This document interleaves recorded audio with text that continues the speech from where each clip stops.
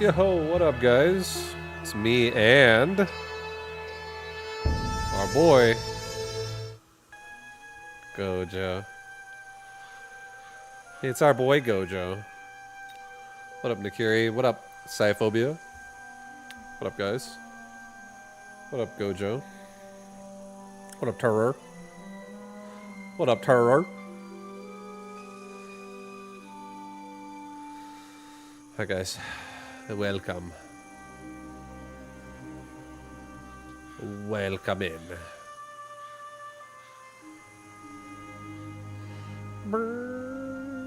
No. Give him drugs. He looks tired.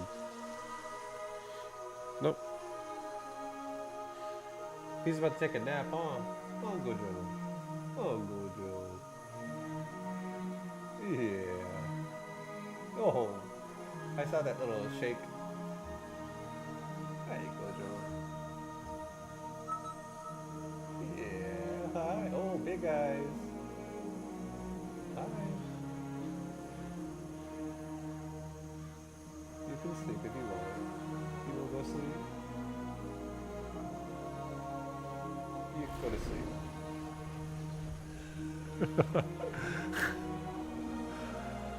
He's chilling. We got a game.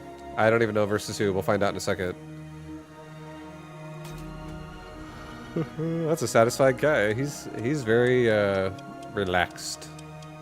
He's very relaxed. Bruce. I remember this guy from yesterday.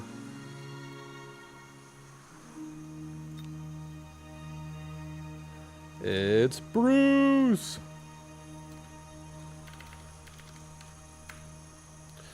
Yo, good luck, have fun, Bruce. Good luck, have fun.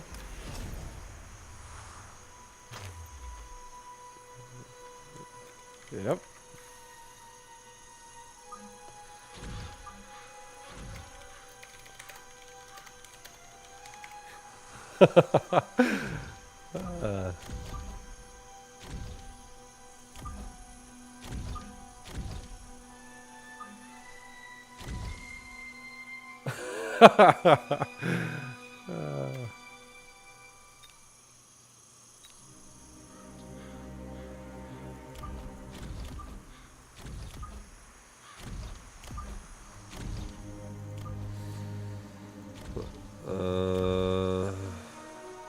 I guess there's fine. Maybe. I guess that's fine too.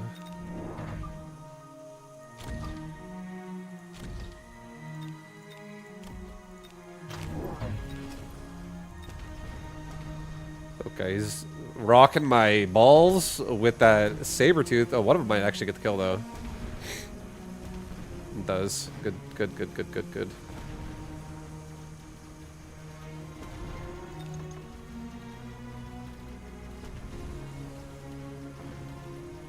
So hopefully we have enough fangs left over on the right side to get it done.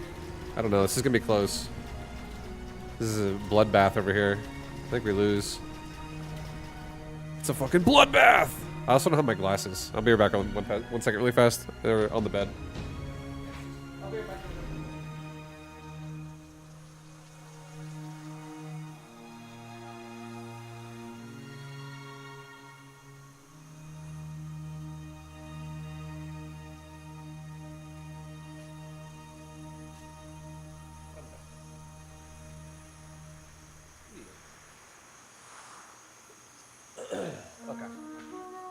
Okay. I'm back. I don't need to worry about air. So instead I want to worry about free. Rhino would be nice, but I already have steel balls. I think we're fine. And I can also tank with the balls. If I really need to.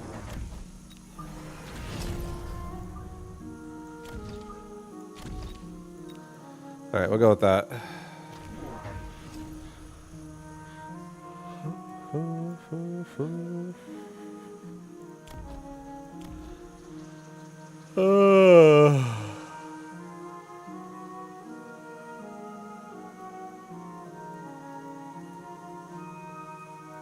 Okay, he has a rhino, so I do make more balls now. I have to. Should also make like a crawler so we don't get missiled. We both have range.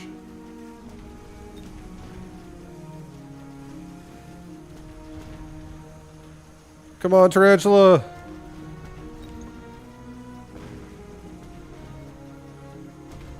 Kill that tower for me! Before I lose mine! I think we got it. I have too many fangs.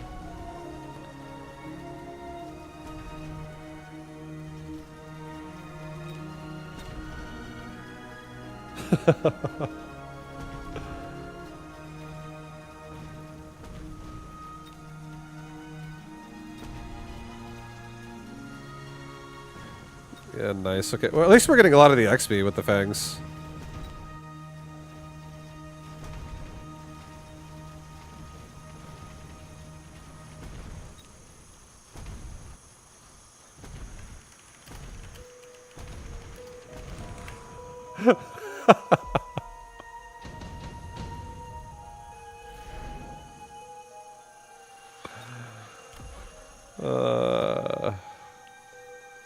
Power system pretty good, but I don't actually think I need this, only because we're going steel ball probably this game now. If I went rhino, I probably would have taken that. I think we get another ball, and I think we get 2 crawlers. Get a crawler pack like in the front. Get another one in the front. Get a steel ball right here to catch the rhino. We'll get damage for everybody, just to be safe. Actually, don't do that. Get a left tower upgrade, just in case he tries to do some weird paralyzed stuff really fast. Or it flanks me. Just be really safe about it. This is a headbutt, no need for power system. You were right on top of him already. Honestly, I would say, I think there's always a reason to get, even if you're in a headbutt, movement speed's still always good because you can speed up how fast you kill their other tower. And I do like that. Getting a paralyzed really changes the fight so hard in so many ways, and so many times.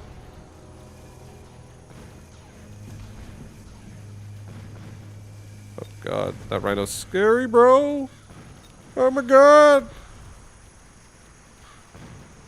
I'll be selling off my...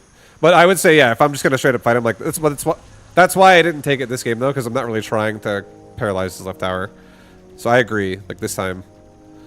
I'm not really doing a rush. I'm doing more of, like, a defense. But when I am playing aggressive, I really like speed so much, because it changes how well you engage everything on the board, and there's always an angle, like, everywhere towards the tower from the line. Okay. I'll do a... Ay. Alright, we have to get more steel ball. I need to be able to not take damage from that. Okay, let's actually do the middle guy. Let's do somebody in the middle, like this dude. With the range. Sell off that tarantula in the back. Let's get 3 more steel balls. Let's get a steel ball like right here. Let's get a steel ball like right here. Let's get a steel ball like right here. And it's mainly because I don't know where he's putting the Vulcan. I bet he takes it. There's a good chance he might take it. I'm scared of that. I don't want to mess with that. I think we take damage for everybody now this time. Just so my fangs can get through the bigger targets faster. And then we'll think about HP and armor on steel balls possibly. Just because they have, we're up against so much of fangs, and armor on balls would be so massive here.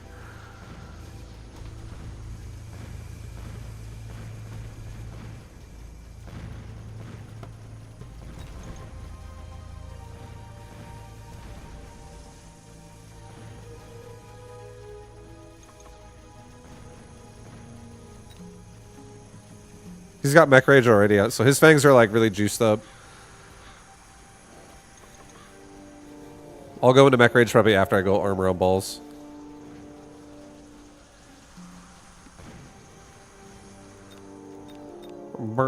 Yo, it's the steel ball. He's gonna get some XP. Fangs, please get level 2 during this. Oh god, get it quick! Fangs are going down! Holy shit, he also took range for the round. Dude, he did an expensive round right there. Temp range and Fang mech range. This is a true Fang board right now. No steel balls level up, so I'm gonna skip the device. I'm not afraid of Rhino Assault. I don't know if he will be.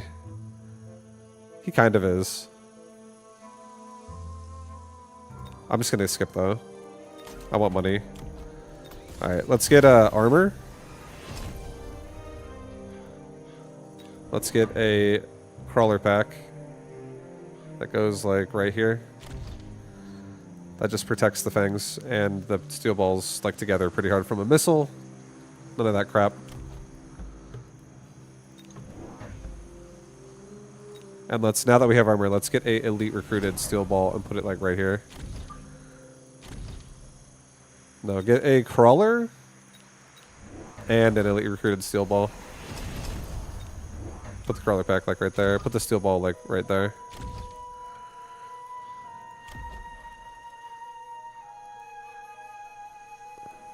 Okay.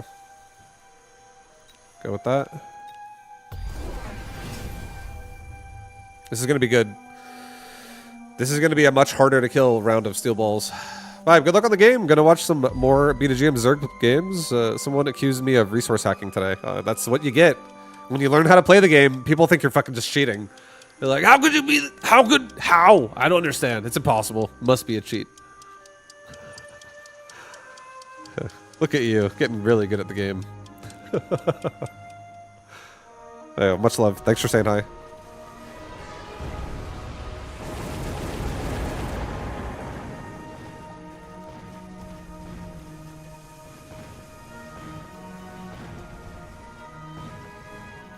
If we get mech rage, we can kill his saber pretty hard.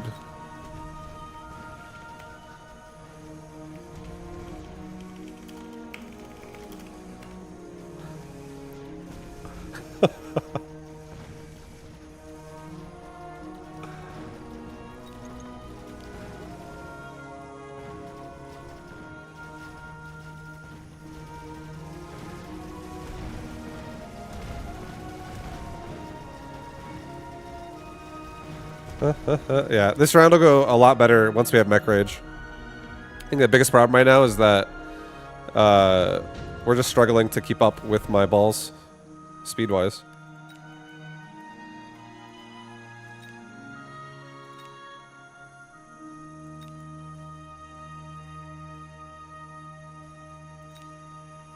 Alright, we're gonna get 3 marksmen. We're gonna put one right here. We're gonna put one right here. We're gonna put one right here. And this is just in case he goes Scorpion. Let's just get range now. I feel like he's gonna go Scorpion. Let's get mech rage on my fangs. Let's get 2 steel balls. And let's get our own range as well for everybody so my fangs have as good of a chance as possible. Let's get a crawler pack that sets off more missiles here. And crawler pack here that comes out and helps in case he does go Scorpion. Hopefully it'll get in the way of some shots. He went assault mode hacker, or assault mode marksman, my man. He's got the same exact marksman build I do. What a boss.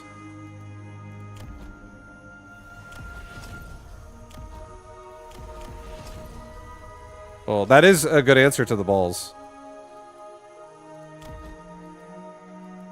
Makes me wish I went Scorpion. But we can honestly hack this as well. Just like one hacker with EMP. And then all the marksmen are fucked.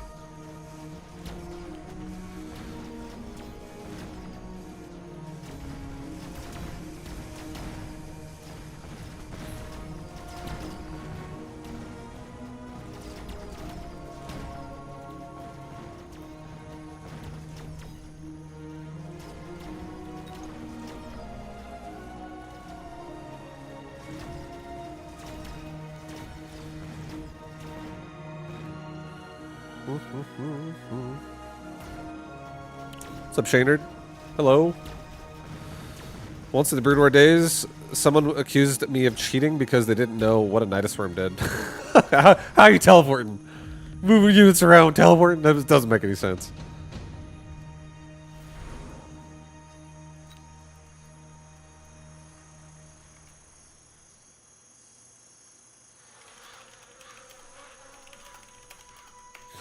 Marksmen don't love it.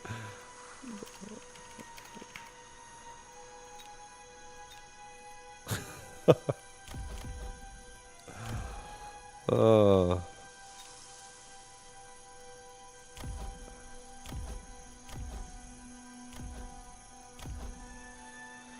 500 damage Fang right there.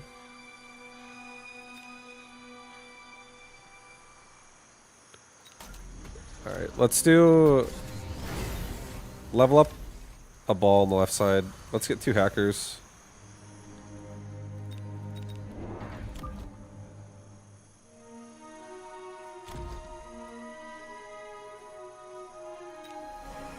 Get 3 hackers, actually.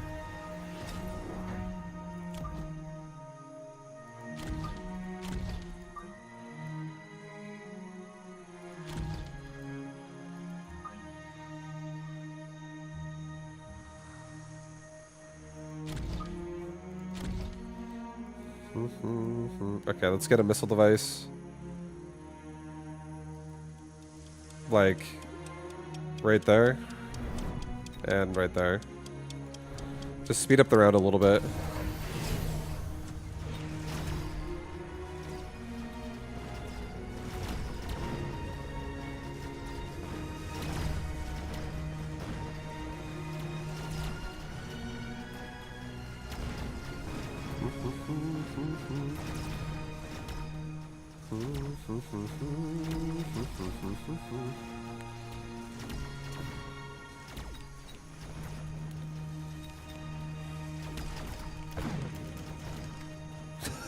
Definitely not good versus Fangs.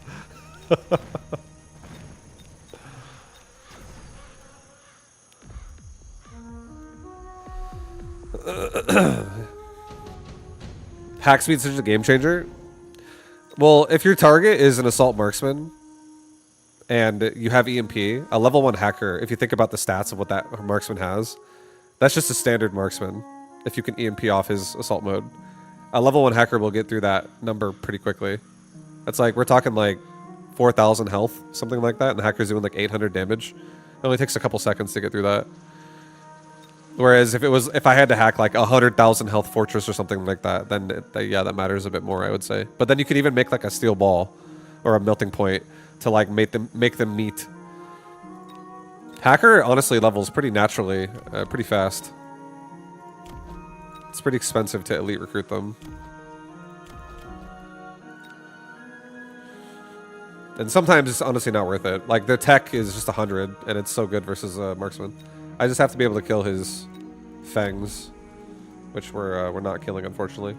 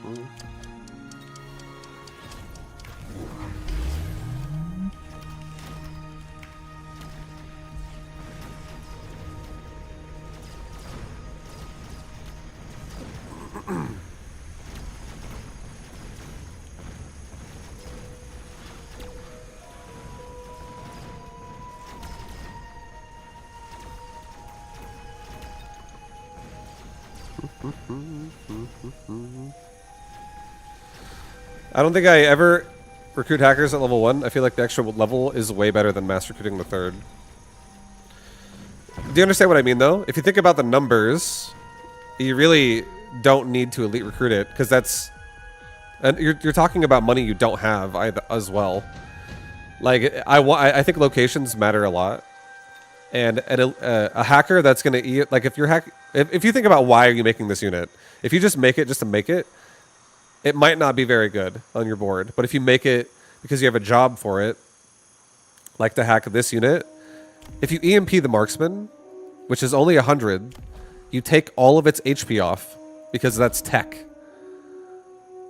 That's just straight up tech. That's not actually going to still be on the unit if it's EMP'd. So it goes way down again in HP, and you can hack through that extremely fast. Even at level 1. On a level 2 or a level 3 marksman. It would not even take a long time. Hacker or a marksman doesn't have a lot of HP, period. It's relatively squishy.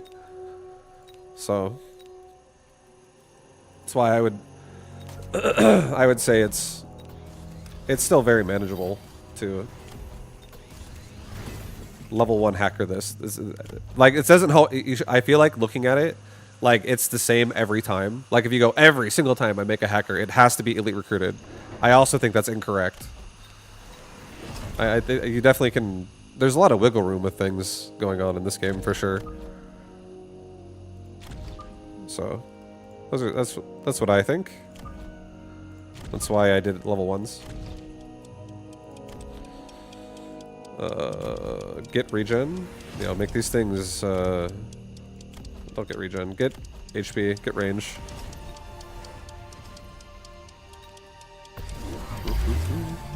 Vibe is just a psycho recruiting level 1 hackers without even range on board at level 8. Yeah.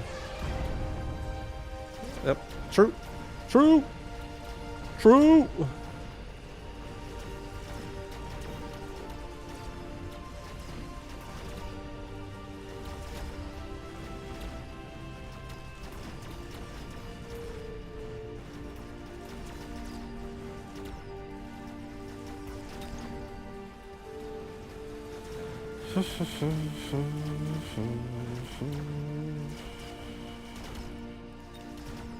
Oh!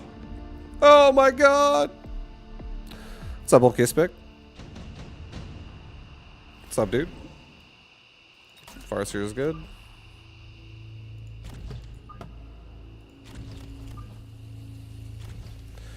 Get emission. Level up. Level up. Level up. Get a regen now, and I'll just make myself a couple more crawlers just to start, just so I don't get shot like right away. All right, go with that. Go with this.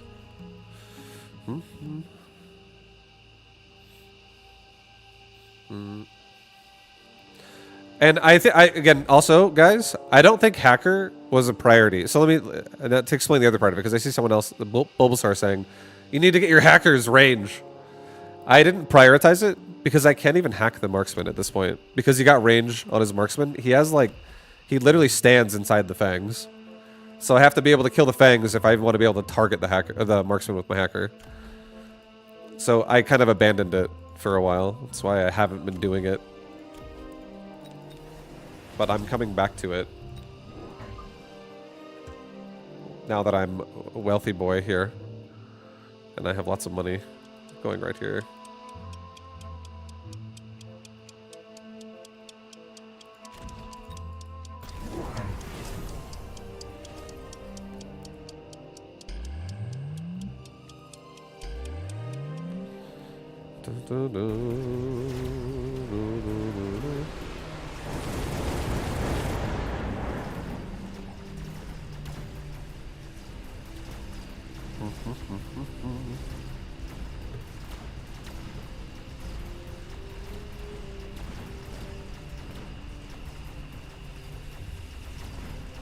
Yeah, these marksmen honestly are pretty scary for now. Oh, dude, my marksman's taking him out! Hell yeah. Yikes.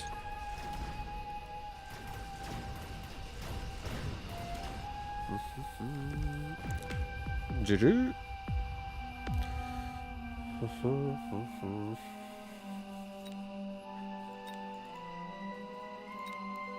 1-1. Oh man, this guy's keeping score.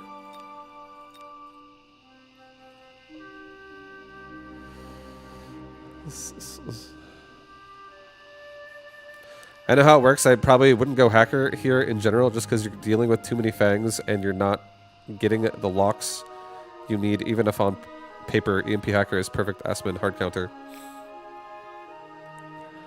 It was a cool game though. Yeah, thanks Lunar Spirit. Much love. Appreciate that. Thank you, dude. Yep. We're just playing the game, guys.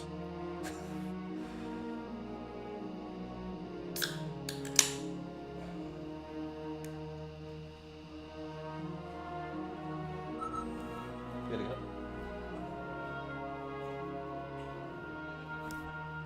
You too? I'll see you in a bit. Okay, I'll talk to you on Discord. Love you.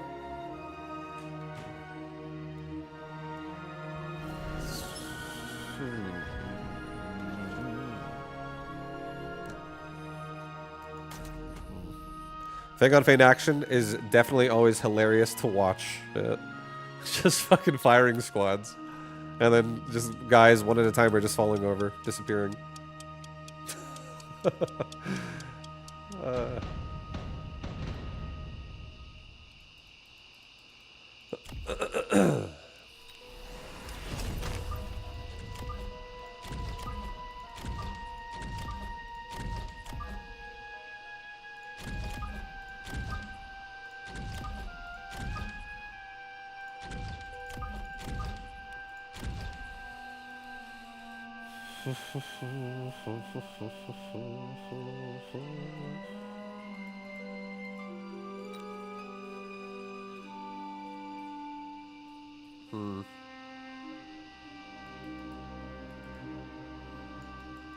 Well, sabers are gonna blow my face off, so I gotta be careful about that, guys. It's gonna hurt. Those sabers will hurt. So let's make another tarantula. Just kidding.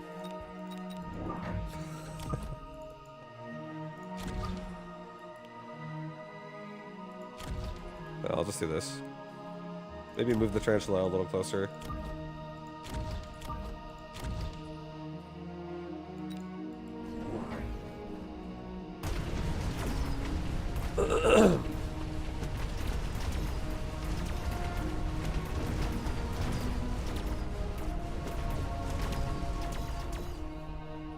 Oh my god, my tarantula!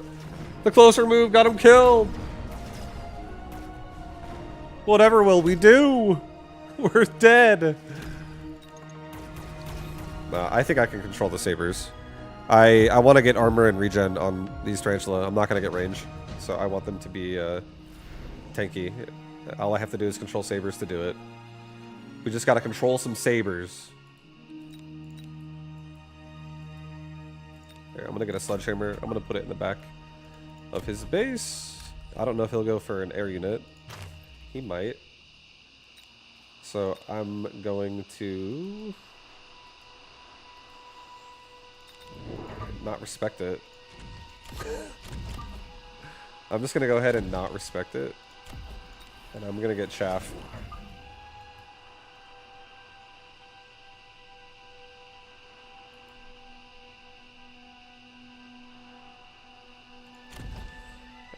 Alright, we have a little bit more crawler action that's gonna... No. Yeah, I'll just do this.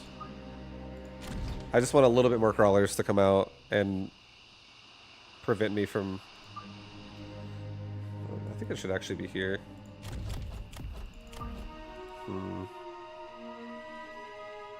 If I do it here, I could get something else to kill this Arclight really fast.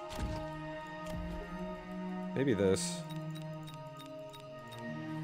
Give me a marksman. Put him like right here. I mean, we're already targeting him. I'll put it here.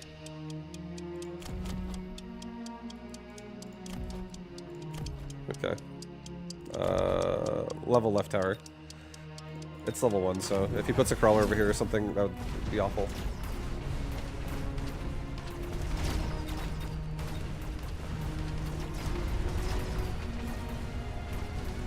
Well, he's straight up...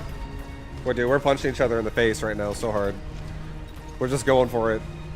Whoever falls over first. Sledge, what are you doing? Get the tower! You guys are insane!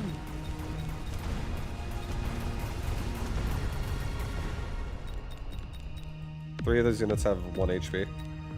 Ay, ay, ay. Ay, ay, ay.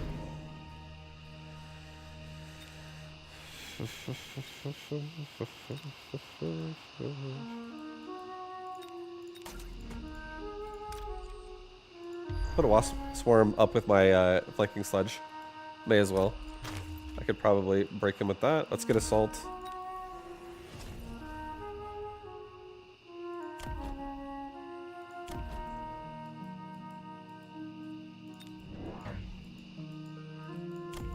Get another crawler pack like right there.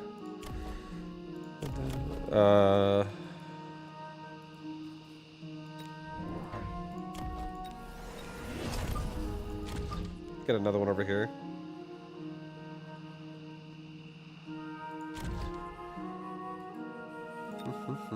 Okay. I don't want to missile anything. I don't think it's necessary. But I'll get... I don't know how much more he's going to keep flanking here, but he might go crazy.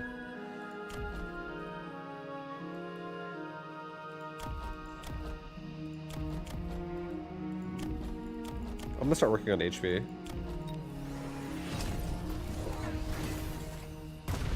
We pretty much one-shot everything we one-shot anyways, for the most part. I want my army to last a little longer in all these different fights, like the sledge, for instance, or the marksman with assault, while they're getting shot at by everything.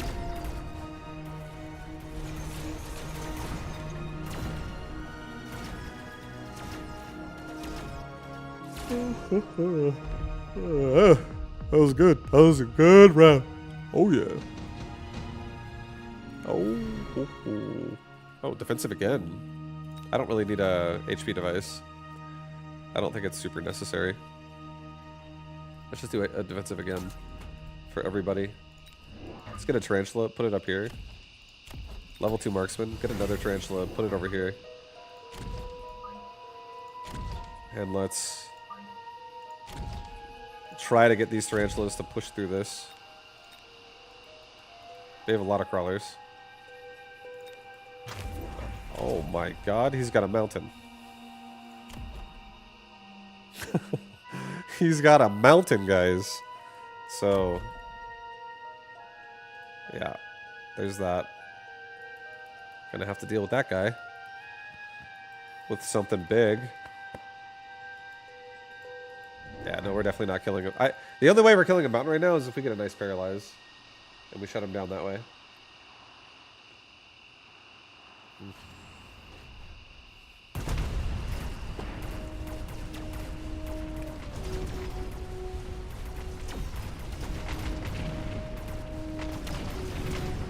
I mean, we are kind of overwhelming him.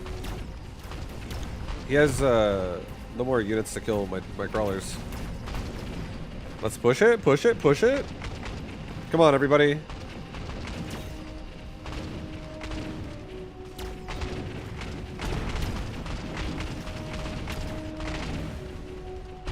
If only we got that paralyzed a little faster.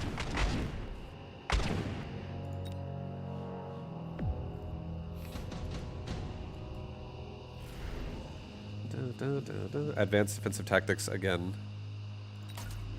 Hell yeah. Our units are actually like very strong, very tanky. He doesn't have any... Dude, he has like horrible chaff clear, and he has like no units at all. It's pretty light on the unit department. So I think I'm just gonna get a steel ball. I'm gonna give it range. I'm gonna sell off my sledgehammers here, and I'm gonna get... How much health did they actually have out of curiosity? 6k. It's round 5, and I already have double defensive tactics. This is ridiculous. I've never had it this fast. That much. Let's get another steel ball on left side. Just so I can kill the tower faster if he starts leveling it too. And I can also defend my flank with this. This marksman's gonna be coming kind of late anyways. Let's get another crawler pack. That Oops. That just makes this mountain. Oh no! Hold up. Get a marksman. I have to kill this arclight. That's not allowed. You can't attack me with arclights in the flank. Ever again. Not allowed. Alright, so now we got 2 mountains.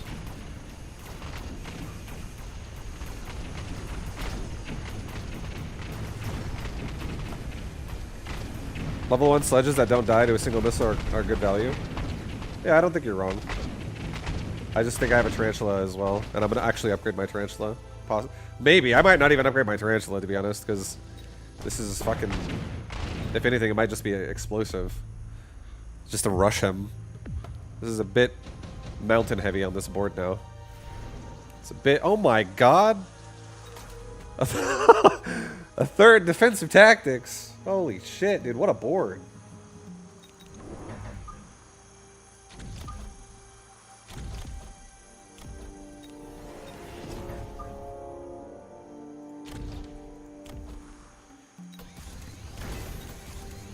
This is insanity.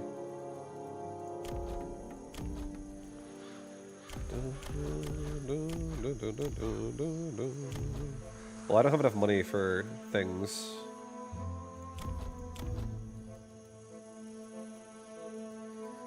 I think for now, I think we're just gonna take damage and let it go.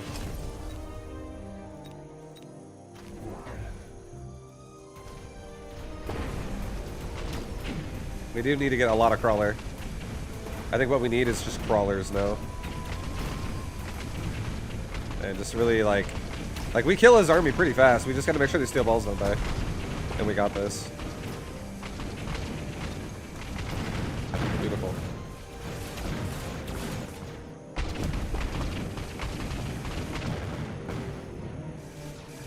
Ignite Fangs? I don't play Ignite. I play Armor Piercing. I'm an Armor Piercer. Yeah. I armor pierce, baby.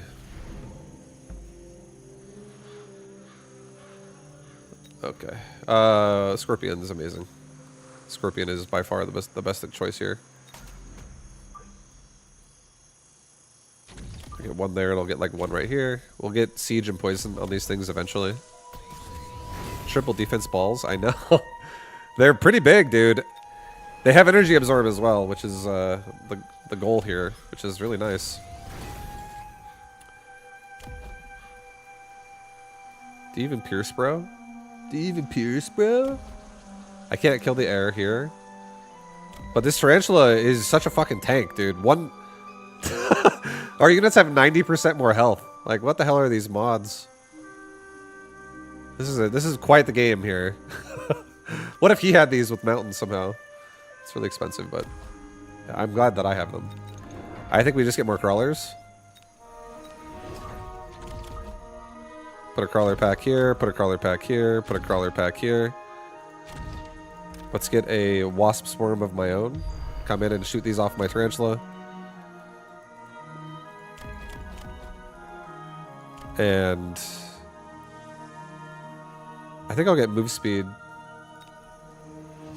for everybody. And I think I'll give my tarantulas explosive this round, just so they really get rid of the crawlers faster.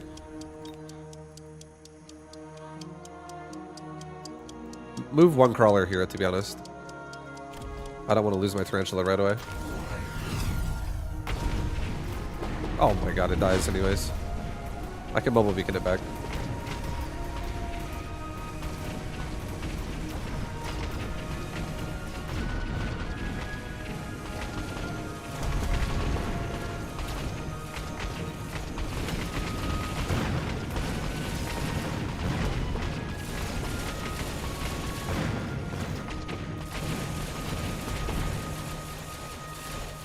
You forgot to buy a tower defense too?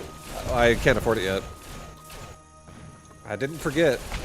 But use your language. Think about your language. It wasn't a forget. I just don't want it yet. But I can't really wait to buy those red cards. So they're must-haves.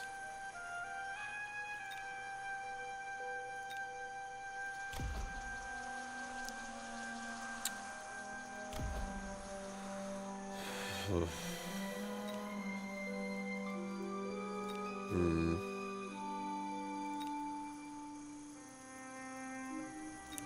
Okay.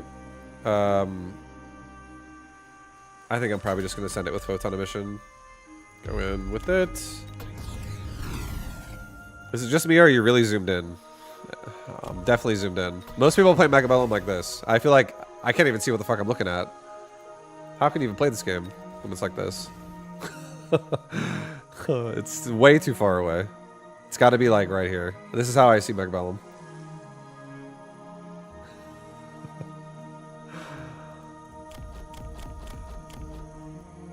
All right, we're gonna get a mobile beacon. I can save this tarantula's life right here. He can be saved. Just a quick back step and he's fine.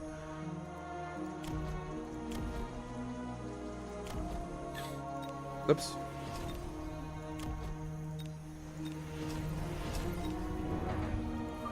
And that's it. That's all we had to do right there. That's all we got to do right there, baby.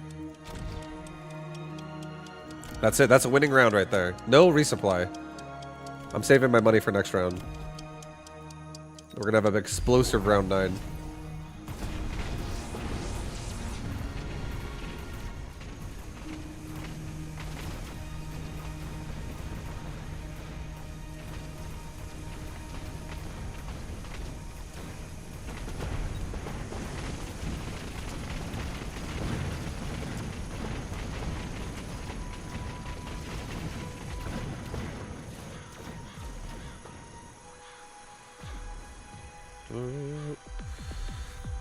What is this? Mechabuzz for ants!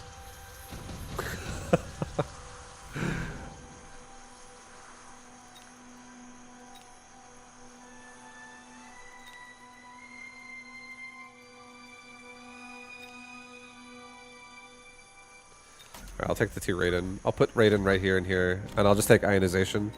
So I just also chunk these things whenever I actually fight, like get on top of them. I don't even really need it, but to be honest, I don't even need it. I don't need it. I'll take just the 1. And I'll give this 1 ionization. I don't need 2 of them doing that. I can make some money.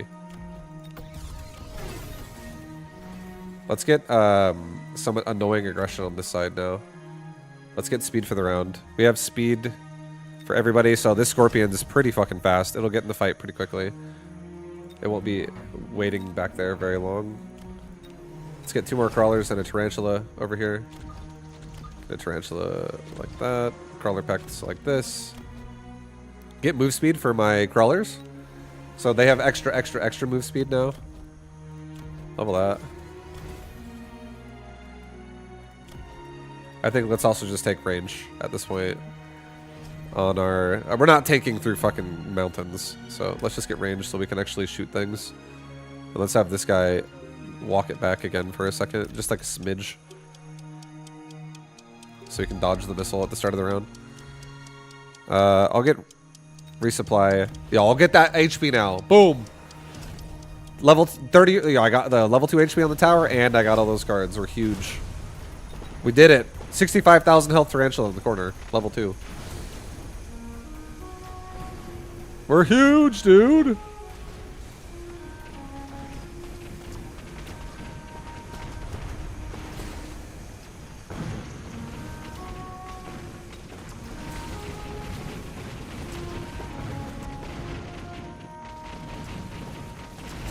Oh, yeah.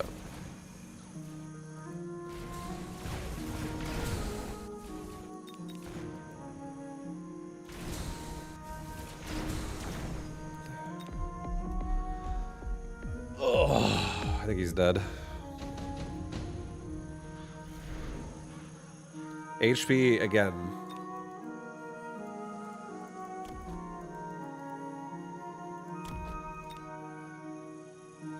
Assault Scorpion.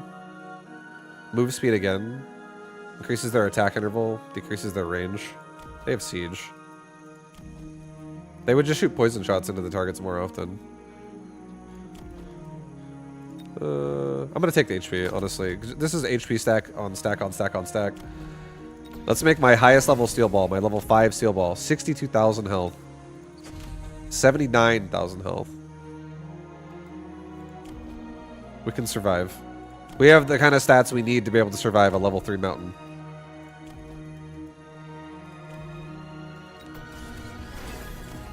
Level the tarantulas. And one more time, I think we just get crawlers.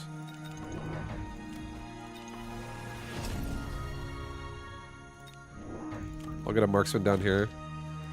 Get a crawler pack against those balls right there. I'll get another crawler pack like right here.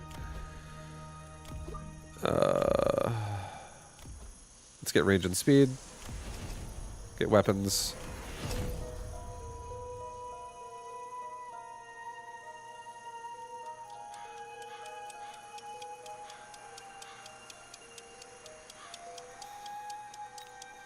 Almost on a device a couple times. Pull this back. Shit! Get damage. I already have it. What the fuck? I didn't remember getting that. I thought I took it. I didn't do it yet. Whatever.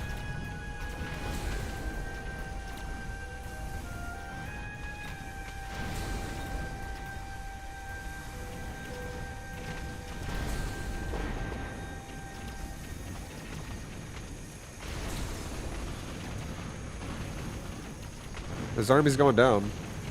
These balls are so tanky. Now there's nothing here left for the mountain, so these siege scorpions are just throwing just poison orbs at them all day. Applying the poison debuff. Damn. GG. Nice, dude. Nice. That was the highest health board I've ever had. I've never had a board that's had that much HP before. That fast as well. But it was like round 6, and I already had 3 30% HP mods. That was so fast.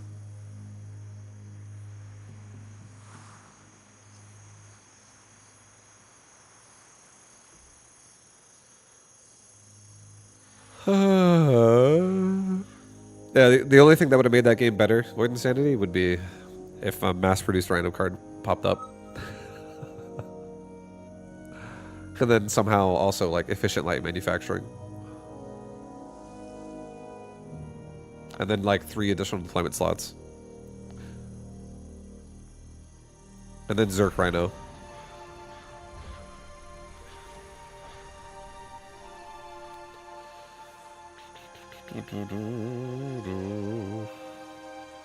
$3K HP crawlers everywhere.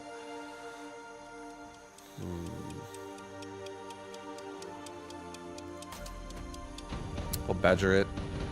I'll badger? We'll do a badger?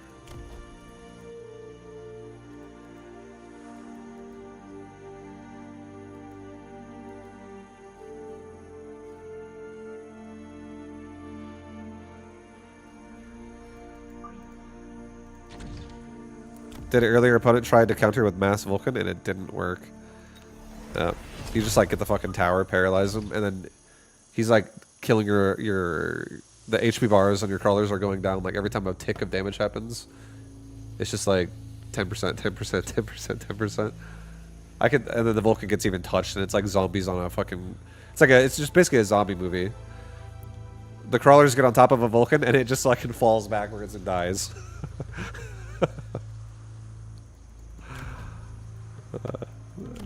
I can already imagine Mech Rage and Drill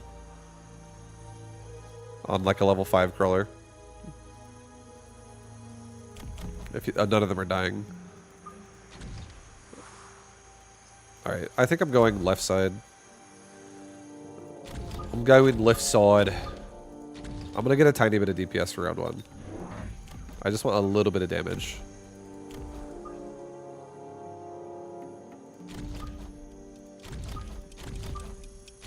That's not just steel ball only.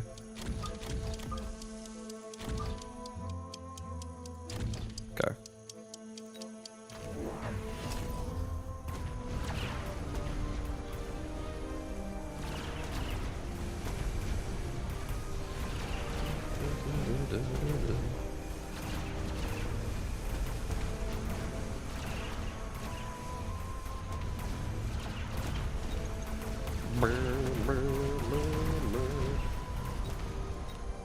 All right. A lot of saber in my face. A lot of saber, arc light. Quite a push. This is quite a push indeed. Mass reduce fortresses. Strike hounds. Oh my god.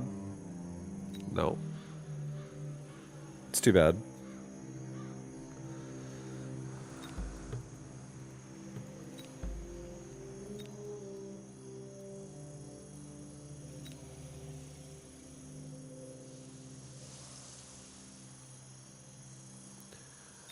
I think we take the device possibly. And I think I put this on like a flanking unit. But not yet.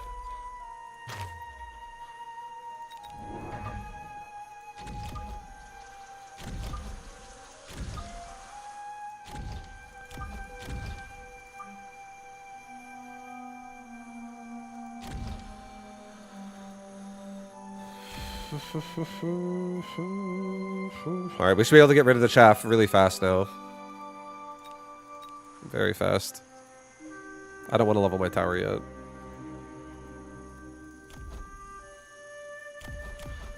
I think we just let it go. Save my money. Okay.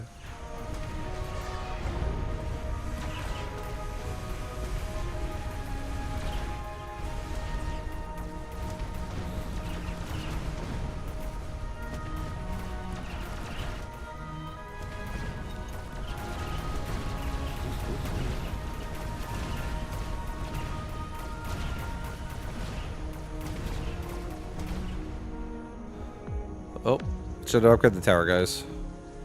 Would have been the safer option.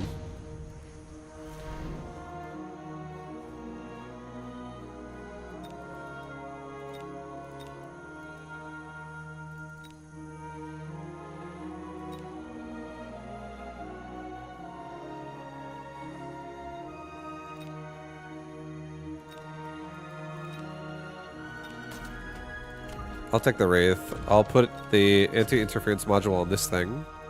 Put a Fire Badger up here. I'll get a Crawler pack right here.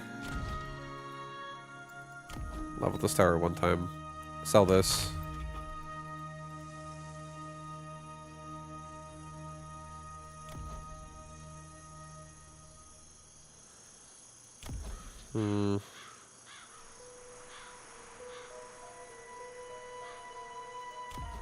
I want to see if he takes the Wraith as well before I do anything crazy.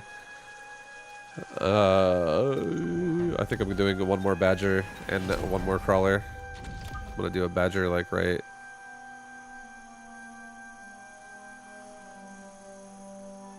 here and do another Crawler pack like right.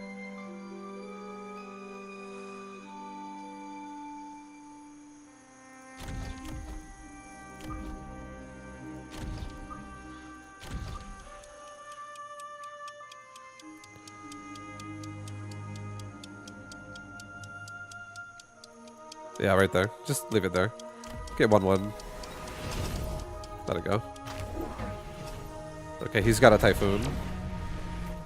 Alright, cool, cool, cool.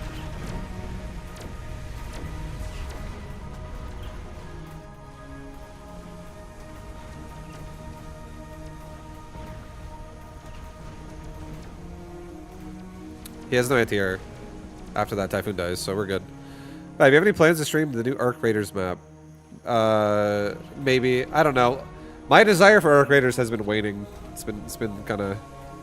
I feel like every day I don't play, my desire to play it goes down even more. I might play it. But am I going to do it? I'd have to have a change of heart about how I'm feeling right now. I don't really want to just force myself to do it. I don't know. Probably not. I'll say probably not. I think I'll probably end up playing PoE 2 soon as well, and again, and I'll forget about Arc Raiders. Honestly, Arc Raiders it's all right. I don't love the game. After playing it for a while. You play balls a lot. Maybe instead of Link, get heavy target as an option. I don't like that. I don't like that. I don't really ever use balls that way. I don't... basically, I tank with balls. I don't DPS with balls. The only time I DPS with balls is when it's a very big target that, like, I need a ball for, or I need like a ramping damage for. And it's not about like, I don't start the game off by like, this is something that's expensive that happens later. I don't usually like open the game up by like somewhere between round 1 and round 3 thinking to myself that like my DPS is and my carry is going to be steel ball like offense. It's mostly for me, steel balls is just about defense. Like it defends what's behind it. They're usually like strong crawlers to me for a long time.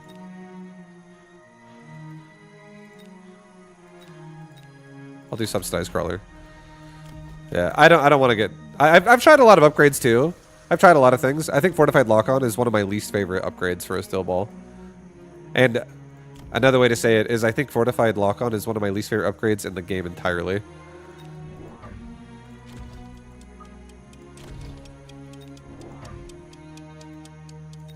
The reason why I feel that way is because I feel like if you just get units that kill shit and you time the balls, they're going to do the same thing either way. That's why I'm not a big fan of it.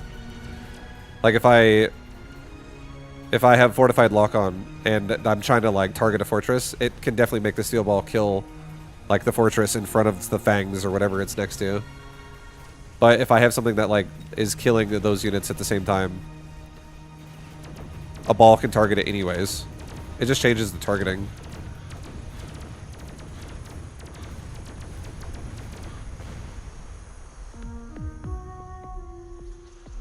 Which is, yeah. I don't think it's worth the money to do that. I don't like it.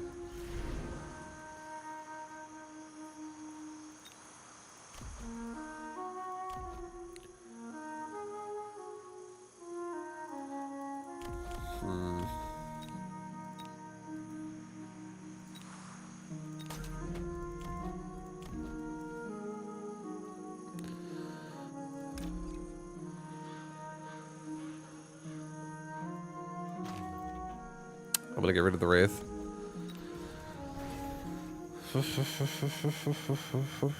Hi, Vibe. Yeah, what up? Hi!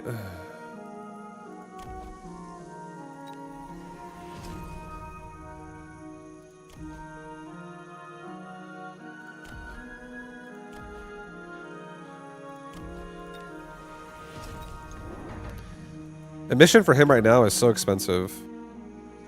So I'm actually down to make him buy that.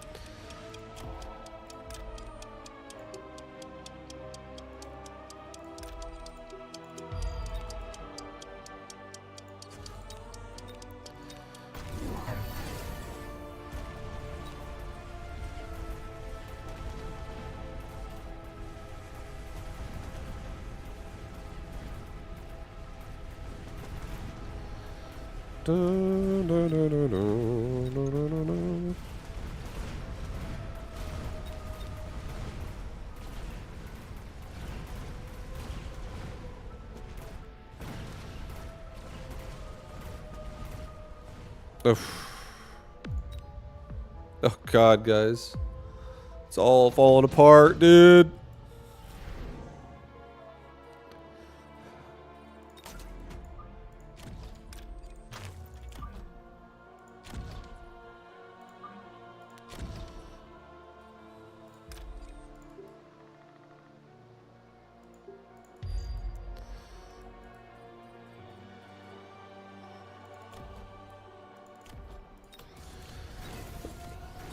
We have no anti-air currently, so I'm gonna have to make Void Eyes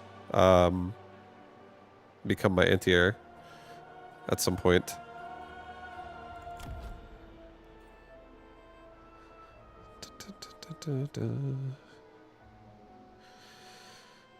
Or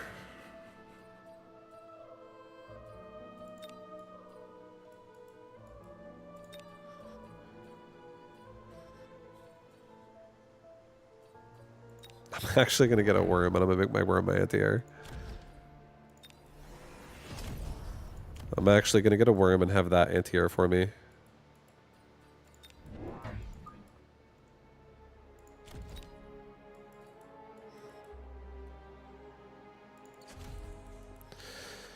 Okay.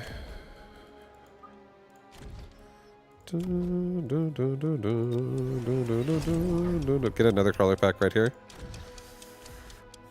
Yeah, I'm gonna upgrade my right tower one more time. Be safe.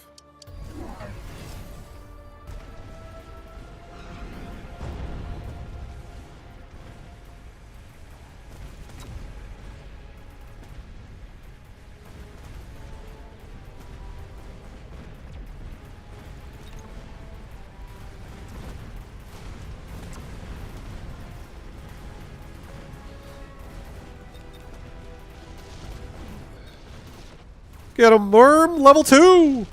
That's right. My anti-air just got level 2, baby. Oh, yeah. What does upgrading units normally do? What does that mean?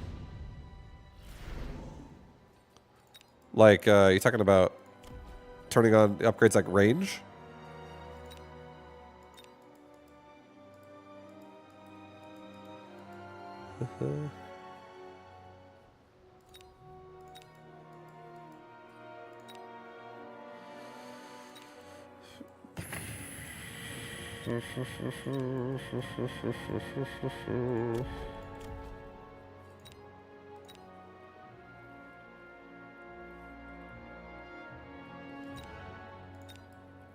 Alright, we're gonna do this.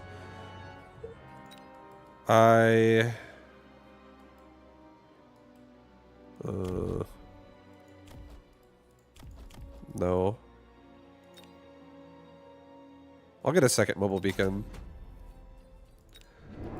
Let's get 2 Badgers and a Fang squad.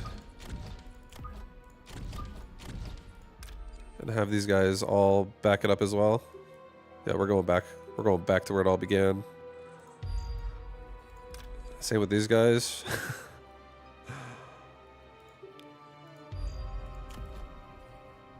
I'll get range on my Scorpion too this time, just because it actually could abuse that. Level my Badger, level my Worm. Oops, already level it twice. Alright, go with that this round.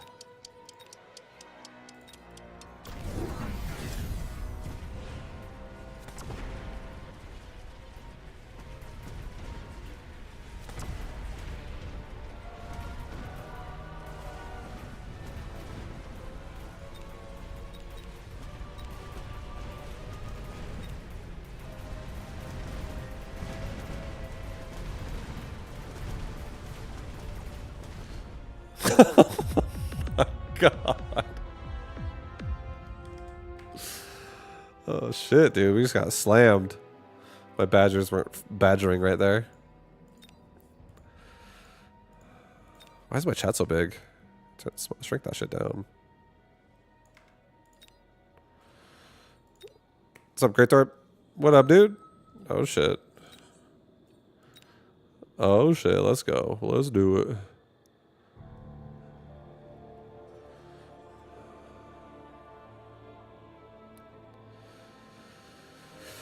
The promotion is just a baseline increased HP and damage. Okay, so yeah, promoting your unit to level 2, you just basically multiply its stats it has at level 1 for HP and for attack, and then you multiply that by the level that the unit is. Everything else stays the same. Move speed stays the same, attack speed stays the same, range stays the same. It's just the attack damage per shot, and the HP. You add on its level 1 stats every time it levels up again. So if it's level 2, it's double. If it's level 3, it's got triple. If it's level 4, it's got quadruple stats from a level 1. And so on and so on. Level 9's max. And then when you upgrade the unit,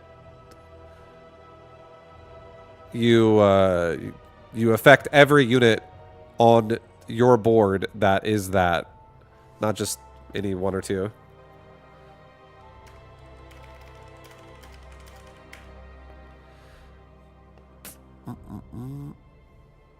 You do it all.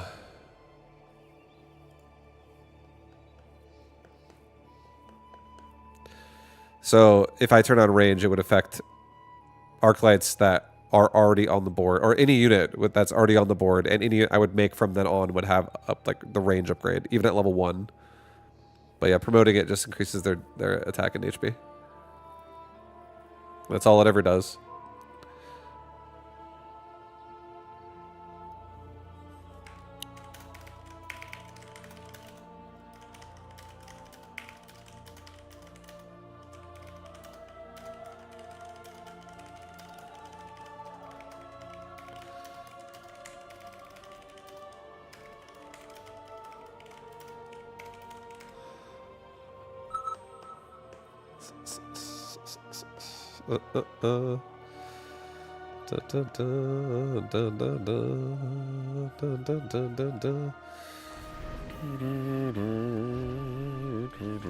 Missile? Yo, missile's so big.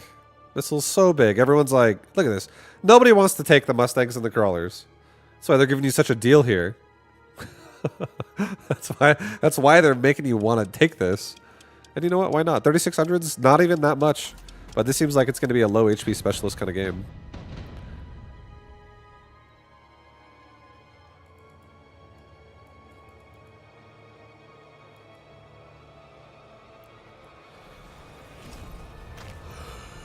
Aerial specialist and fortified. Oh, this makes this easy. This makes this pretty easy for me.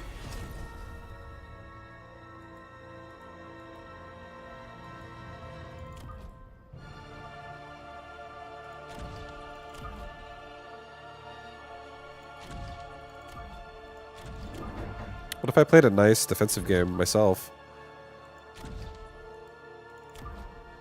I haven't done a defensive game in ages.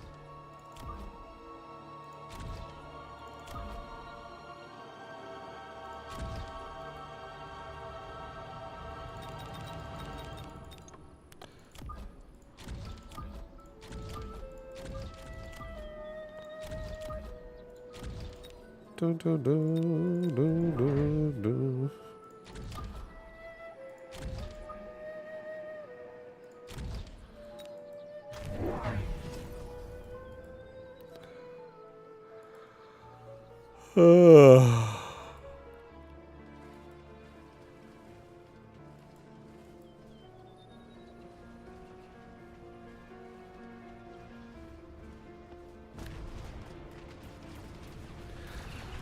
Alright, my cannon's getting some nice shots in here, helping us kill the crawlers really fast.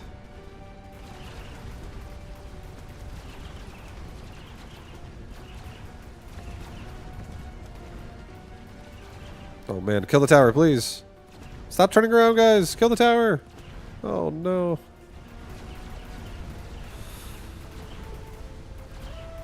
Oh. Oh god. Oh my god. Oh my damn. I think we take Steel Ball. No, you know what? I think we take Fire Badger is what we take. I think we take Fire Badger. I think we put it here, and I think we just sell it eventually, unless this thing keeps getting just levels or something.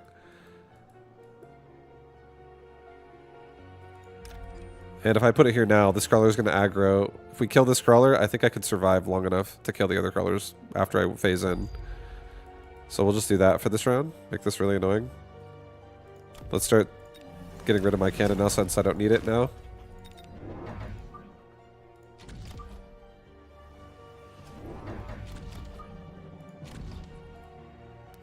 How do you know where to put? How do you know where to put in? Does that come with experience? To put what? My units? Like this? How do I know where to put this Fire Badger? Put the units? Yeah, like so in this game, everything has a predetermined move speed and range that it attacks from. And once you play this game enough, you really like I know what these units do. I know what they're supposed to be doing. So you can put them in a way where they will engage into a fight to support each other at a proper time, as opposed to like just putting them fucking anywhere randomly.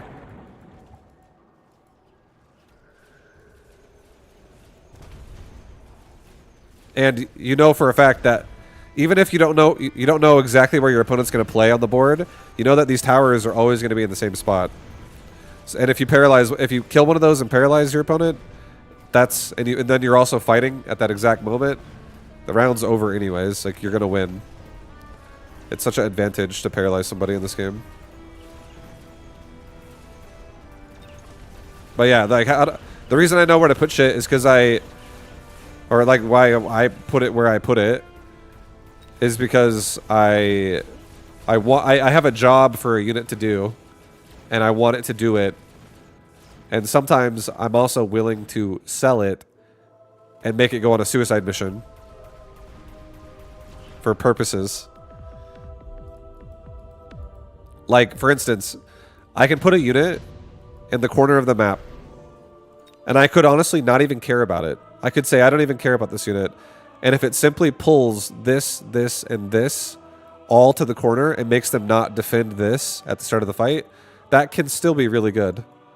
Because then this doesn't have protection by all of this taking damage at the start of a fight. Because they go the opposite way.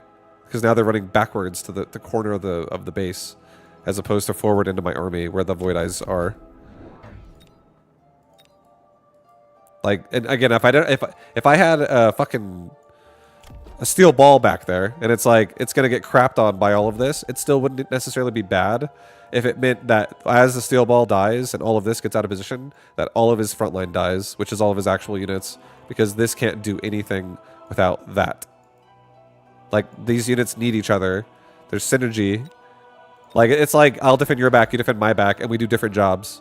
It'd be like, you're strong and I'm fast. Different jobs for different units.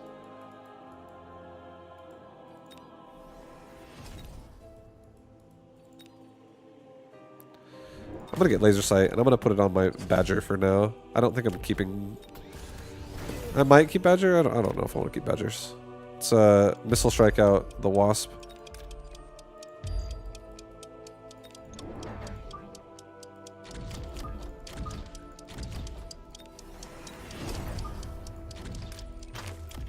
Range! Got it! Oh my god!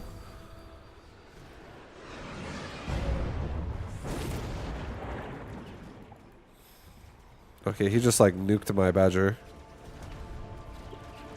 with the Phantom Ray. Makes sense. Units support each other. Yeah. There's honestly a lot of ways units can support each other in this game. There's a lot of combinations, and this game's all about just numbers. So there's ways that things happen where you break checkpoints that aren't normally how they're supposed to be.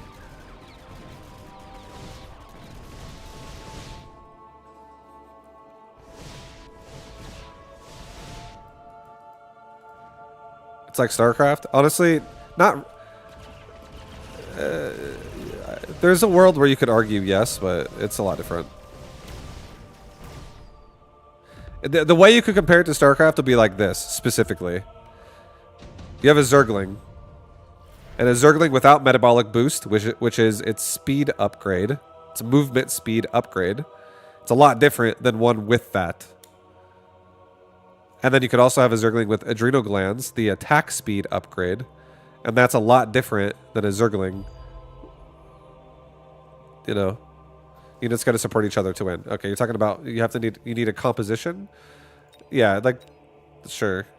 Composition also is relevant in this game. Sometimes you get units that don't need a composition. Like an example of that is like a Vulcan. A lot of times the Vulcan can honestly just like be your entire answer to ground units.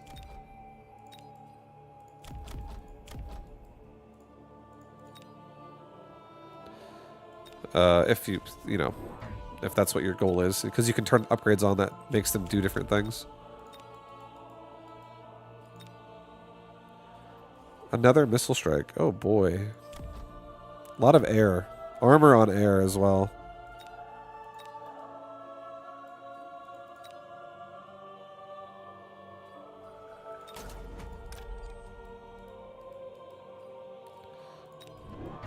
Here, I'm just gonna do this.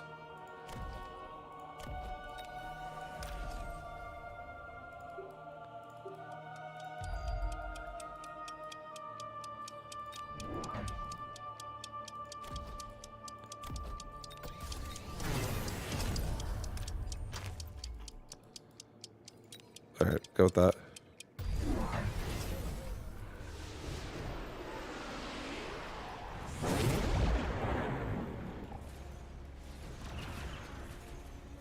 Oh, let's go. Oh, fire badgers.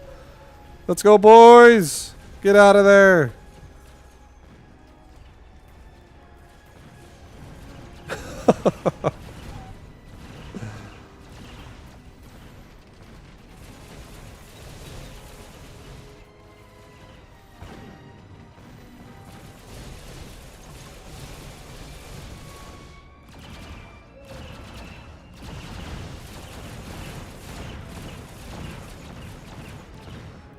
Oh, baby. Oh, baby. Oh, yeah. Oh, Gojo. Just relaxing.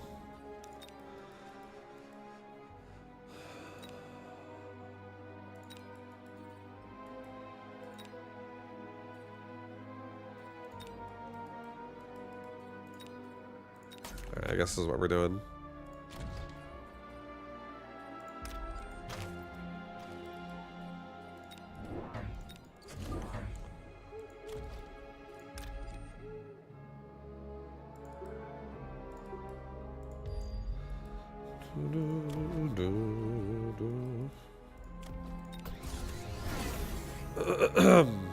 Okay.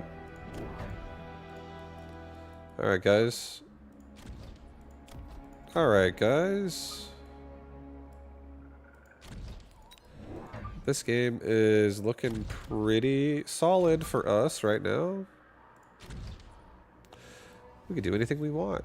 We can do anything we want right now, man. Anything at all. We got a Fang squad in the back of this tower. I'll kill the wasp again.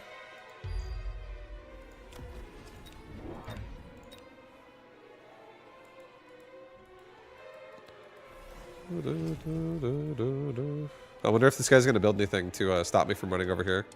I wonder if the other guy's gonna be like, "You will not run in my base anymore."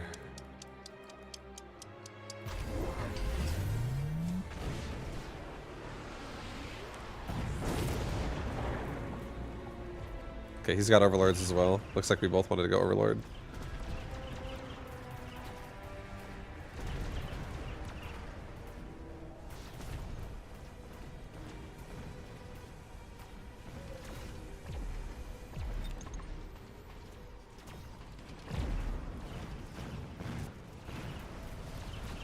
My void eyes are helping kill the boats, which is nice.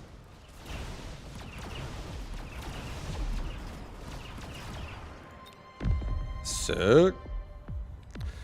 Need to have mothership on the bar to really darken the skies. Oh my god. Do we need to get a mothership in this game right now?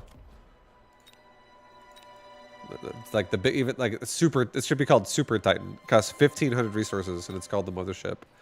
And you have to play, it's like this large. It's like a whole corner of the board has to be open for it to be there. Let's get that in this game now. I want, like, it touches tower to corner. That's how big it is.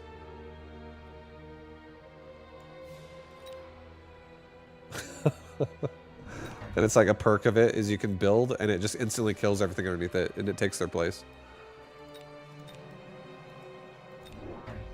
That would be sick, dude. That would be so sick. I think we'll do Efficient Giant. Get another boat. Get range. Get another missile for these wasp.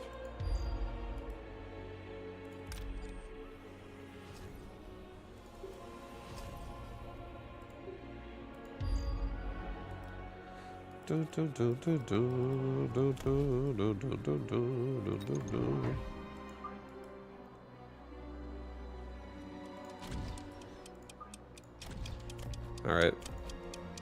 Get damage, I guess.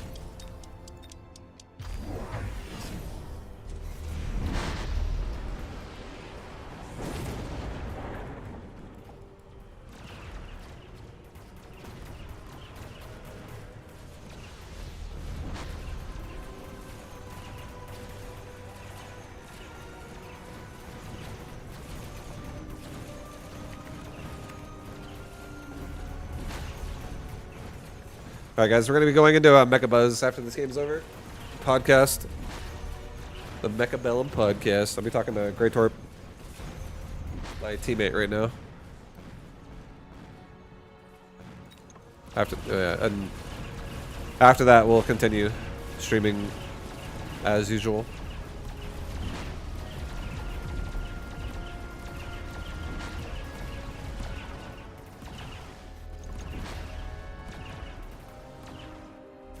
My boy and I still going.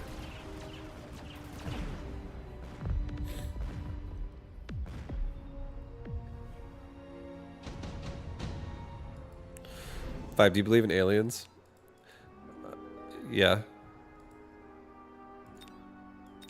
I definitely think that there's a lot of things going on in existence outside of the planet.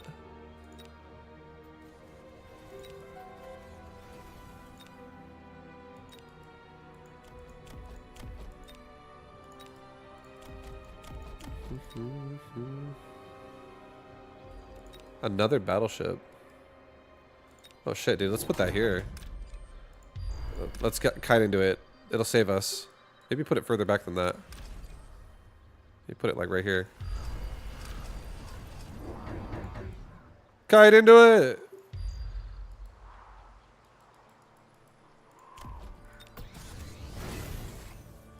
Sell the Mustang? Level this. It's a lot of wasp. Let's get explosive. Let's get another overlord. Let's get like another crawler pack.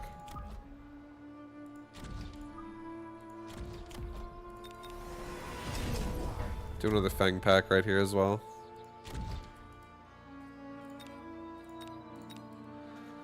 Alright, dude. Alright, dude. Let's go. Let's do it.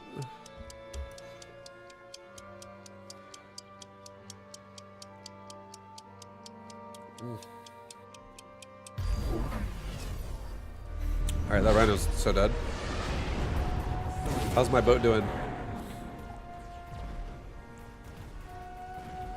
We're killing off his phantom rays. Oh, hell yeah. It's too bad our fire badgers are all dead. Poor badgers.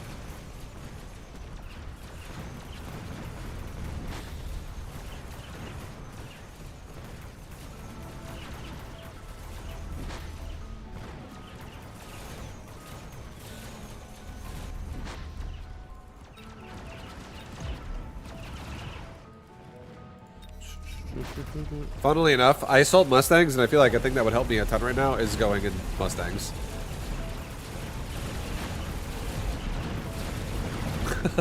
If I just had Mustangs, this would be so much easier.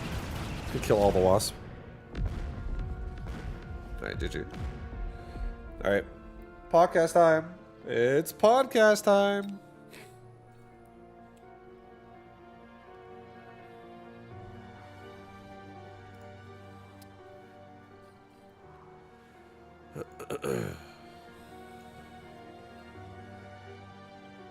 Hey, Gretorp. Yeah. You're such a good boy.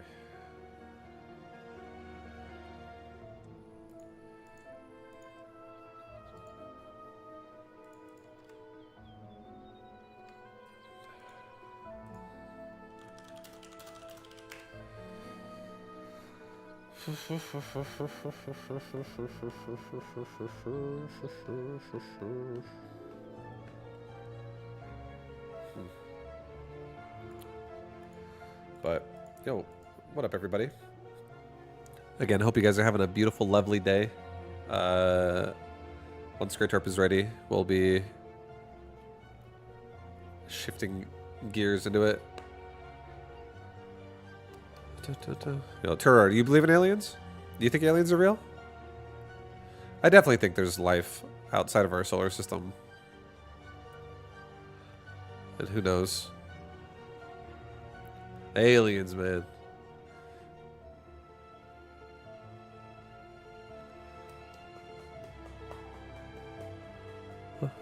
Vibe, I need your beautiful face. I can't. I don't have a link yet, Andre. I don't know if you sent it to me. I don't see it.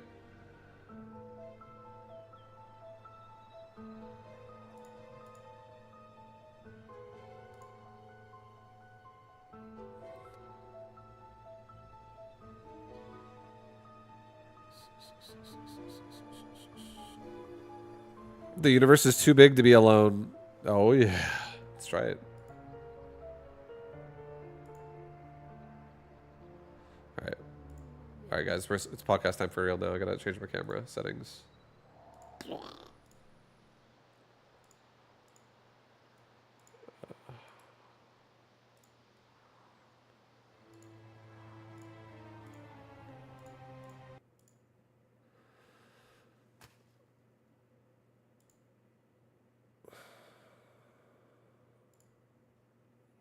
What the fuck?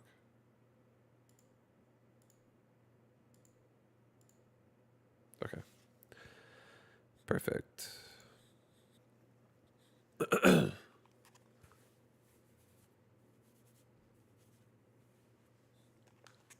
Hello, hello.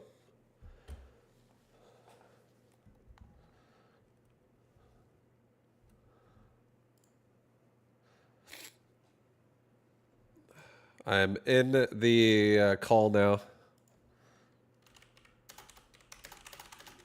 Oh, there you go. Yo, what Hello. up? Yo, what up? All right. You see yourself? You okay with that framing?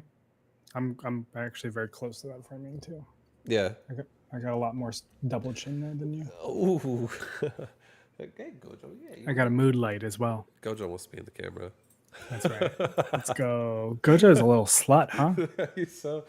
He loves hanging out all the time. Dude, I love it. And Gojo has admittedly gotten a lot better with me. Mal's amazingly better. Yeah. I think they're gaining a ton of confidence because I take them outside all the time and everything. Yeah, that's great. Dude, you put in a lot of work with them. Yeah, they're good boys. All right. Let me just pull up your chat to make sure I have it.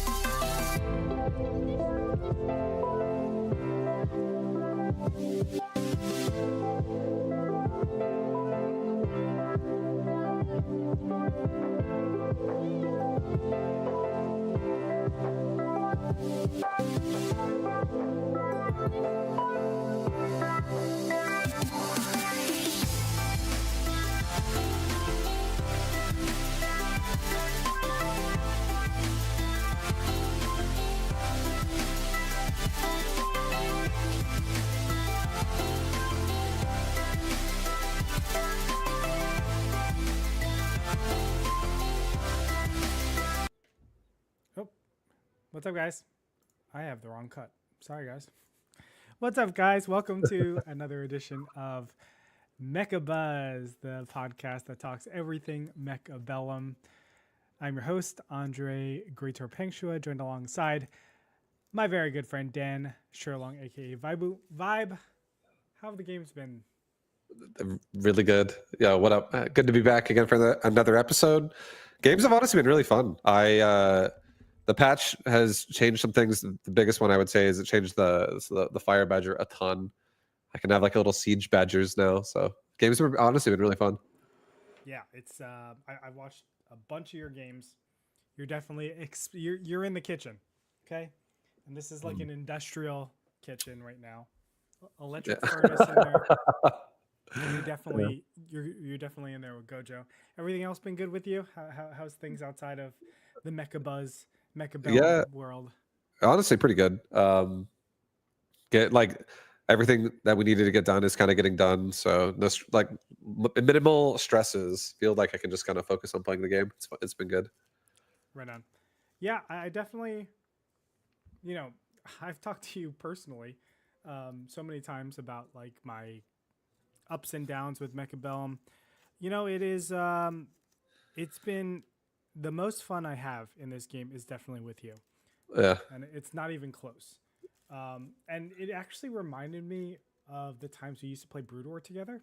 This is recently, like in the past yeah. 4 years or so. BGH and stuff. Yeah, and it really reminded me of that. And it's like, oh, maybe it doesn't matter the game. Maybe it's just I like hanging out with you and just like we have a certain troll style that we both Yeah. do. It's not really troll because we do go hard. We want to win. You just want But to win with anything. You want to win exactly. with whatever your desire is. So like we just played a game last game. We did a 2v2 and I was like, I'm gonna use spider mines again and just try to make it work, you know? Yeah.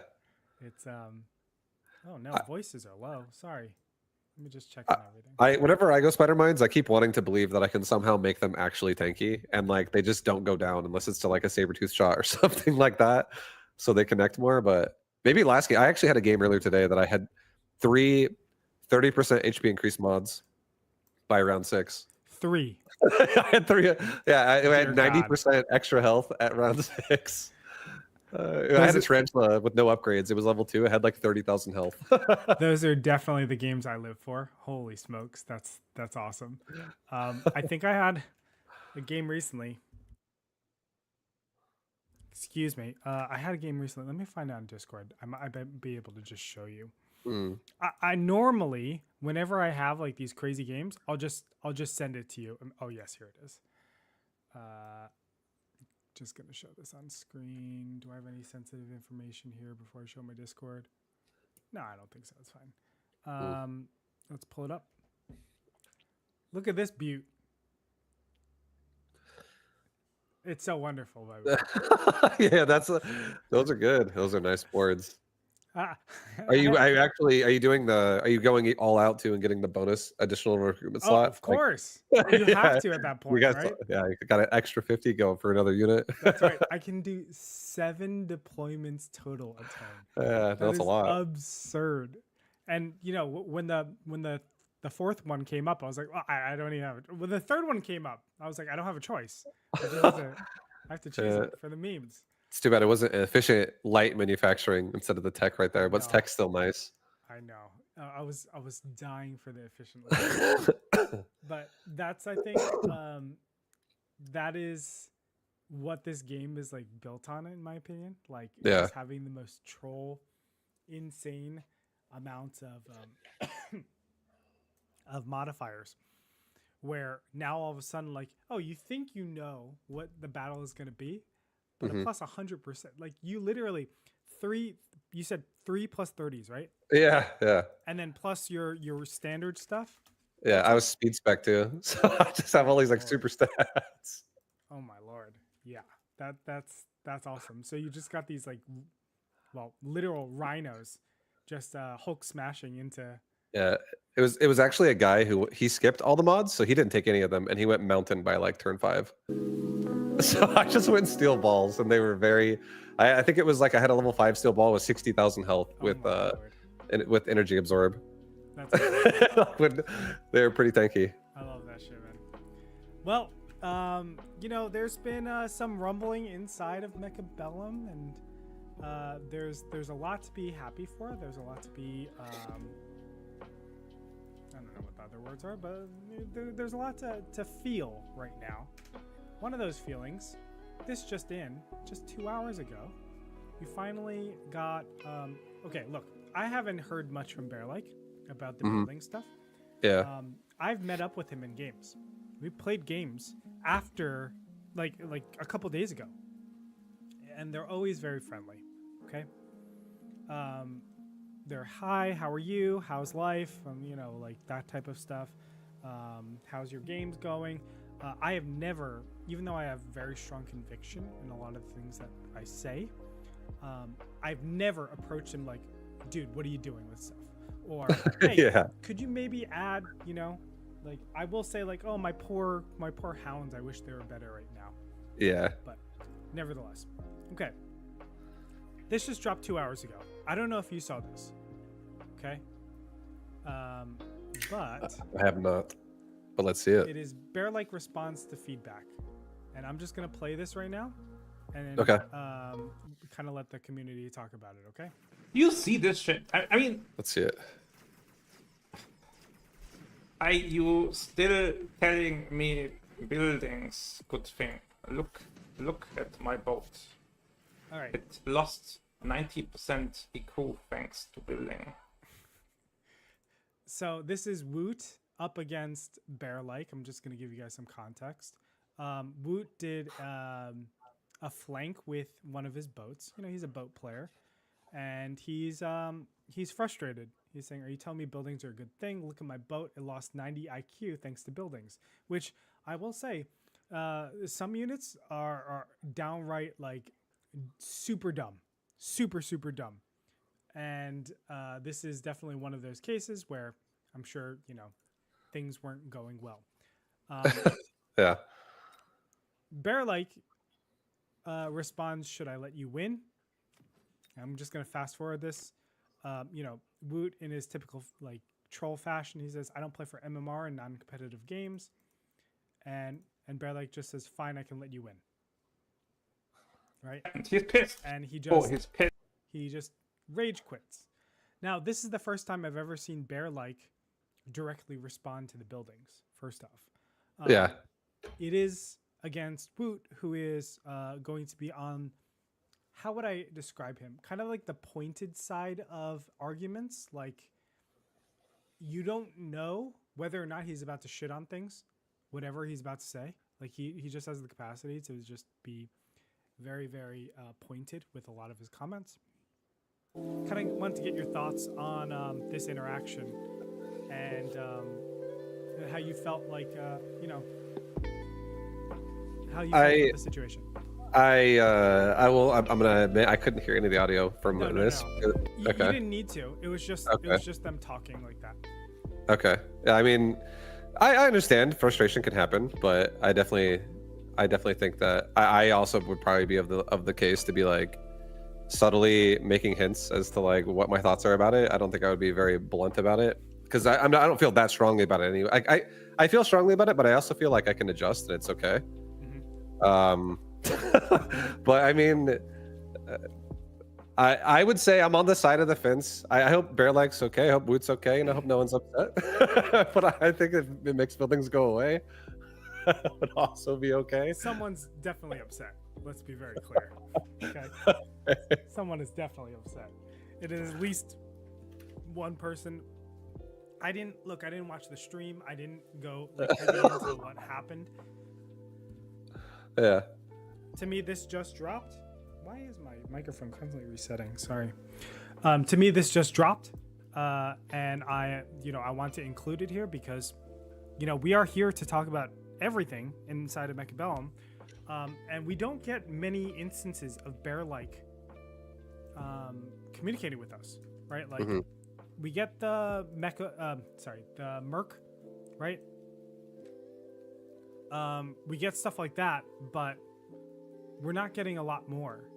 And so far, we still don't have like a timeline on anything for, you know, building adjustments, changes, like updates, and we're going to go into updates a little bit later on, but we haven't really gotten into any of that.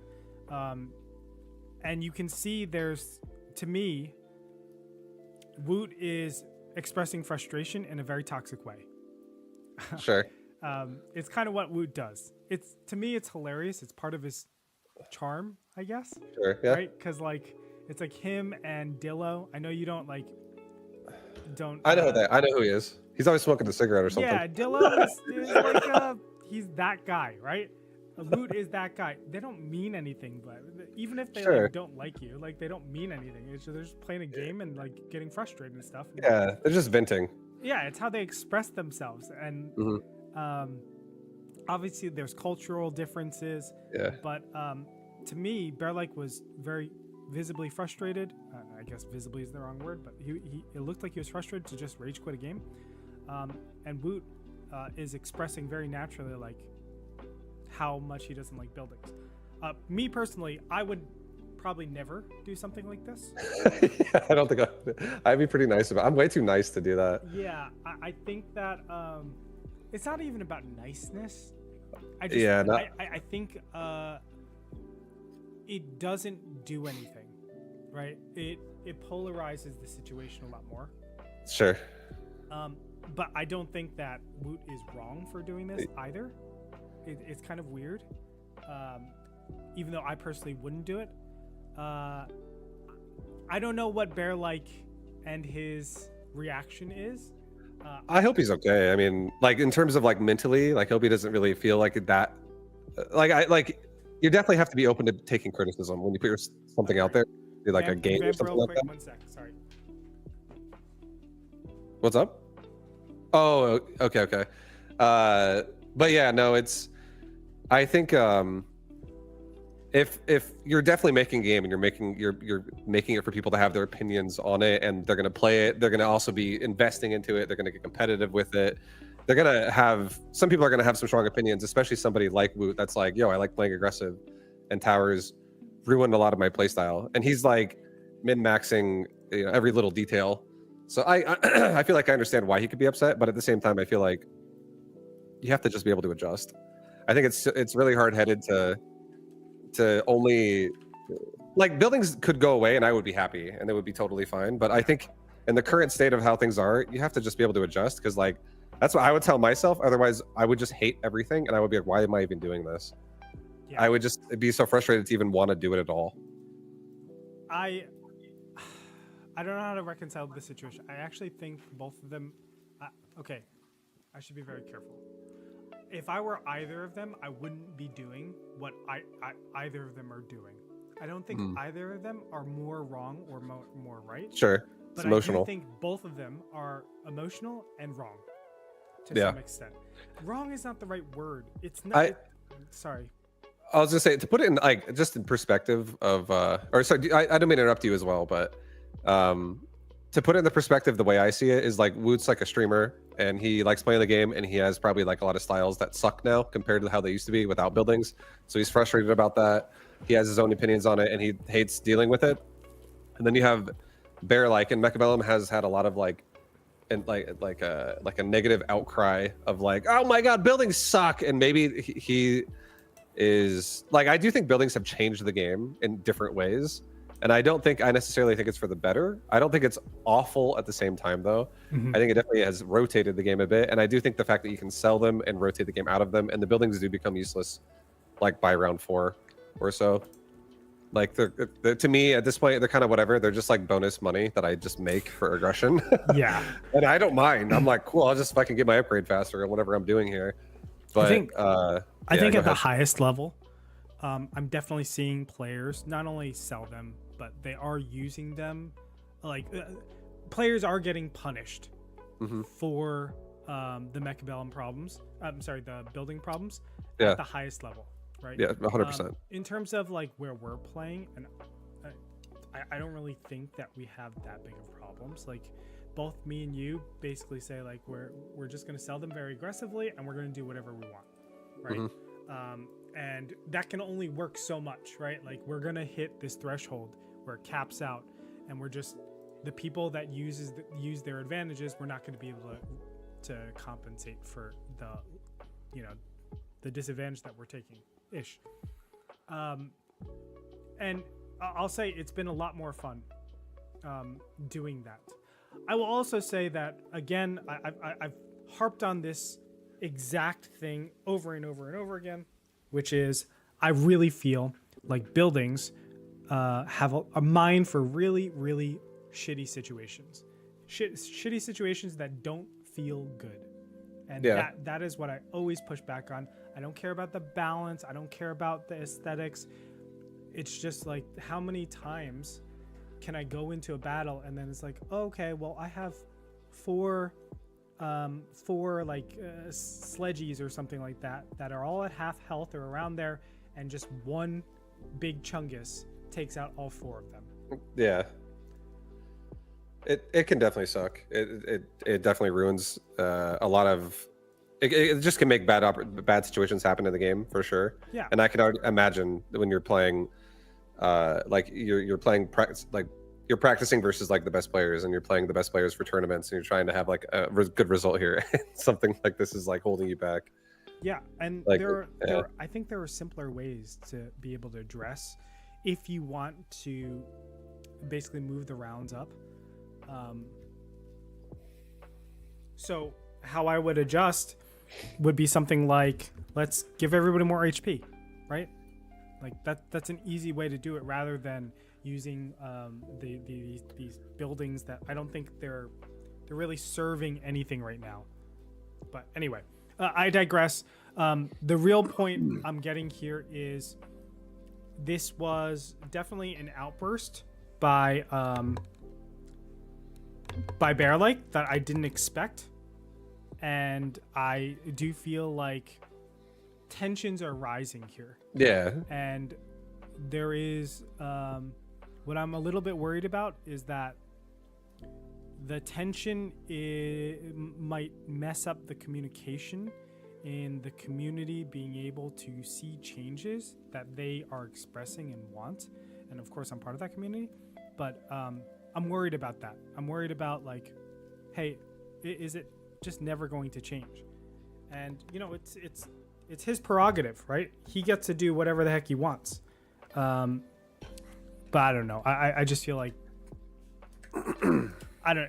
It doesn't feel good right now. That's for sure. Oh, for sure, yeah. And I'm sure him as a developer, he's probably in like an extremely stressful state of mind where he's trying to make this all work, and he's hearing a lot of things from probably a lot of people and he doesn't agree with a lot of it, and he feels maybe at this point he's feeling attacked more than productive. He's like at a breaking point possibly, especially if he like rage quit a game versus somebody in the community. And I don't know. I'm not saying he's definitely there, but it's maybe he's like just really frustrated with at the state of things as well. So maybe this is what it takes for him as well as a developer to also start making drastic changes to the game, and maybe that would be like a sign of like, okay, he's if there's this much negative energy around, maybe things will change. Sure, maybe. It's tough for me to say. Look, I'm gonna harp back to the. Let me actually pull it up again. I'm gonna harp back to this stuff here, which is the amount of players that are in the game. I always worry, you know, at March 31st, 2025, this is year to date of 2025, we had 6,000 concurrents at any given time. I want you guys to recognize that 6,000 is still like the uniques of this game is a lot, because this is a game where a lot of people, I think, pick up 1 or 2 games every week or so, I would assume. There's a lot of assumptions I'm making, but just think like a lot of people just want to go back to it, try it. They don't want to like go hard into it, but they're like, oh, this is fun, yada yada, and move on, right? Mechabuzz isn't really a game that a lot of people super grind. So this 6,000 could represent something like 100 to 200,000 uniques in a month. Like, it is a considerable amount. So this 1,500 is concurrence is definitely alarming. We've quartered since that time. Yeah, it's kind of tough. It's kind of rough there.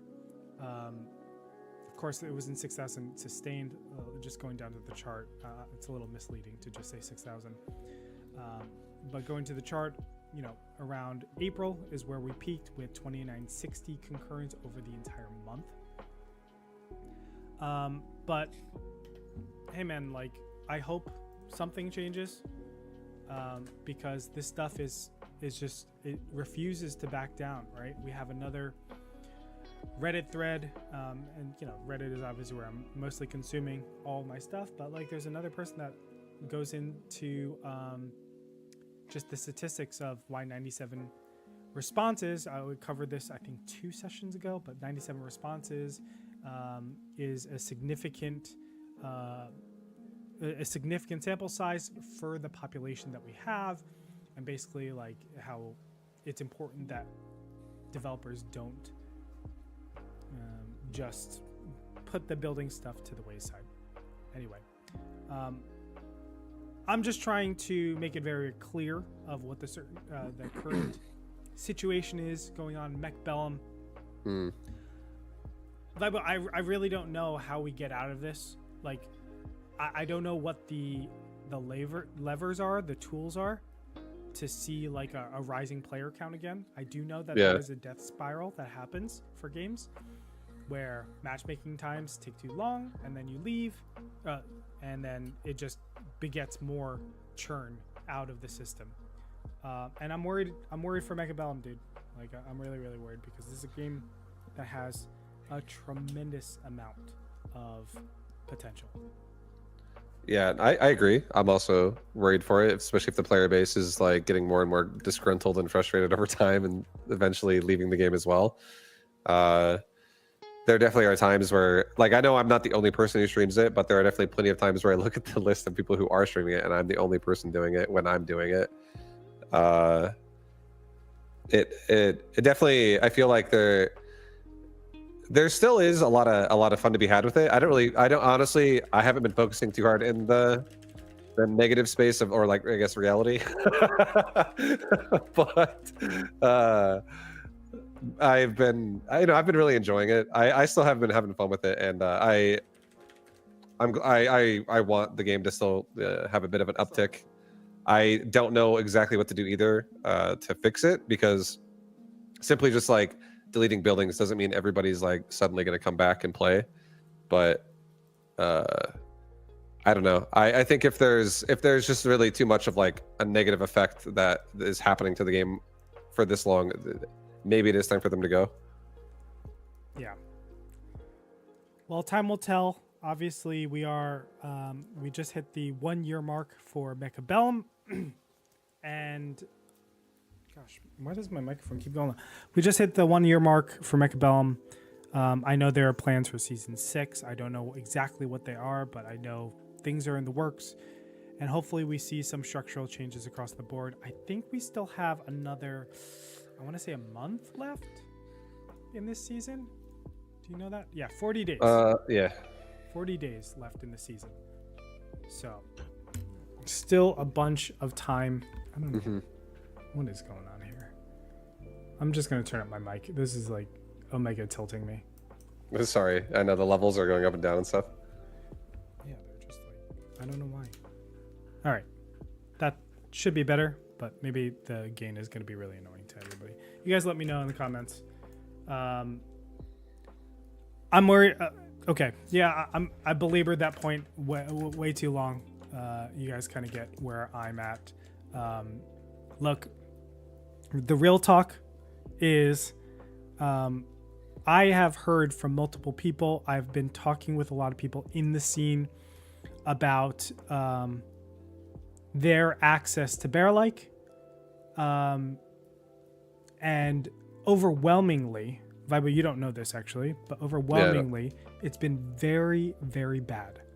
And I'm not going to obviously call out anybody that has those interactions, but it is like, I literally haven't heard a single person, whether it's like long-time players or modders or anything like that.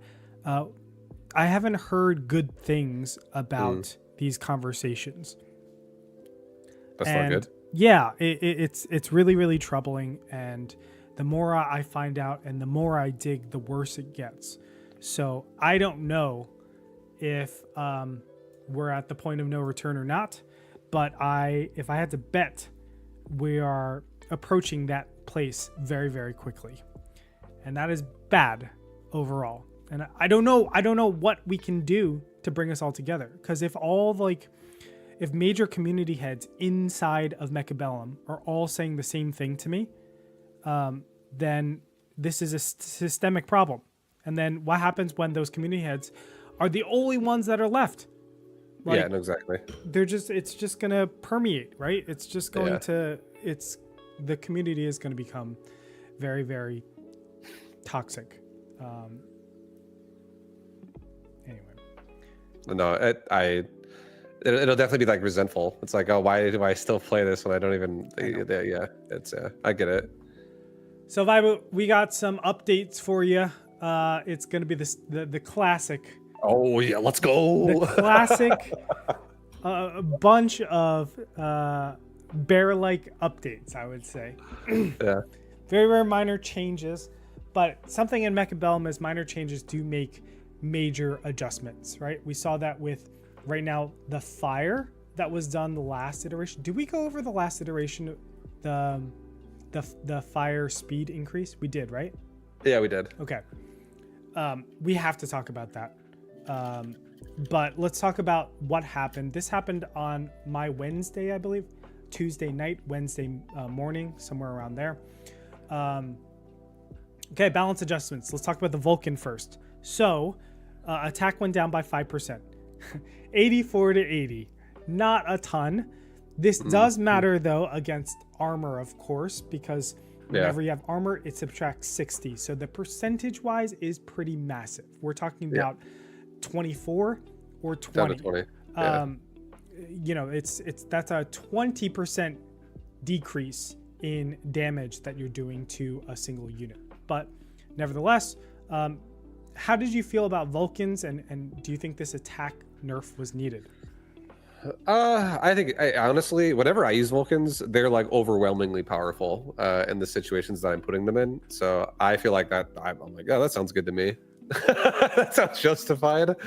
But I think whenever I play against other people going Vulcans, I haven't really struggled versus it and nearly as much as it used to be in like over a year ago. So I don't know. I think it's fine. I think it's a fine change.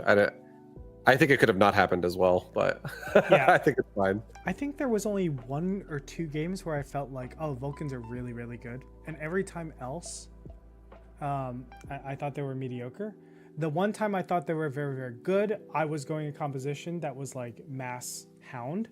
So it's like I kind of deserved to be wrecked there. Yeah. You know, I wasn't using any of like the current metagame. Did you have strike? I did not have strike. Oh, there you go. That's your problem, dude. Can we please just pause real quick and talk about how frustrating strike is? I will have 10 hounds on the field and I'm waiting for strike hounds to come up. Never and shows it just up. doesn't show up. Yeah. And then you get subsidized arc lights. Yeah, exactly. And then I'll have this, 7 arc lights on the ground. That's like, here's strike hound, you bitch. Yeah, it happens every time. like I honestly think I play this game daily, and I'll play it for like 6 to 8 hours a day. Yeah. And I just grind games. And of all the games I've played, I think I've only had 2 games so far where I'm actually going hounds and I get strike hound. It's only happened like twice. When you did play the strike, was it any good?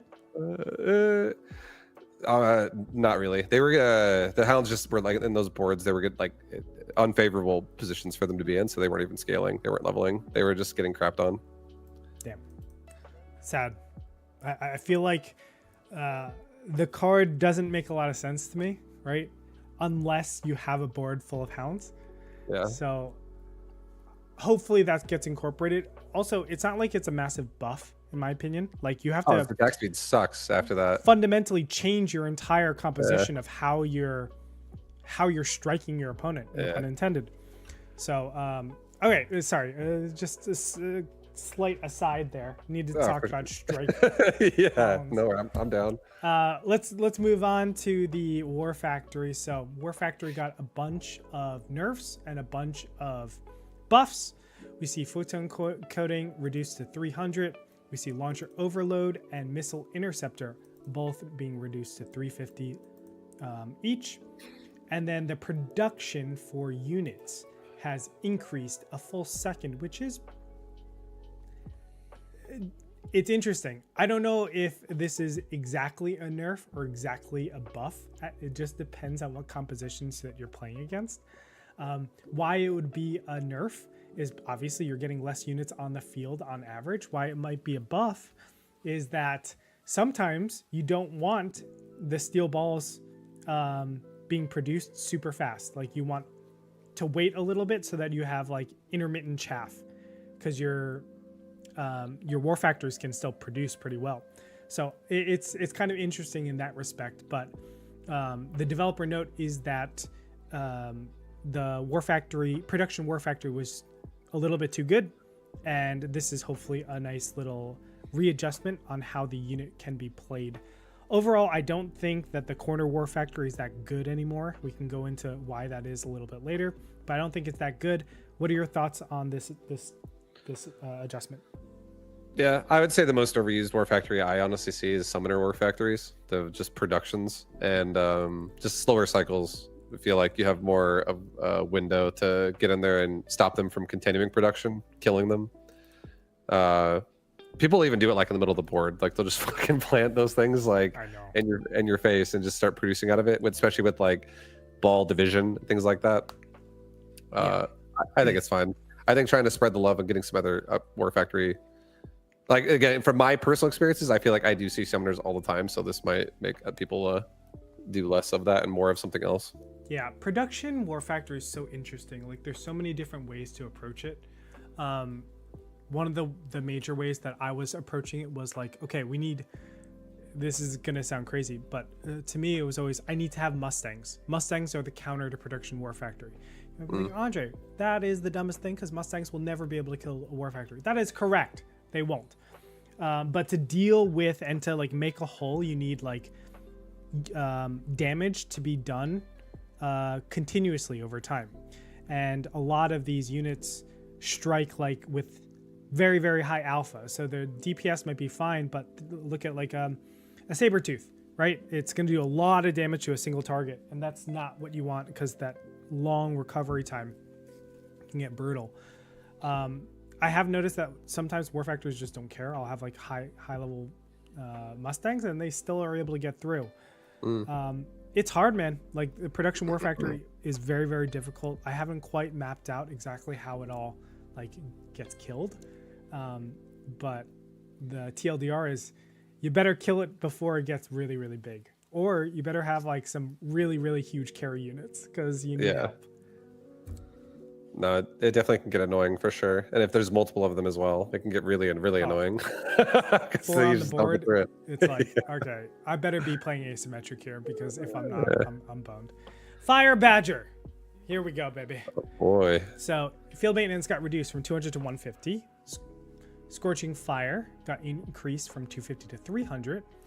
And then Scorching Charge adjusted to increase the Fire Badger's HP by 70%.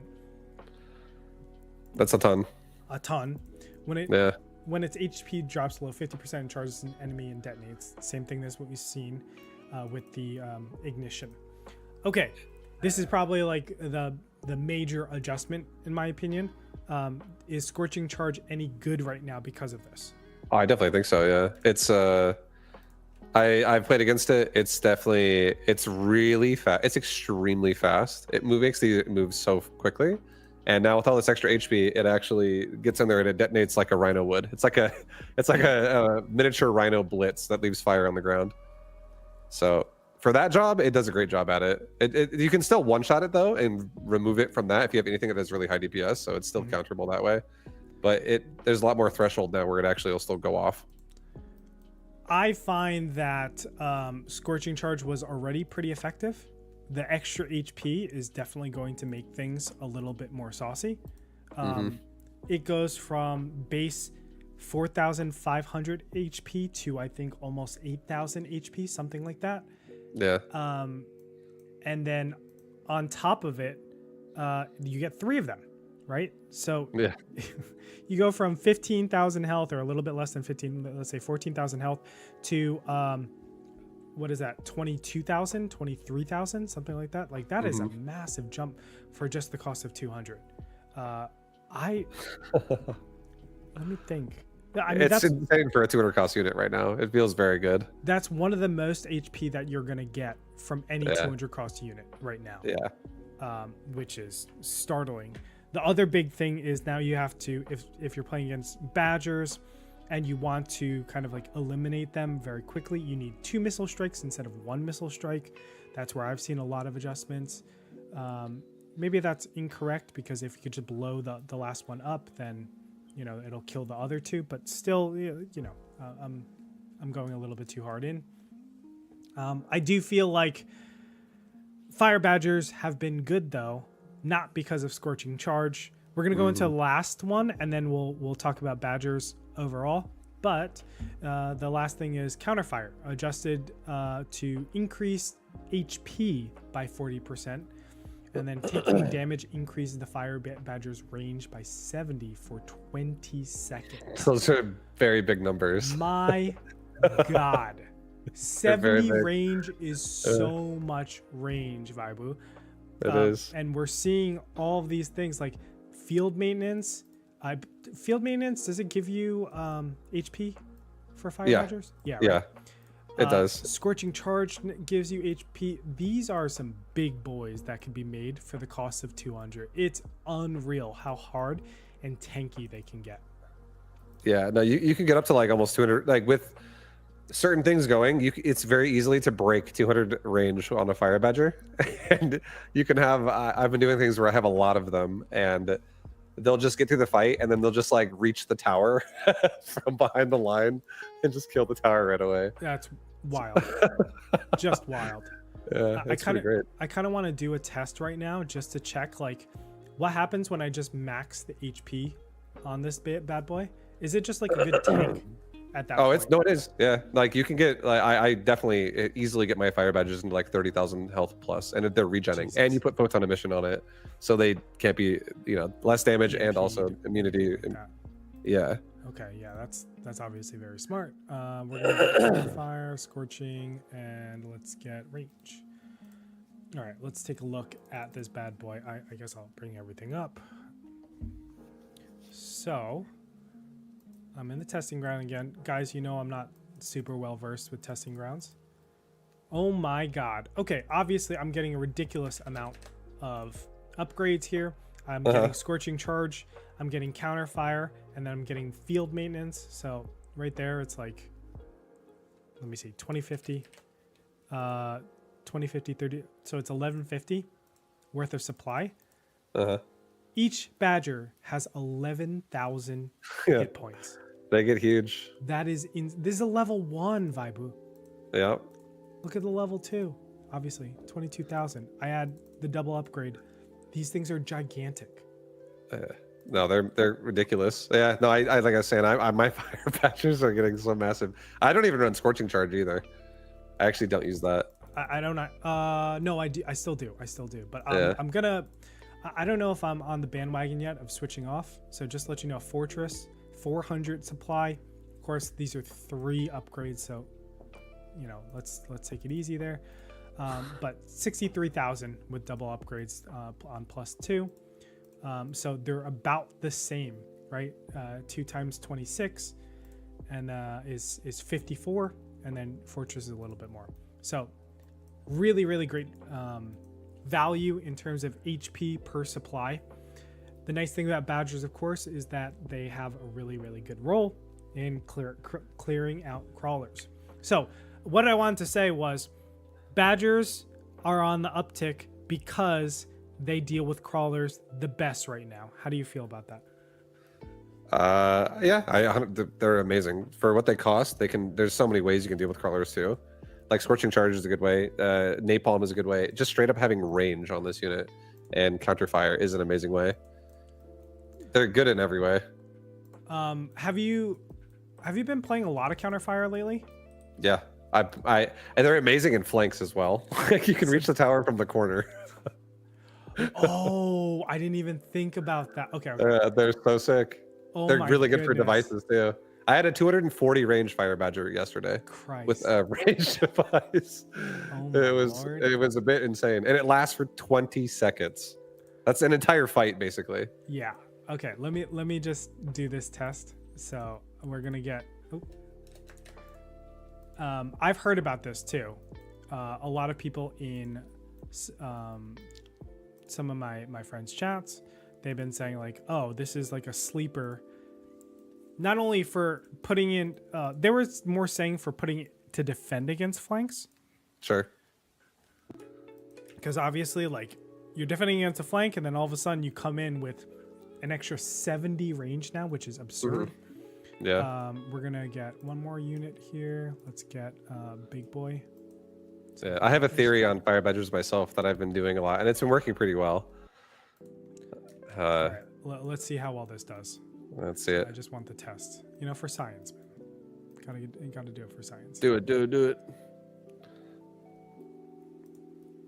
This is level 1, so it's not gonna do a ton of damage. I know you're running fire, right?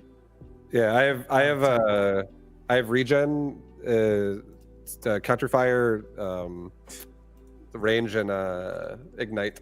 I actually run ignite on mine. Dude, 160. That is absurd. Yeah, and that's without range even turned on. Yeah. Oh my god. Well, oh yeah. So another 160 plus 900. Do I have temporary on this bad boy? I do. Okay. Yeah. Anyway, Badgers just have been so good because of their tankiness, in my opinion, and because they're so good at dealing with crawlers. With that fire buff, a lot of times what we saw was the crawlers just die super fast. I'm super slow because the fire badgers just weren't connecting and switching targets well enough. For some reason, it felt really like inefficient. And now that the fire is fast, it's getting to crawlers very quickly and being able to deal with them really nice. I think that badgers are propagating even more raid-in play, which is really annoying, because what else are you going to do against, heavily teched units? You want to get EMP, and sets of 3 are great against raid-ins. There are so many times, though, that the raid-in is needing to 2 or 3 shot these freaking badgers because of how much hit points they have. They can do it all. They can honestly do it all. I feel like they actually, I see them leveling up a lot now too. If you're on some type of DPS on them. I don't know, you'd have to tell me how well Scorching Charge would do for actually acquiring levels on that unit. But Ooh, I definitely think Scorching Charge. Sorry, I definitely think what's the Scorching Fire? Yeah. That's what it's called, right? Yeah. Yeah. The damage increase or ignite is definitely it levels so much as well, and you can just scale this unit to the moon. It's great. It's getting very exciting. I personally haven't switched over just yet because I almost feel like it's lame. to be completely honest, I'm a Vulcan lover now. There are so many games where they just go ranged napalm, and I'm just like, oh, okay, we're just doing this again, right? Yeah. And they just get so many to the point where it's okay, crawlers are definitely useless on this board, and I need to find ways to deal with this. And honestly, it's very, I don't know, anti-Mechabellum at times. But I do think crawlers are a big problem right now. They're not a fun. They're too oppressive in so many situations. So I don't know exactly how I feel with it. Badgers definitely feel strong right now. And I think it's a mixture of they can still deal with crawlers and they're super hardy. Yep. Big stat increases and they're cheap. Yeah. They actually don't cost a lot for what they provide you. That's right. All right, let's move on to the other changes because we kind of can talk about two of the major units that can maybe deal with the Fire Badger at that early mid-game level. We got the Void Eye, got an attack increase 3%. More importantly, the energy absorption. This got adjusted. You get a 60% increase in converts damage, obviously dealt to HP. This used to be free. It still costs 50. Overall, it's, to me, telling me that the Void Eye needs to be a little bit tankier. Look, I don't think energy absorption is going to be that useful because generally you don't want to Void Eyes. Unless you're starting with them and they're just throwaway units, you don't want to be leveling them. Yeah. I still think they have their application, though, for just the throwaway. I keep them on the board all... they're like a weird range, right? In that medium range. where they give you chaff. Go ahead. Keep going. I didn't interrupt you. Finish up. I'll tell you after. No, so I think they can still be that like mid-range tank that's a little bit annoying, but I don't know if I'm still. I switched it out on my bar. I have energy absorption on there. I just don't know if it's going to be used. Yeah, I feel like this unit has a lot of choices. There's a lot of good choices on this unit too. And my opinions, honestly, for how I would use it, is I don't think I would ever look at energy absorb and feel interested by that unless I run EMP armor as well. And EMP armor could be like a combo where you actually go for a tanky Void Eye and you level it and you try to keep it alive, and then it also just disables units around you by just turning their tech off. Sure. Outside of that, yeah, I feel like you can do a quad upgraded Void Eye that's a carry for so much good stuff, and energy absorb just isn't part of that. It really is not part of that. Agree. I do think that right now its main place is to honestly be annoying with its suppression shot. Yeah. That disruption helps so much with dealing with chaff clear, dealing with damage, and then Void Eyes just have a nice range where they're just sitting in that middle zone, protecting your super long range stuff. So yeah, I don't know. I'm gonna do more tests with energy absorption. Maybe we'll play some games afterwards, test it out and see. But right now for the early game, Void Eyes have been pretty good against Badgers in particular. I think that they don't have the most damage, but they scale okay against them right now. So they've definitely been used. The Scorpion, field maintenance reduced 200 to 150, and the armor enhancement price reduced. Let's go. Dude, I think that the Scorpion, these two upgrades are sleeper upgrades that people aren't using for drops in particular. Scorpion drops into field maintenance or armor enhancement is insane. You don't even have to keep it. Like, we spend so much money on spells, right? We'll spend like 400 on a single spell, nuke or storm or whatever. Spend 100. Who cares? You don't have to keep the Scorpion. It's still annoying to deal with.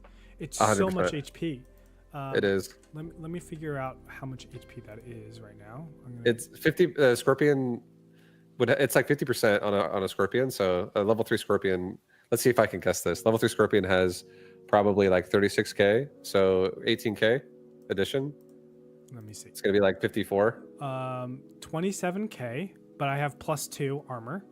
That's for level 1 though. A lot of times the drops are like level 3 and stuff. You'll get a level 3 or a level 2 or like 3 level 1s. I've had those before. Yeah. And then you add, and now it's up to 36k. I know I have the +2.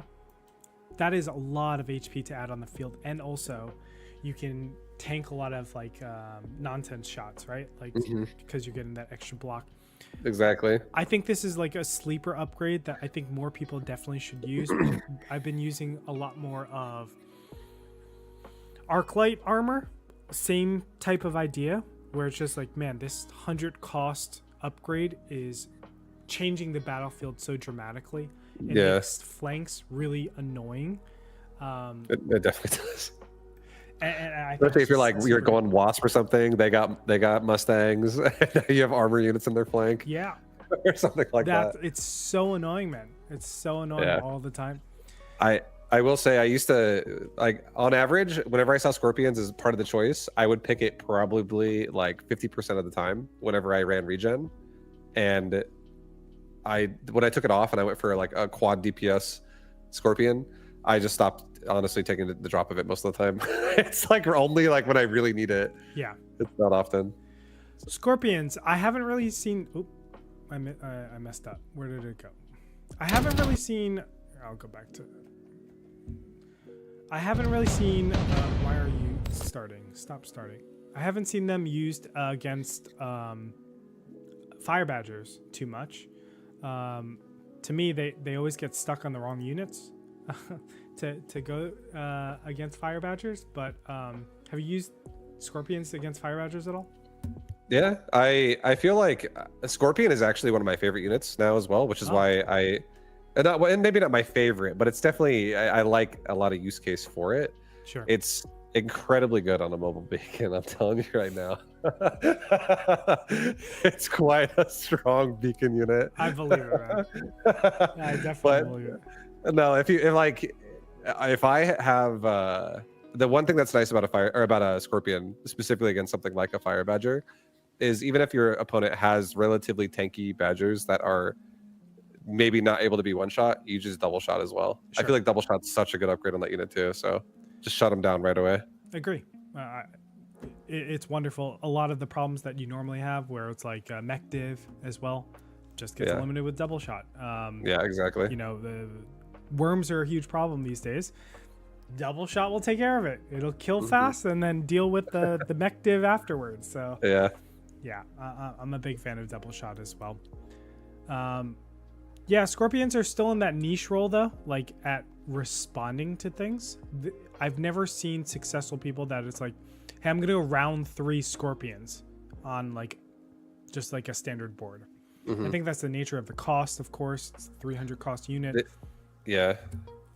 I don't even know, like, it would be scary. You'd have to get like the first shot on a scorpion to make that feel good against like specifically a fire badger board. Counter fire and range is honestly, you would not even be able to shoot at it. Like if it gets triggered, it's just gonna be behind the rest of your army and it's gonna be in the back. So I feel like a scorpion definitely still plays the role, I feel like, where it's just really good if it's a drop and you don't have to buy it just because of how expensive it is. But if you do buy it, I feel like the only time I would honestly find myself buying it early would be like if I was like, oh, I'm against a bunch of steel balls or something and I just want to just AoE them. No, it makes sense. The developer note, by the way, is that Scorpion has been strong in lower MMR ranges, but weak in high MMR ranges. This is very reasonable. They're trying to buff the Scorpion's niche technologies in order to give it more opportunities to appear in high MMR matches. I think this change makes a lot of sense and it gives a lot of options. So I agreed. I'm down with this. All right, last but not least, Tarantula buff plus 5% HP. Man, tarantulas have gotten crapped on. They used to be, I think, around 15,000 HP. Now they're a little bit less than 14k. They were at 13k, 13,273. Look, I don't think this is a big deal. Tarantulas, the big problem with tarantulas overall is not their hit points. It's the fact that Underground Threat is so effective against tarantulas, and they need help there with damage. So yeah, I kind of feel like without HE, tarantulas aren't really doing their job nearly as well. And you would much rather have something like fire badgers, right? Yeah. So I'm not a huge, like, this is a whatever change to me. I think this is a nothing burger. I might be completely wrong, but love to hear what you think. Yeah, I actually did the exact same thing to Scorpion and put it on my Tarantula as well. I have a Tarantula that has armor and regen, and I don't even really care about its killability that much. Like, it's mostly the way I play Tarantula nowadays. If I want to play it that way, it would be like a starting pack with Tarantula, and maybe I make like 2 or 3 more max, and then I just level them. I just scale them up. I device them if it's like if something good pops. And it can be really good, honestly, because it has armor. And armor definitely it just makes a difference again in a lot of ways. Look, like armor is definitely important in this meta right now when fire is exactly. Yeah. You know, Mustangs are also important in this meta. Like Mustang rate has gone up, skyrocketed up. It's just the natural inclination of things. Also, wasps are really, really good in this meta. They're always going to be good until like there's something that is going to be done with air superiority. But overall, like this is, I like your ideas. Like it sounds like your tarantulas are made for headbutts right now. And they may just be annoying, right? Like, hey, even if it's a sledgehammer or not a sledgehammer, even if it's a saber tooth, like lock onto the tarantula. Sure, it's going to take you 3 shots instead of 2. If they don't have double shot, you could actually never let it level as well. If you have a good board that's designed to, like if you keep them level 1, you can make them stay level 1 because you get break points so they never actually get through the tarantula. That's really cool. Overall, let me get your thoughts on like the overall patch. It was, minor tweaks overall. How do you feel about this patch? I will say the patch to me overall, everything feels pretty good. I think the only one to maybe look at is the Fire Badger. It might be a little too good. I think specifically like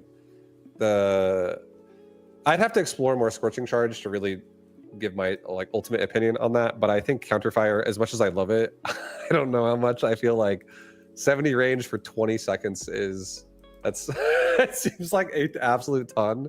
And I think the thing that's nice about it is you don't even need range when you take that if your Fire Badger is able to tank. But at the same time, if you get range and you get that, it's a unit that just gets out of control. I feel like it literally gives 200 plus range, and it can.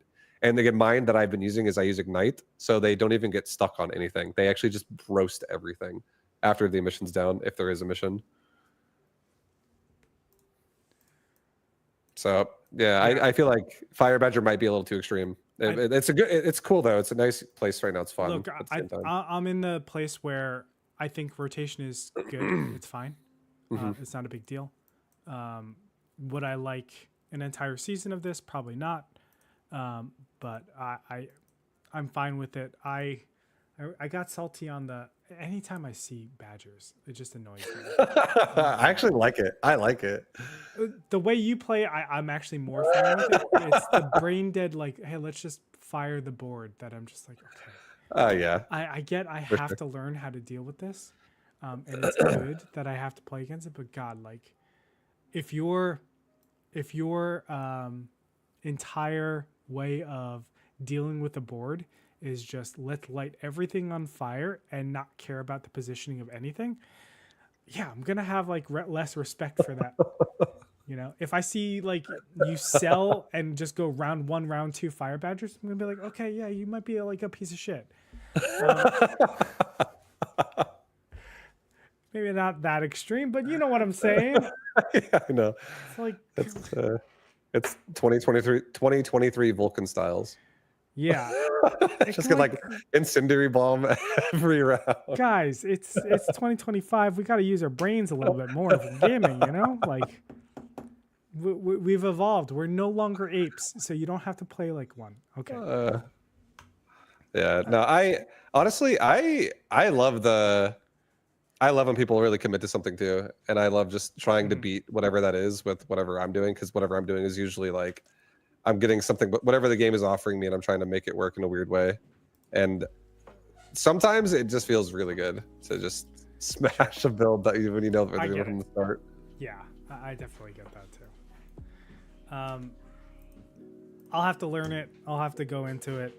The way you talk about it and play it definitely seems like something that I want to invest my time into. But part of me dies a little bit inside. I'm not gonna lie, Babu. I understand. I need a break, dude. A little part of me was dying when I was grinding StarCraft, and I was just like, "Fuck this, dude." Yeah. That's what it can feel like, like. Sometimes those end games, man, in StarCraft 2, they are bad. The thing that killed me the most was it wasn't even just like, oh yeah, it's like a couple days. It was years. Like plural years of just playing the same people on fucking repeat, and it would be the same game every time. it was like StarCraft is a game that you can like, the opener dictates a lot of how the game goes, and they just choose the opener that's like, we're doing this again, we're doing it again, baby, doing it again. The amount of times my bases would get, like cannon rushed, for instance, was ridiculous. Oh, I quit the game for a reason. Okay. I did it. I like Mechabellum's RNG. The RNG in this game, it forces crazy things to happen. Sure. So yeah. I've enjoyed it. I 100% agree to that. All right, so I want to fill you in on a little bit of what happened recently with me and how I troll, and I'll kind of let you know why we're doing a replay analysis right now. It's not going to be like a comprehensive one, but I do want to fill you in. So I had a game recently. And this was the ending of the game. I did win because I'm a great player. It was like a 20 2100, 2050, something like that MMR game. And I said, AMA, top player here to answer about how I make so many right decisions. And, you know, obviously I just screenshotted all of my spells that I use turn after turn after turn. I'll let you know, like the last 3 turns was just spells. Spells and what's it called? And bubbles. And then my Ion looped back again. I believe it was my Ion that looped back again. Yeah. Good God. My Storm would have looped back. So this was like, it's like every round. Let's go, guys. Yeah. So I was feeling my oats with this game, and I was like, okay, well, I'm a really good player. Let me do an AMA, and I just trolled. And you know, some people understood it, some people did not. Yeah. And one of the people that did not asked to look at a game because they've been it's this guy right here. He's hard stuck at 1800. And I was like, you know what? That could be a good segment. So I loaded up that game, and we have it here. He is Jackstone. Now, here's what I want to do, and here's what I don't want to do with this game. I'd like to go over the ideas, but I don't want to go like, according to my calculations, you should have moved this over like three squares over to the left. Like, I just want like broad strokes, basically, trying to understand what's going on. This person is 1800. And I feel like, you know, between the both of us, we probably have like a collective brain power of over a 2100 player. Let's go, dude. So, you know, let's take a look and find out. Jackstone is going to be in the top, whereas his opponent, Symbioz, have I played this person before? Maybe I played him in 2v2. I don't know. I mean, it's a small player pool. Is going to be in the bottom here. So first question is, should I switch the view or not? Should I keep it like this? Some people only know red and blue like this. You can keep it the way it is. All right. I think it's fine. So our hero is over here on the top. Let's do quick deploy, and then we can just go through this. And maybe I can even get your thoughts on like what you're seeing in the rounds to make you make decisions. Because I think a lot of people, like, there's sensory overload in what to concentrate on whenever they see a round like this. And it's like, okay, what's my plan next? Yeah. I'd be like, what are his upgrades, what he wants to get, first of all, would be like an important thing. But I think right now, if I was playing this game, I'd be like, all right, I need to get my fat DPS needs to be killing those big units because he has arc lights and bigger than that, Sabretooth. So as long as you're winning the fight, and your marksmen aren't dead before they kill the saber, I think it'll be okay. Yeah. Look, marksmen, they can be great, but God, getting them online can be a nightmare. Like level 1 marksmen sometimes feel like they do absolutely nothing. I would say this round, it would be if the marksman that was on the right tower or the other tower was back over on the other side, and the army was just together, I feel like it would have been a much cleaner engage overall, and then it could just be like, because you don't have enough DPS to kill 2 sabers with just 1 marksman right now. Exactly. I don't know what this marksman is doing over here, to be honest. And I know I said we wouldn't like frame fuck everything, but this thing shouldn't be here if we're gonna start already play asymmetric. We're already covering one side. The extra marksman, what you're gonna be firing at crawlers, so it's not really doing much. I think more synergy over here. After the round 1, it's so funny. You look at it completely different than I do, which is fine.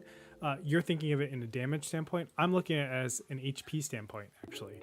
Okay. So I look at this like marksmen in the beginning need to have long battles. So how do I encourage longer battles, right? So generally that's going to be like more bodies on the floor and targeting their chaff clear, which is like, yeah, exactly. Killing an arc light or something. Exactly. Right. So I'm looking at ways that like, do I need to missile right here? Right. Especially in the round 2s, round 3s, round 4s, missiles are so good.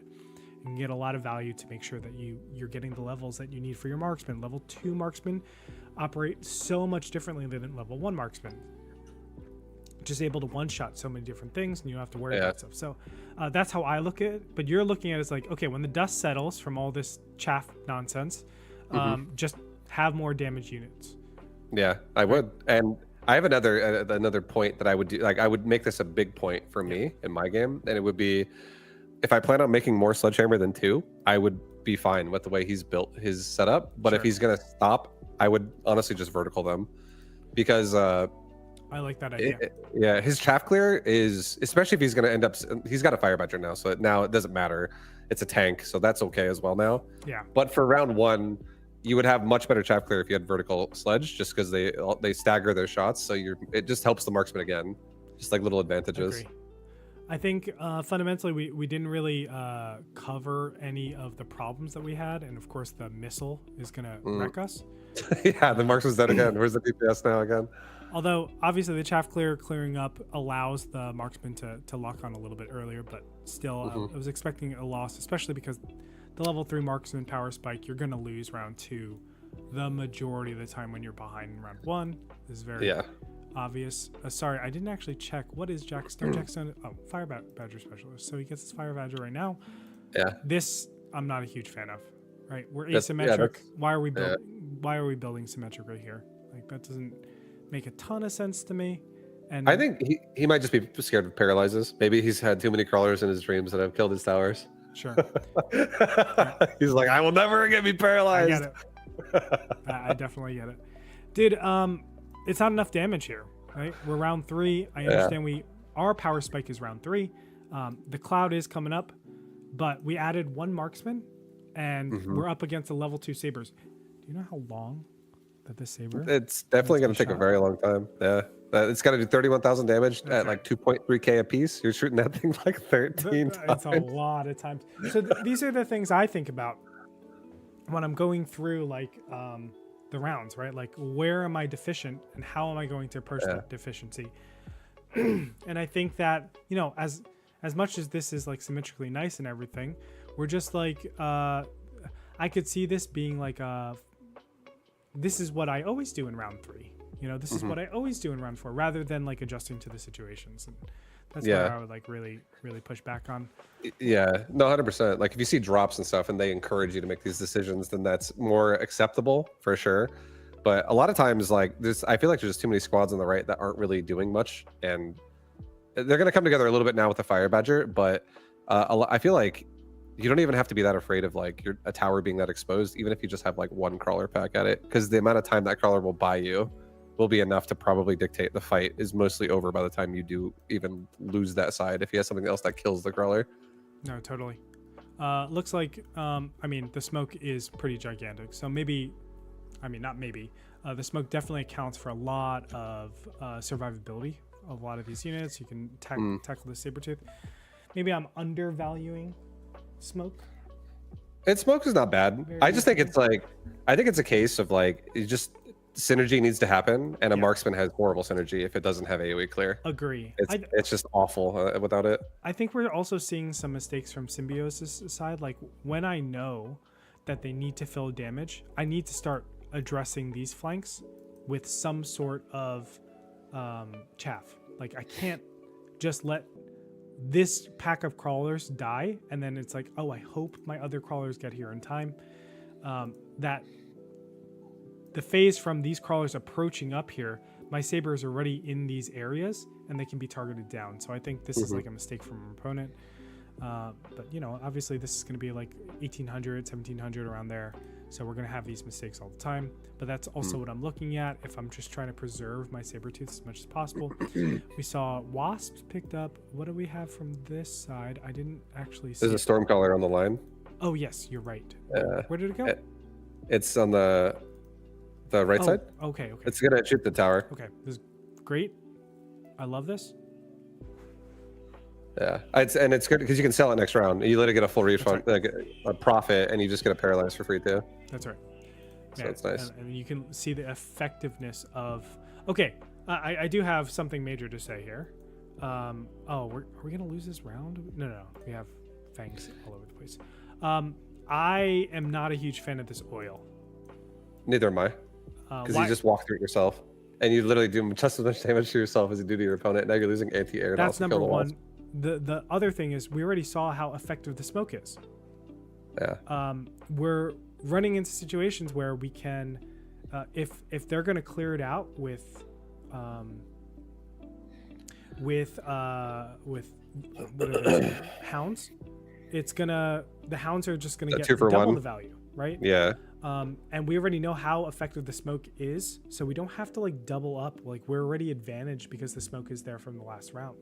So Yeah. why are we doubling up? Just save it another turn, and you can use the oil at like a turn where you really want to clear and get that momentum. So I think this was overkill big time. I agree, and it's one of those things too where stress the overkill mentality of it is like you had fire badgers and sledgehammer, which is two like sledgehammers are a decent chaff clear, but fire badgers are amazing chaff clear. Amazing. And they're gonna be killing the crawlers in like half a second anyways. As soon as they're within range, they're dead. That's right. I think there are way better uses for that. But nevertheless, good round win for Jack. Jack Stone. Jack Stone. Get him, Jack. Rooting for you, bro. That's right. All right, let's take a look. I wish there's a pause right here. Oh, wow, we have fire again. Okay, it wasn't chosen. Sorry, that went by very quickly. So we're going to go back to round 5, just so that I can see the choices a little bit better. There was EMP, I think. There was a fire. There was a bubble. Oh, it's already... Okay. Oh. Okay, the replay is not working the way...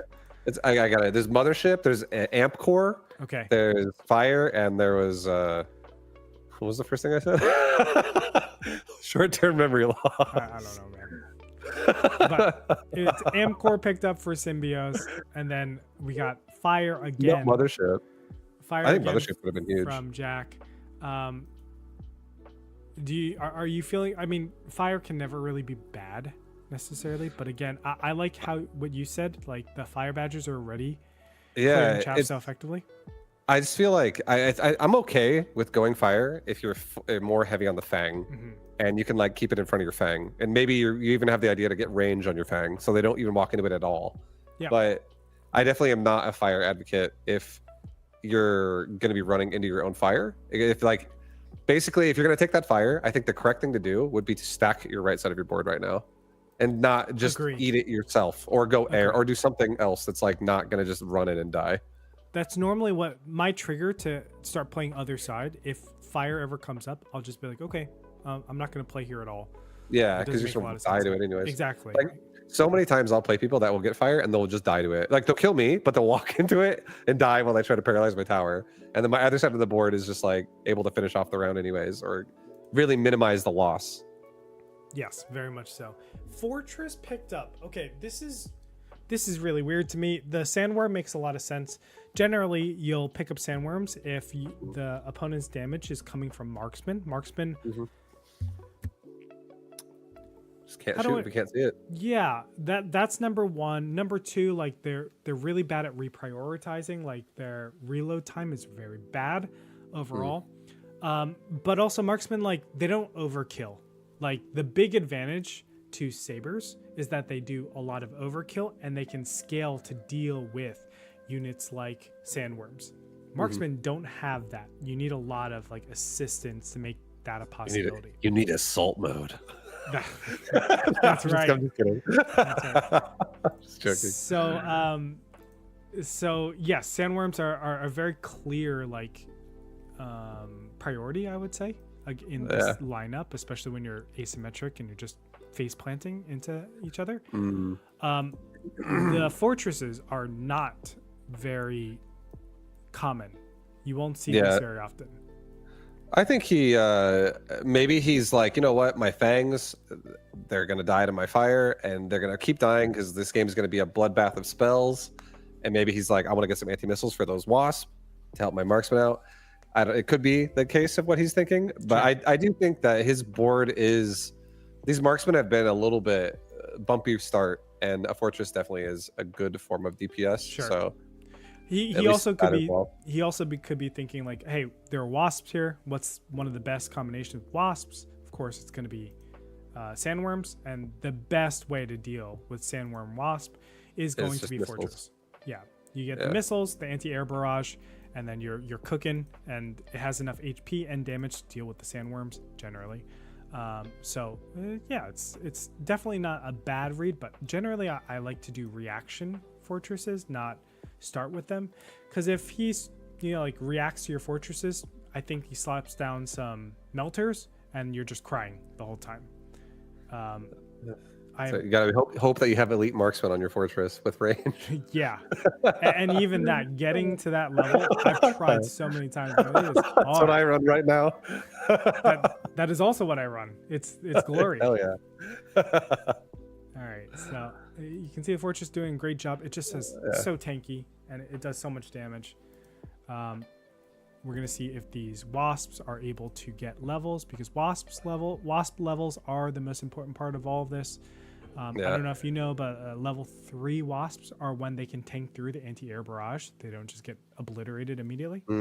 So it's a very critical upgrade to get. All right, let's speed this up, baby. Yeah, fortresses are nice, but when I watched that last fight, the biggest thing I'm afraid of is your board kills so slow overall. Like the fire badgers are dead.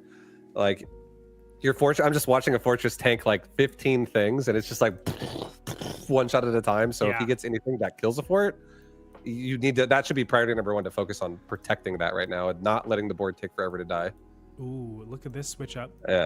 So yeah, this is generally what I'm a little bit scared of. It looks like there is the transition. I like this transition from Symbios. This is why I always react with fortresses and I don't preempt fortresses. Is because fortress, it's a very heavy investment and you can get wrecked very quickly. And man, when melters are able to just like have a handle on the game, they snowball so rapidly. Yeah, this is gonna be rough. These badgers have ignite, which is like another DPS investment, and the fortress honestly is the DPS at this point, especially being leveled up. So like, the badgers don't really provide damage here. Badgers need to stay alive because like that flank is also making those fangs come so late. I know. This is a big problem. Range or something would be so nice here on these badgers instead, just to stay alive. Oh wow, juked out of that. But it looks like, this melter getting levels is going to be pretty gigantic. You don't even have to like super mass melter levels too. You just got to make sure that like, because the fortresses cost so damn much, 400, and then you want to get the upgrades, of course, because it helps your barriers, it helps your elite marksmen, like whatever you want to get, it helps incredibly. And all of that, you're just losing map control. Map control. Like you're looking to be a little ball and then like push and kill. And that's where melters are going to shine, right? Like they like to bear down on single units and kill in very specific areas. Sorry, I didn't speed up. You're good. Okay, so this is a pretty bad round, and we're now in like kill zone area for Jack. Yep. Maybe 1.5 turns on average. Yeah. Left. What are you thinking right now? Like, what's the adjustments that you want to make? Oh, there's a big drop here. If with this, like having Badger Ignite definitely makes it difficult. I would having range on Badger could be something that could help, but I think also, I honestly, if this was me and I had to play this round right now, I think I would probably just take range of my fortress. I would just make sure that thing does not go to the front, and I would probably combine. I might even, that flank is kind of rough too. I probably would even maybe consider. I would kill this flank. Yeah, like just getting out of that, because you're getting stuck on the worm, and like it really pulls the fangs back too, which just makes the chaff come out so late. So I would probably prioritize keeping the fortress alive by getting range, and then just build around it, and then try to get range on Badger as soon as I could after. Yeah. One of the things that I've kind of noticed coming up to this point at round 7 is that we have not invested in anything that is shining in terms of chaff clear.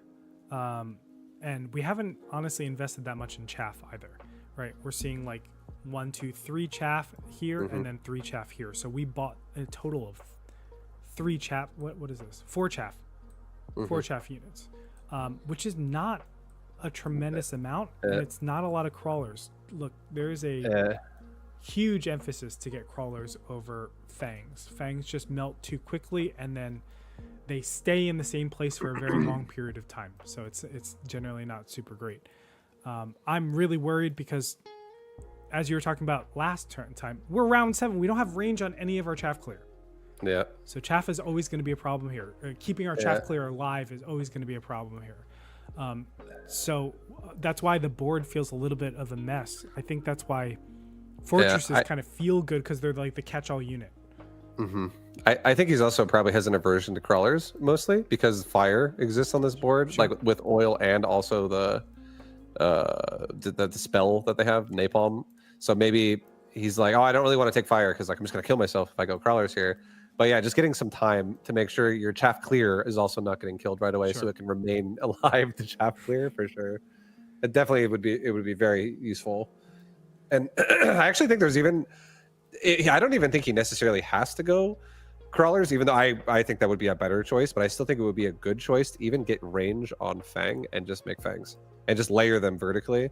Sure. Because as long as something is walking in front of that fort, and as long as that fort has range, and as long as those badgers have range, there could be a lot of dead Arclights and then just like slow killing army of Fang going forward after that with worms coming out, and then Fortress just pounds the worms. Totally agree. Totally agree. I think this Raiden pick is really weird. Now, it's going to work out okay because Raidens are decent at dealing with the replicate stuff. Mm-hmm. But, man, like, we've invested... We just have too many things invested in different places, and we're not min-maxing the right units. Yep, and sometimes it's good on it when you get a drop that is like an alternative choice, like a Raiden to a Fortress. You could just sell it and just modify your current army to make it even better. Yeah, that's right. Man, look at this water on rock, man. But these chaff units are going to be a little problem. Yeah. Obviously, his opponent not protecting against this cloud, the storm, whatever it's called. The smoke bomb. Smoke bomb. Thank you. Is crazy. How can you let this happen twice? Come on, dude. We're better than this. But you can see, even still, the worms were able to get in. Like, I'm a big fan of what you were saying before. Let's get range on this bad boy. You know, let's if we're gonna invest in fortresses, let's keep going with fortresses. Like, there's it's okay. You know, it's not a mistake. But man, look at how strong this melter is. No, for real.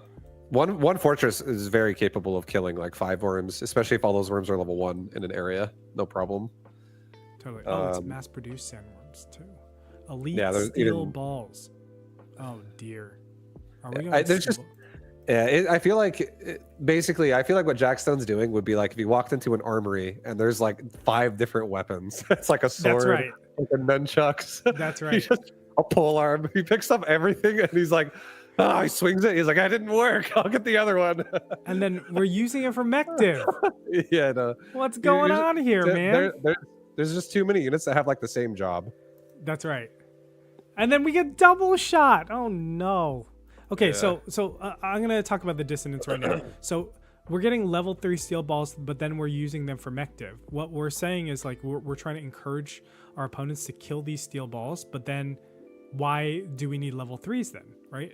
Are you saying they're going to do damage? Okay, let's just say they want to do damage and create confusion. I'm okay-ish with that, but there's better ways to do that. And then we get double shot. And double shot says, I'm going to kill the target very, very fast. So I want to ask you, if this level 3 fortress locks onto a target and the steel balls locked onto the target, who's going to kill it, right? Like the steel balls aren't going to do anything. So why are we like nerfing ourselves? Why are we making it where we have to buy more expensive steel balls? There's a lot of dissonance there to me. So yeah, go ahead. I was to say another way you could even think about playing this game too, from the Jackstone's position, would be with the current army you have. You could even try to make it be like, all right, if we can somehow assassinate a melting point, your Raidens would be uncontested. Yeah. So you could also win. You could start taking grounds that way too, because they could deal with all the worms if you wanted to try to avoid the worm situation a little bit. But then you have to do something about the melters. And with what you currently have, I definitely think your one of your DPS needs to be dedicated to, and the strongest DPS you actually have right now is the fortress, just because of the investment that's already been put into it. Because of the strength of the fortress defending against your air, you can very easily go into wasps if you wanted to, and just make them like a pseudo killer slash chaff clear slash chaff slash melter of decoy. Exactly. Like there's so many options here, but I think like we just put fire down, and we're kind of killing our own mech div as well here. Man, these melters are just crushing. Yeah. So overall, if I had to Oh yeah, 20 left. We get one more round, baby. Mm-hmm. If I had to kind of put all this game together, this game, Mechabellum, is a lot about min-maxing, okay? It's about getting multiple techs on units and then spamming those units. And I have level 2s of these bad boys. These are still level 1s, which, okay, Fire Badgers, they're just there to ignite, question mark. But I don't actually know where... I feel like it's certain things have just been abandoned. Like the marksmen were abandoned. The badgers were abandoned. The sledgehammers are abandoned. That's right. Everything's and the balls, I feel like at this point are going to become abandoned. There's a lot of units that have like a role of what they think they want to do, but then they just kind of get left to the side because the things are falling apart and rounds are losing. That's right. I honestly think like if you think about the game in like the form of like a board of range, you could literally have a group of like 10 or like 8 squads of Fang with range, and one fortress with range would be behind all of them, and one fortress would just be able to shoot all day and kill the entire board of the other side. That's right. And then if you also have like range on Badger here, which you just got just now, which is good this round, that also stays alive longer and actually stays behind whatever chaff you have, which if you just get rid of this guy's arc lights in the front and now he's got a Vulcan too, which is a little harder, but yeah. Some chaff would definitely help and keep the give your fortress time to kill stuff. It does so much damage if he just has the ability to shoot from further. Agree. I wish these Raidens were up a little bit more too, to like be part of the battle for a longer period of time. We've kind of not gotten barrier for fortresses, which don't get me wrong, I know they're like changing roles and barrier is really expensive right now. But remember, barrier, one of the most important parts about barrier is that it protects your chaff for so long. Yeah. Exactly. Right, like it is protection so that you have more HP, not like in aggregate, but you have like you're able to clear some of their chaff clear, and all of a sudden, instead of them fighting at 100% chaff clear capacity, they're at like 80%, 70%. Yeah. Maybe you get 1 or 2 or something like that, and you're able to snipe one of those units before the barrier goes down. Especially with high level fortresses, like man, I think the shields used to be 60k at one point or 50k, something like that. Yeah. You have level 3 barriers. That is 120,000 hit points. That is a lot of hit points for an arc light to get through, saber-tooth to get through, and you can play the melting point to a point where it's never able to lock onto a barrier, a unit inside the barrier. So we're missing a lot of our advantages, I think, overall from Jack. I'll just go through the end battle, and I think that summarizes it mostly, Vibu. Yeah, I think so. Yeah. And if you were to like, let's say, be afraid of turning barrier on because the melter's there and you already have a flank activated, why not just add one more crawler to it and make the melter turn? And then now there's no melter killing a barrier. Exactly. And no arc lights killing your fangs. And by the time the arc lights are dead, the fangs are walking at the melter again. Exactly so. Wow, this is like pretty close, to be honest. That was a great paralyzed timing. So are we going to get through with this? We actually win this. Let's go. Jack, did you send me a game that you crushed? You did it. Let's go. Just 20 left. Okay, so again, Mechabellum has a tremendous amount of variability. Let's also remember, he did round, is that right? Round 9, he finally got range on his chaff clear? Yeah. No, range. Like the fact that they just simply don't go in to die. Now they actually stay alive while, because like you can always trade out with their front 3 packs of crawlers if they're running forward. Yeah. But like the crawlers behind the tower, the crawlers at the back line, you're going to be dead before those come out. But what happened to the Sandworm? What the heck? Did he sell it? Please tell me he did not sell this. I don't think he sold it. How did he get to tower kill? How did these kill the tower? I don't understand how that could have happened. I think, was it Raiden? What is it? A Raiden shot hit the tower? I can't remember either, but... Oh, was it? No, he... Vibe, what is this? Oh, he sold. Yeah, okay. I see. He actually did. Oh, maybe he thinks, or I don't. Yeah, I don't know. I don't know. I don't know why you would sell it like that. Maybe he thought the melter would have, since it has range on range. Yeah. Maybe he thought it would turn around and get it, but because it's busy and focusing a direction already, it doesn't turn around. I don't know. Could. Anyway, Vibe, thank you so much for doing that with me. Really appreciate it.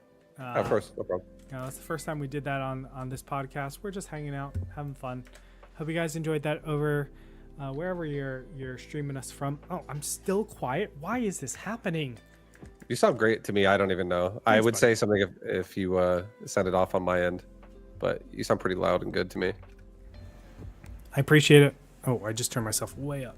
Yeah. Appreciate it. Sound fucking good. All right, Vibu. Another crazy week, 2 weeks of Mechabellum. Hopefully, I don't know what I'm hoping for. I love the game. I'm not gonna lie. I would still recommend. Would I recommend this game? Probably not right now.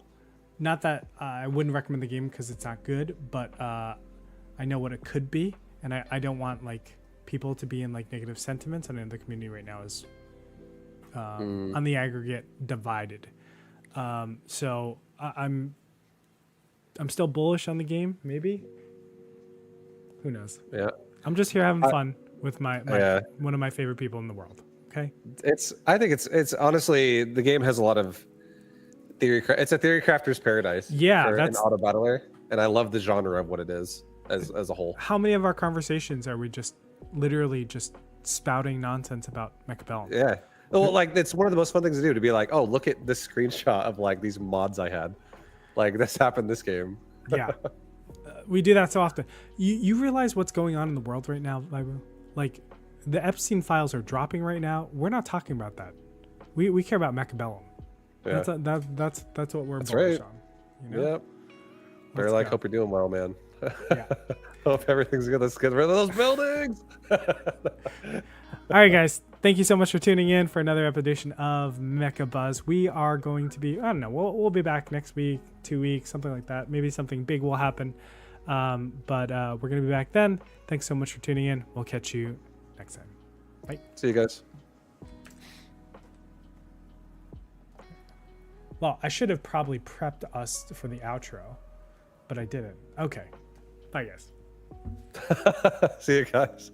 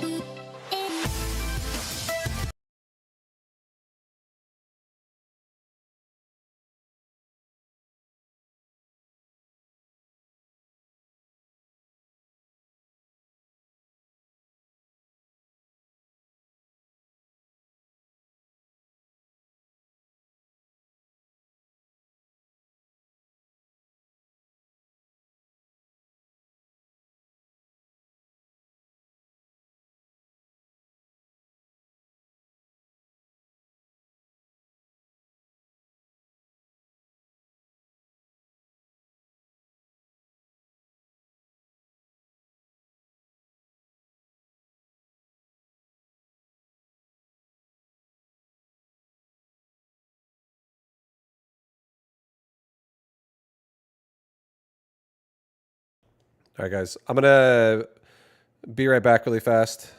Myself, I'm not leaving the stream. I am. I'm gonna, be streaming for a few more hours, but I need to go to the bathroom really fast. So I'll be back in like 2 minutes. So I guess you guys can watch Gojo. Oh, I gotta activate my camera. One sec. No camera active right now. All right, you guys can get some epic Gojo. But thank you for watching the podcast. I hope you enjoyed it. I'll be back in, like probably 2 minutes. Thanks for watching, guys.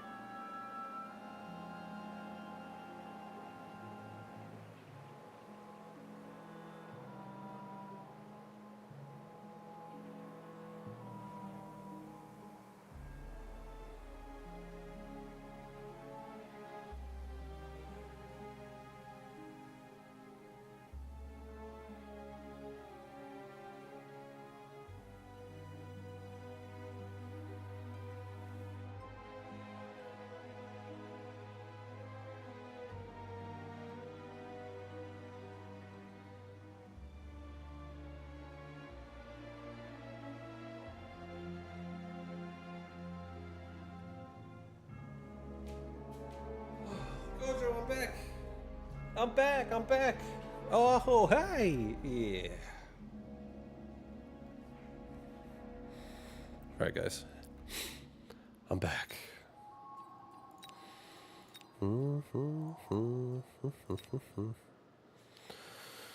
What does Gojo think? Gojo thinks a lot, but he's shy. He's not ready to share right now. So he's looking the other way. Hear that? He's frustrated because you've been asked.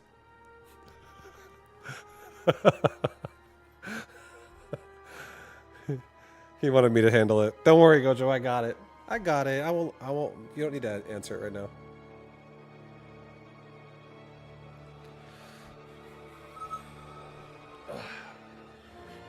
Wait until we get a fire turret vibe. Oh, hell yeah. I can't wait.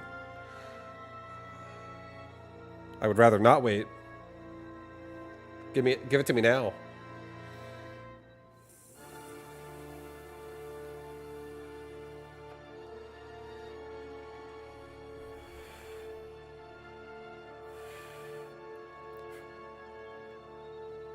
Are you guys ready for a game?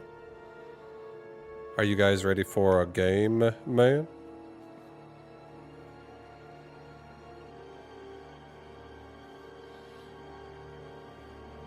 Mm-hmm.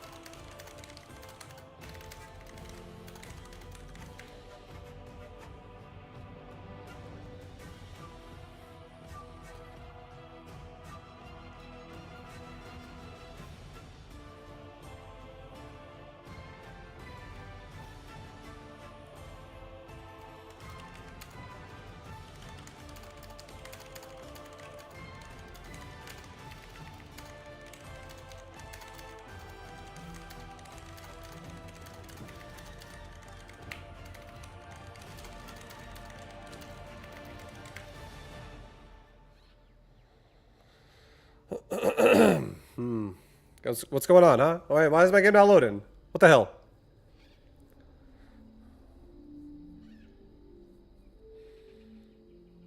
There's a lot of fangs on the screen right now.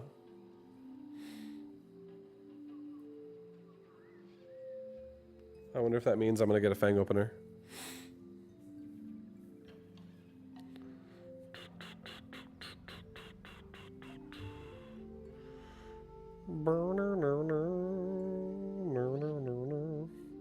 But yeah, I don't know.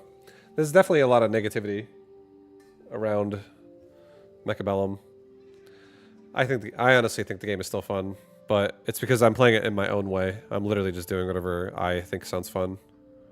And it's really fun at doing that. But I understand for people from more of like a competitive standpoint of like playing tournaments and hating things about the game. Like, it can definitely be frustrating if the developer does not want to hear your ideas. Or basically gets offended if you even bring them up.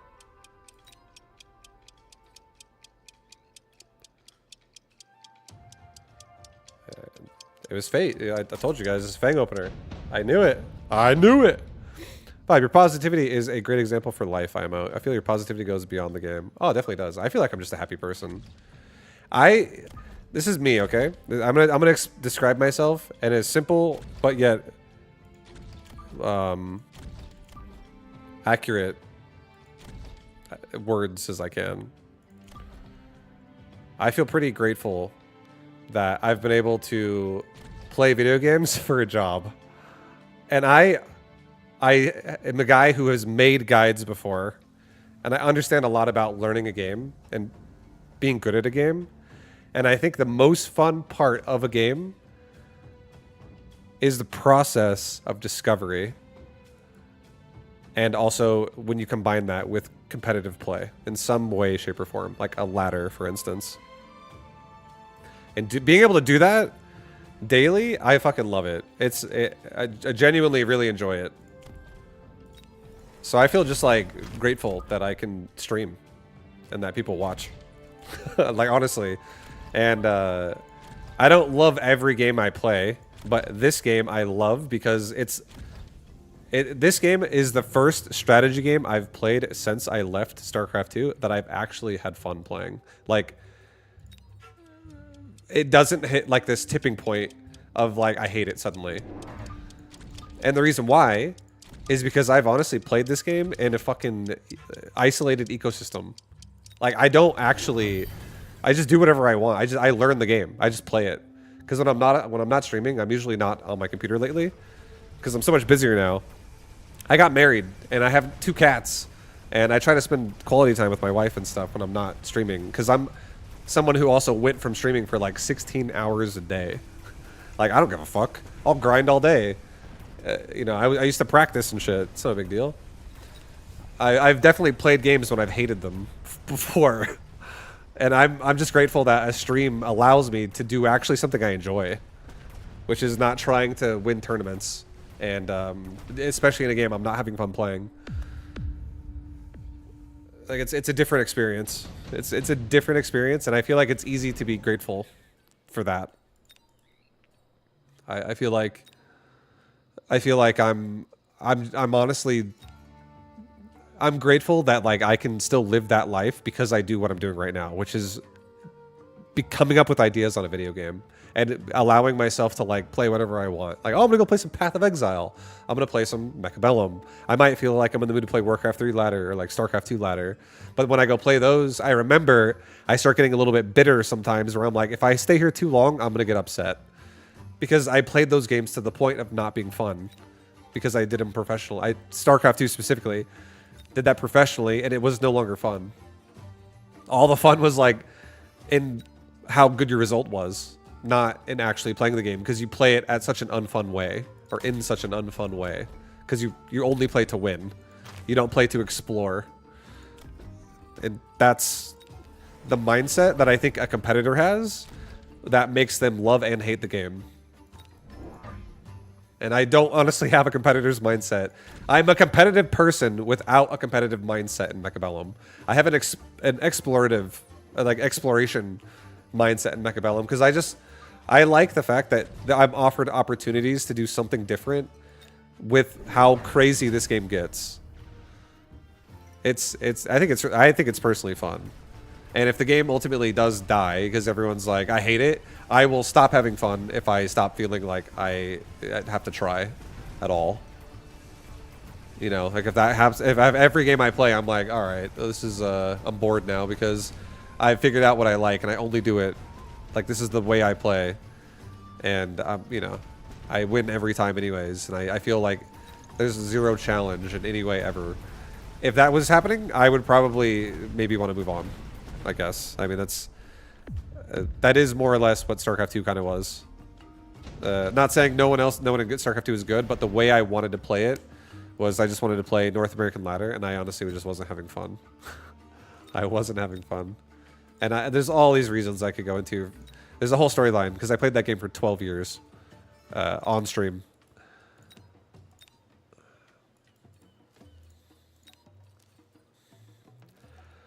So I have like my own personal stuff that exists in that world that not everyone's gonna resonate with.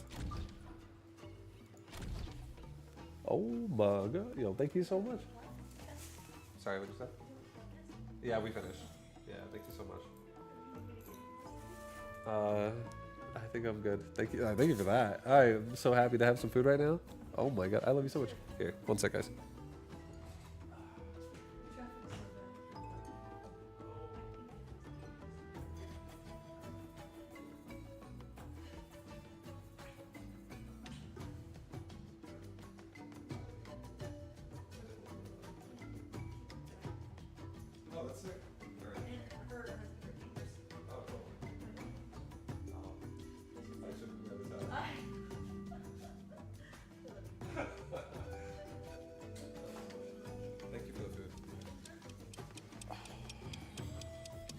Love you, baby.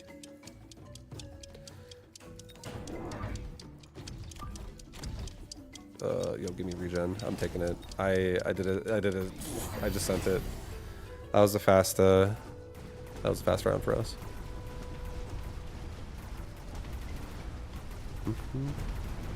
That's vibe. It's because you had no life. I know. I mean, my life was gaming for a long time. I had zero problem spending like 10 hours a day getting on a Ventrilo server with my friends. And we just played like Dota in-house all day. Back on Warcraft 3. So fun, honestly. There was so many fun times. I've been a gamer forever. I've been a gamer since my dad was a gamer, my older brother was a gamer. I became a gamer before. I was like playing video games before I could read. So I've definitely like, I was born at like the start of digital gaming too, because I was born in the 80s, so the late 80s. So I appreciate whenever a game has a good idea. I'm like, oh, this is pretty fucking sick. This is fun. This is good. And honestly, I like Mechabellum for what it is as a concept. Like, it's like a strategical auto battler. At the end of the day, there's so many different ways you can play it, and just with like placement alone.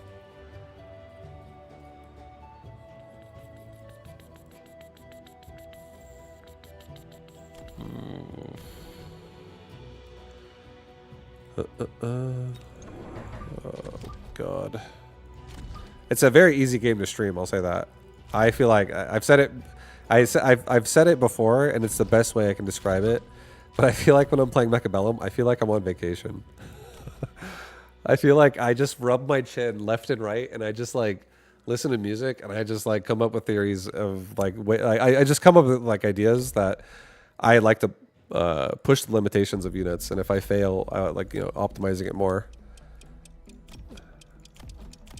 It's just fun. God. I'm gonna get more DPS here with my sabers. I'm gonna get secondary. Okay, we got some EMP. Alright, we just gotta get another Farseer turn on photon emission. We're fine.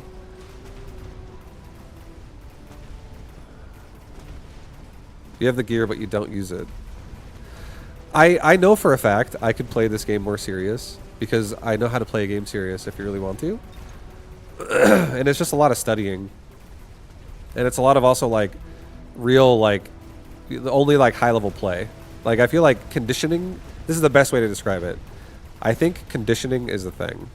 And conditioning is as simple as saying, whatever you're doing for like an hour, if it's good, genuine practice, or if it's not the greatest practice, it's conditioning you to be at the level of what that game is like.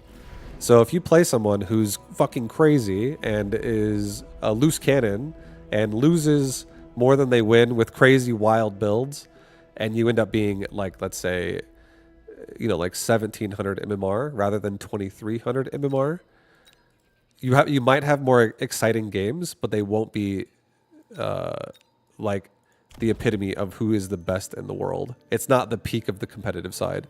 And the games usually are mathematical, so they get figured out, and there tends to be certain things that develop that are like proper ways to play.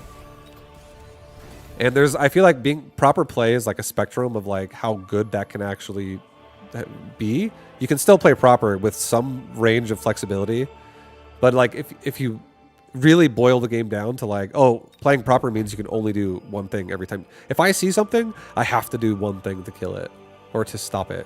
If that's how you believe the game is, I think you'll be very uninspired and bored. I think you'll probably start feeling resentful towards the game because you'll be like, I put in so many hours and this game fucking sucks. Like, you'll start hating the game. You'll start like wanting the game to be something that you think is a fun process to be good results competitively. And like that's the only thing that matters. And like if you lose, it's annoying. And if people talk shit, it triggers you. And you're like, oh, this guy fucking, I hate this guy. I had a guy like, it almost was like a guy was shit talking me this morning. And I honestly don't even care. I was like, this is making this game interesting a little bit. Because now it's like, and he wasn't even really shit talking. It was very mild. Super mild. It was just playful banter. But like when I was a StarCraft 2 pro gamer, I would be like, this guy's talking shit. And I'd be like, time to go try hard. Because you're like, you know, you have an ego. You get a big ego. But having fun. This game is honestly a really fun game to have fun on. Because it is competitively enjoyable for just... I don't know. I feel like it's... like I said, I like the range and the flexibility of RNG in this game. And how much like it can alter your games.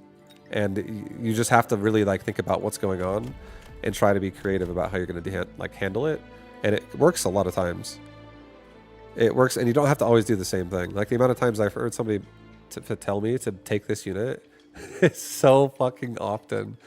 You have to make that unit. You have no choice. And I'm like, bro, I'm taking a fucking marksman, and we're getting 2 level 9s. And I'd love it every time. Taking the Wraith. Does he have anti-air? He does not. Alright, we're getting emission. That's like pretty important. Let's get crawlers. And let's just get mech rage. Just this is pretty simple here. Pretty good. Pretty simple. Nothing's too crazy in the front. Like there's a saber right there. Maybe I do a crawler pack like that. Okay, go with that. Do I have HP? I do. Good attack. Go. Alright, so now we won't get EMP'd. And my fangs will kill his fangs faster. He has so much chaff. So getting a like range and 8-shot on Wraith would be really nice too. I could Wraith flank and kill all of his chaff in the corner as well. And it doesn't even need to like kill the whole line of everything. It just needs to kill the chaff. And it would be worth it. Did I miss Malfurion? I don't think Malfurion got on the tower at all. I don't think he did. I think it's been Gojo the whole time. And there he is. Gojo. Licking his back. Yeah, good, Gojo. Good job, Gojo. Good job. Absorb mod. See, like this kind of shit. I'm like, I already have some really tanky sabers, and now I can get another really tanky saber. And I have photon emission already, so there's no way ignite or anything like that can prevent me from healing. For at least the rush. And we're forward as hell, so the rush is very real. I think we should get like another crawler pack right here. Just because I don't want to get missiled. I feel like a missile maybe there even. Yeah, I just don't want a missile hitting like this dude and killing my fangs. I could also be missiled like here. So I'll get one more here as well. Okay. Level the fangs. Let's get range on Wraith. Let's start preparing this thing to be an annoying answer. Let's get a crawler pack that goes in the back. Nice. Very nice. I don't think we need the balls that much at this point. Let's sell the balls. Let's get HP. So my sabers are just tankier. With their regen.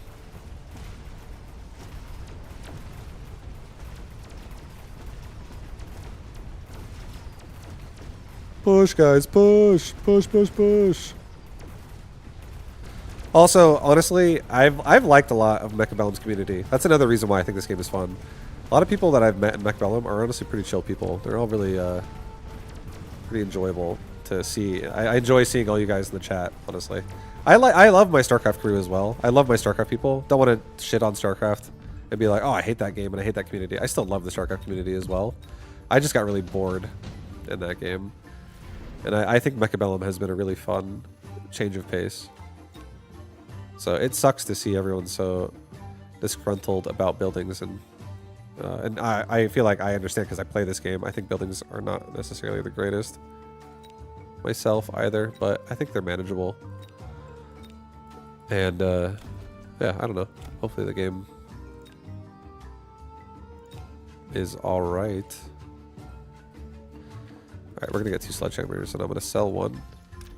And I'm gonna put one there. I'm gonna get a Wraith. 2 Wraith. We'll put a Wraith right there. Put a Wraith right there. Let's just get a crawler pack. Let's just rush him down. Let's get range 8-shot. This is killing blow right now. Killing blow levels of damage here. Get range, get speed, get level 3, or get our max upgrade on damage, get a tower fort on the outside tower because it's pretty open too. Okay, and let's go. So our Wraith will really punish the fangs. I'm gonna open up my curry, guys.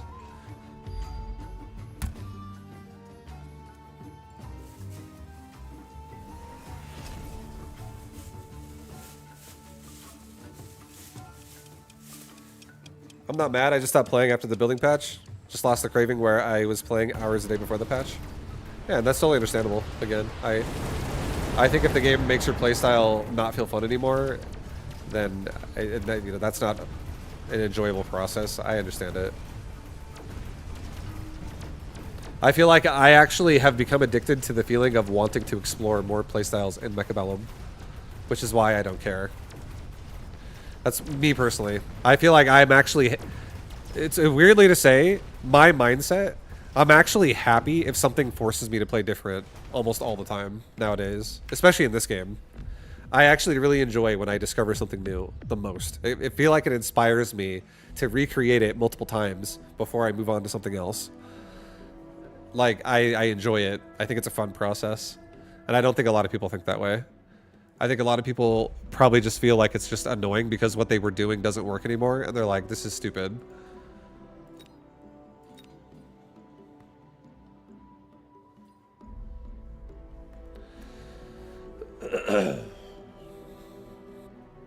Because, again, I think a lot of the mindset comes from not intelligence. I think it comes from knowing how to work the system as a pro gamer. So, like, you're someone who plays it to min-max it and to optimize everything. And everything has to be, like, as optimal as you possibly can do. And then when a system doesn't allow you to do that, it makes you...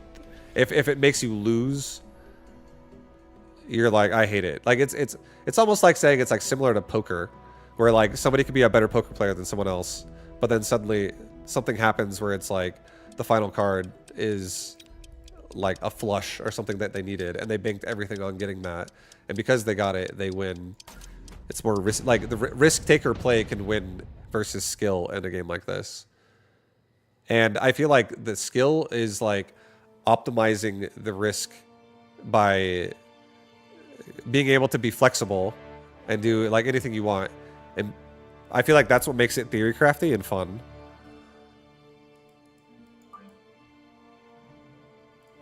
That's how I've felt. That's how I mean, I've really been enjoying the game. But yeah, I don't know. I'm curious to see how this game develops. That's all I can say. I'm curious. Okay, this is easy hound. I want to get a strike hound game anyways. I want to get... I haven't like literally not even played one strike hound game that I like. It's just... That's dead tech to me. I don't even know why it exists right now.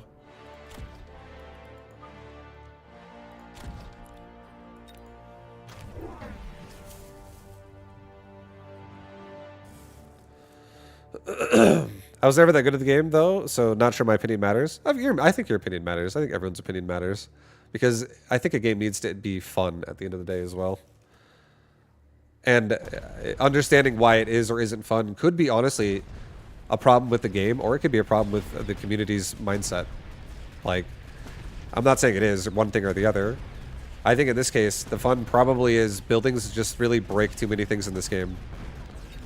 In a way that just makes you feel like you get backed into a corner in a weird way, because it like lessens the amount of choices you can make, unless you don't care about being optimal. And I think it's hard for people to be competitive and also throw being optimal to the wind and be like, I don't need to be optimal. Who cares? I'm gonna just do this instead. I think a lot of people that are competitive will think that's just an awful idea, because why throw the game? Question mark. Like, it's stupid to throw the game. Doesn't make any sense to throw the game, because it's how they would view it, is you're just throwing the game if you do anything else, because I already know what's good here. Exploration is fun. I think that's, and this game does a lot of it, so I think it's partially, it's some mindset, and it's also, again, I'm not even speaking from the competitive player standpoint, because I'm not the guy playing in 2300 rating games 24/7 and doing whatever I see everyone doing there. I'm just doing whatever I want to do, and I'm just seeing how far I can go with that. And I'm also constantly trying to do something new or different, except for a melting point. I hate this fucking unit.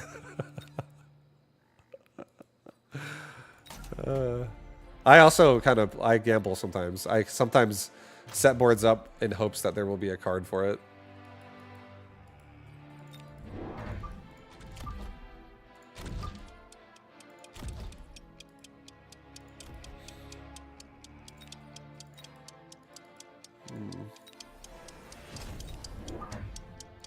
Alright, dude. I'm gonna get strike hounds, guys. See? I was like, I can make a DPS here, but you know what? Why not get another hound? These hounds will kill all these badgers before my crawlers drive. He has Scorching Charge, so our board honestly sucks.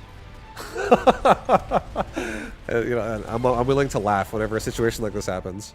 I'm just looking at this board and I'm just watching myself get my ass handed to me. But I think it's hilarious. I don't even care. Scorpions saves the day. And this is what I needed. I needed some damage.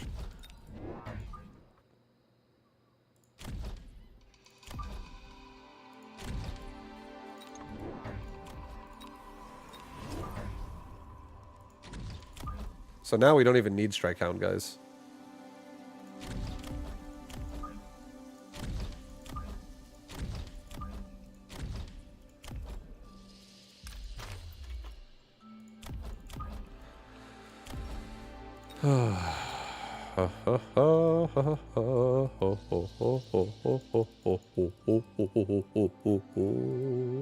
Let it go. I feel like they should make buildings an optional choice on round 1.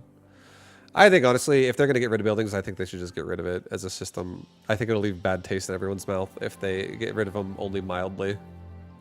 But if they keep them... fucking, I don't know. We'll see where it goes. I don't know what they should... at this point, I don't know how keeping them is going to make everyone happy. But if they figure something out, then hell yeah. It's today my share day less than 3. Kalia Kit, thank you for the 43. Thank you, dude. I appreciate the love. Thank you for supporting the stream.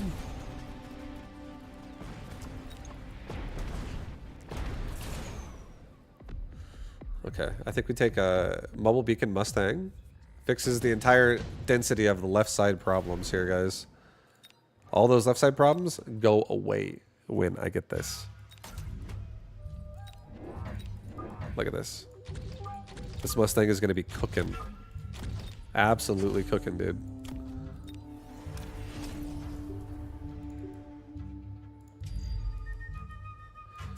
All right.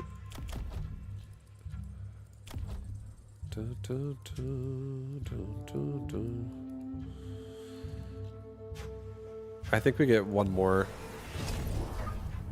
just on this side. And if he adds anything here, I can add like a scorpion or something. I really need to protect these guys. These poor hounds, dude. I'm so sorry, hounds. Until I get strike hound, you're just fucking... I'm just abandoning you. Just gonna get abandoned. But don't worry, all these upgrades will turn on. Everyone's gonna get their part. Something good. Just need some time. Just need some time.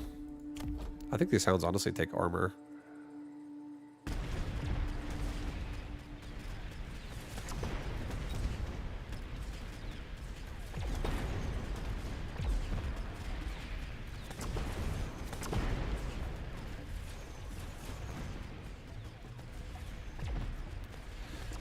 We need to go a little bit more aggressive on the front of the board. But that mobile beacon was... Don't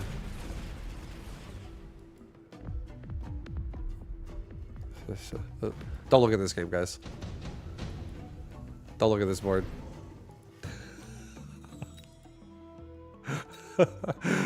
Oh, shit, dude, don't look at this board at all.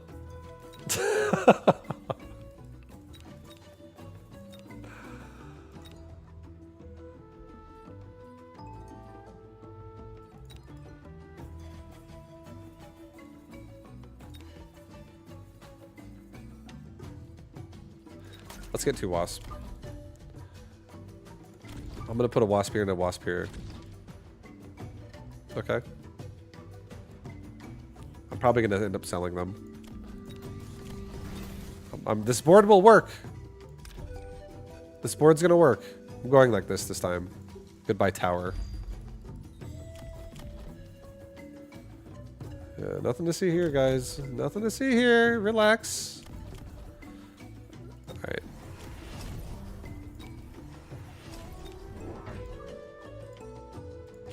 I think it is important to make sure that this does not get missiled. I know that there are fire badgers there, but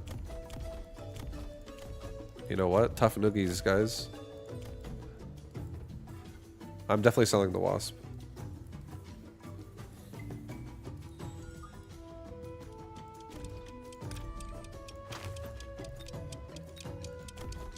Go with that. Okay, go like that, yeah. Oh god, not that way! Turn around, Mustangs! Well, now we know, right? He also took the Wraith.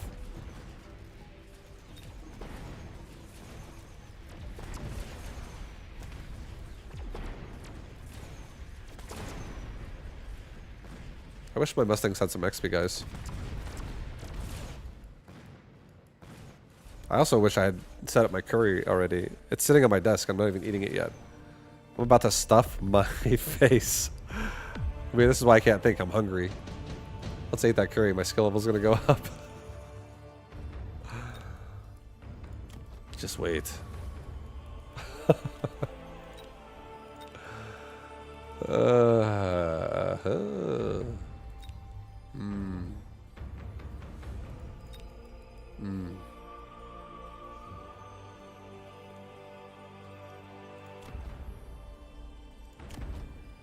Alright. This is our last chance. I'm gonna get aerial specialist on Mustang. These guys are gonna cruise down here. We're evacuating now, quickly. Let's level this tower 2 times. Hounds have just acquired armor. They got suits of armor. And you think that this Wraith is a problem. But I don't think it is. You want to know why? I'm willing to gamble. I still haven't even used my photon coating yet. The unit to come probably is like a sandworm or something with this. But we haven't even made the unit yet. I want a giant or something with it. Nothing yet. But anyways, we're going to level up. I believe that these units are going to level. All 4 of these Mustangs are going to start leveling, and so is this one. Just believe. Believe. He can't even keep up with the speed of these Mustangs on the left side.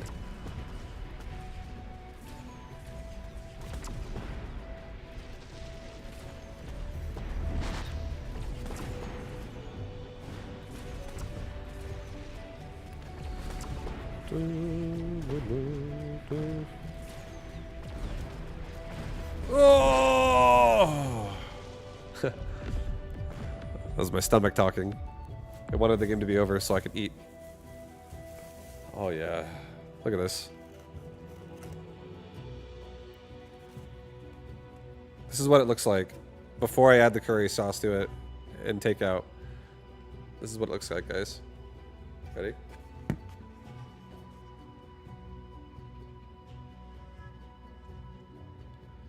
You got some, oh, you got some water dripping, but you got some meat on some rice. Oh. He's gonna eat Gojo? No, Gojo's okay. Gojo's safe. Gojo's safe. He's not gonna eat, I will never eat that little cat. What is it? It's Japanese meatloaf curry. It's fucking delicious. It's actually insanely good. All right, give me 1 second. I'm gonna set it up. I gotta set this meal up for myself.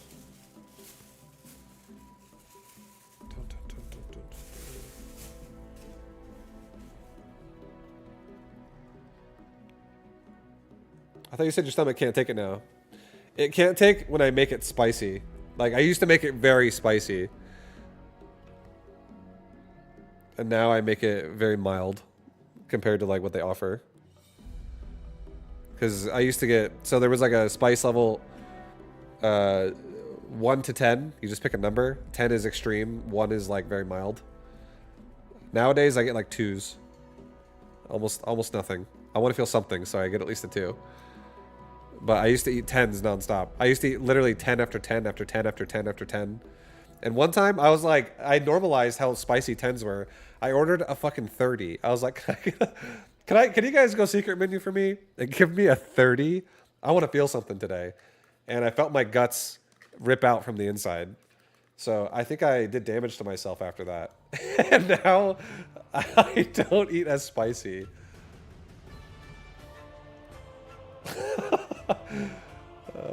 That's what happened. That's what happens, guys, when you eat a lot of spicy food. Sometimes. I thought I had an iron gut, and apparently I don't.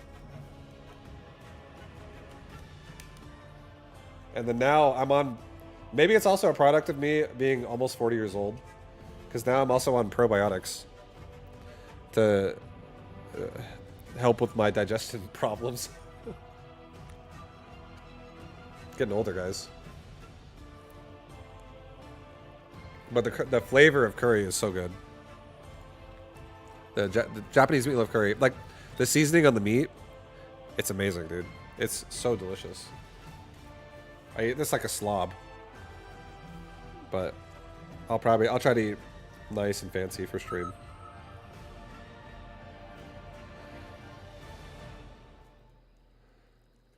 Oh yeah. Oh yeah.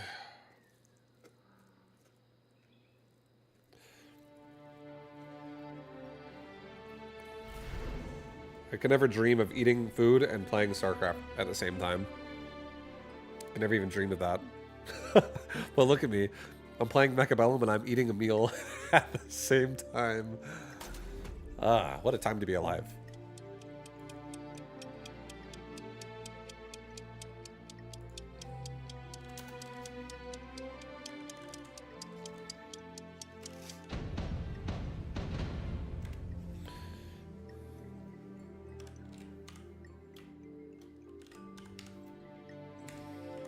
I can't type. I'm trying to talk to Andre right now with one hand while I'm holding the fucking food in my other hand.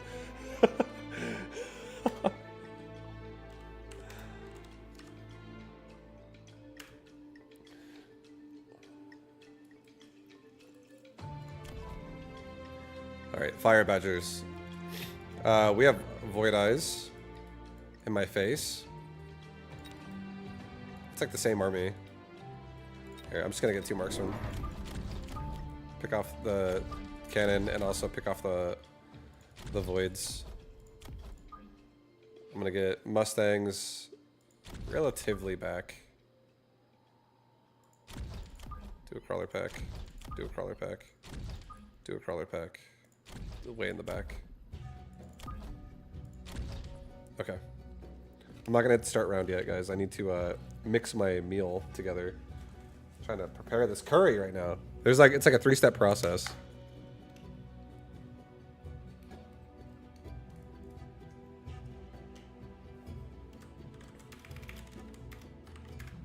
Hello, what did he say?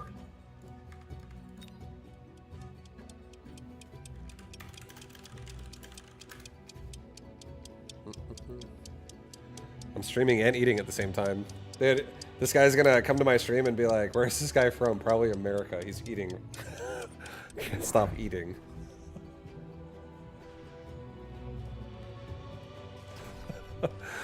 Oh shit. It's holidays, bro.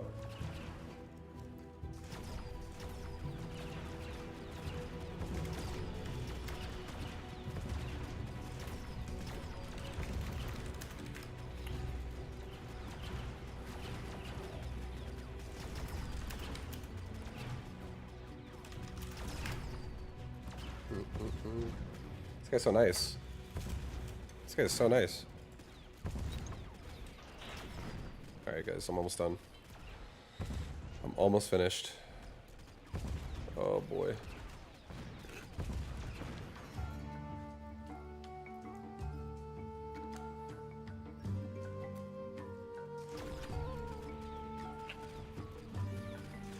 But yeah, thank you again, everybody, for hanging out, watching the stream. I appreciate you. I hope that I entertain you guys.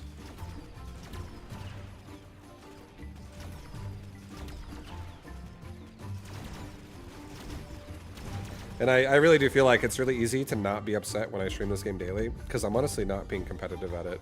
As much as I am a competitive person, like, I'm actually rediscovering how to just have fun playing games on my stream at the same time, without having to make it to take it so seriously and get, you know, upset about shit that, like legit. I just to throw it in perspective of what I mean when I say that.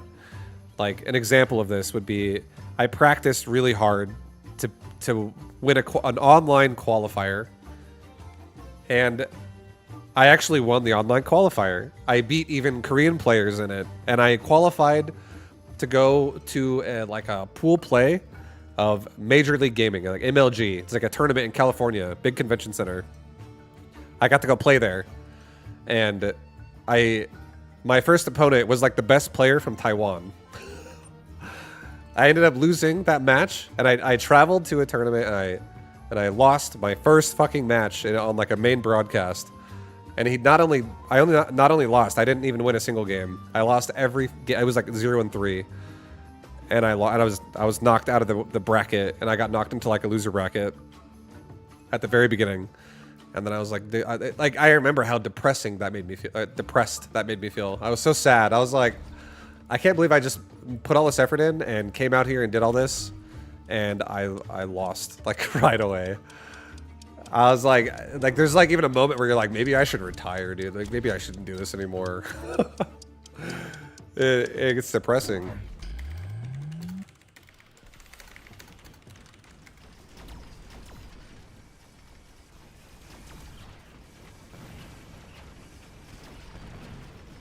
This guy wants to ask me. This guy's fucking interviewing me. I just want to eat curry. Ugh. Sometimes it'd be like that. No, exactly. It's part of like what happens when you're competitive. Sometimes you get screwed. I also got to experience winning a tournament at MLG. It was fucking sick. There was like in 2012, there was a combination tournament.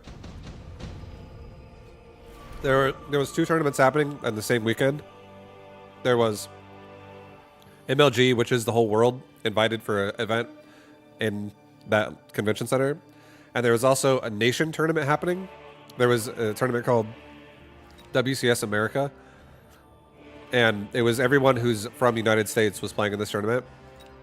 And I ended up winning WCS America at MLG. And it was so fucking sick. So I got to do it in front of like 10,000 people.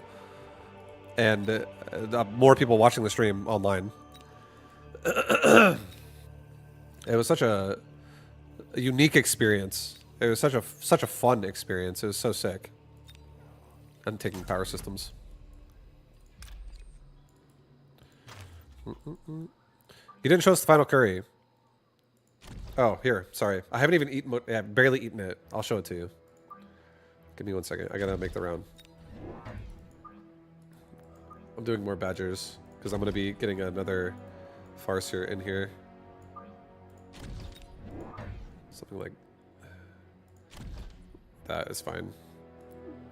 I love stacked badgers, dude. They're so insane. Okay. Go like this. Here's the final curry. I took a bite out of it already, so...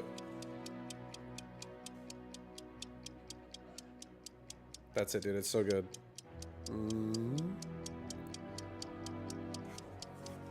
What if it just all poured onto my keyboard and I was like, oh no! I tilted the box too much.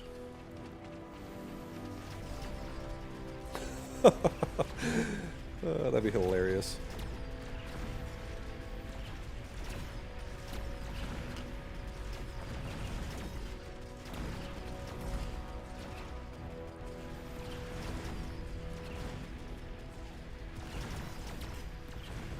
And you get matched up with Hero or Beyond.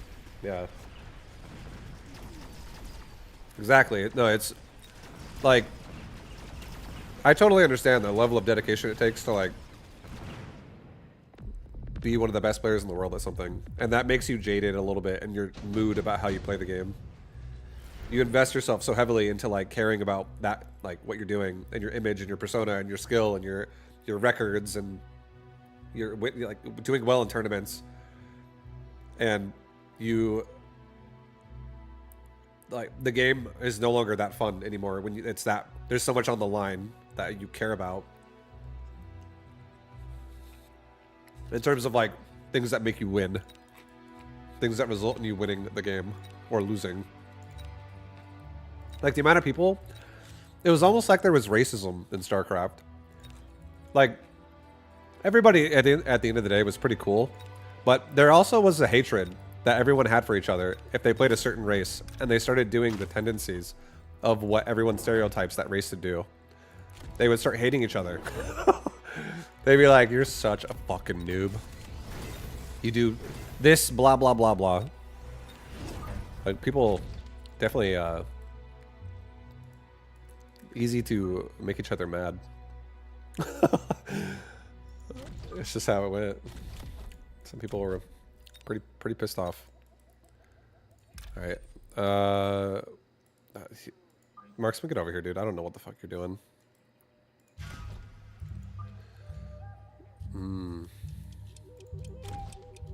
Level 2 tower. We don't like what's happening right now very much. I'm gonna eat this curry. Okay, he's got Vulcans.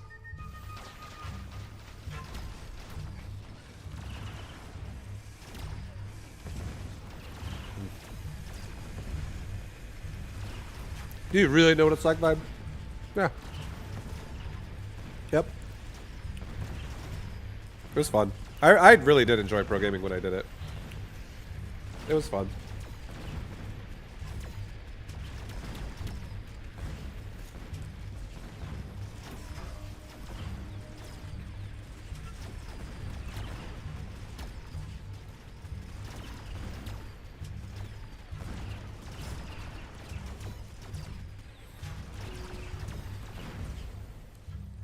Baiting early pushes from Zerg by sending 2 Marines into their natural at like 4 minutes to make them think it's proxy racks.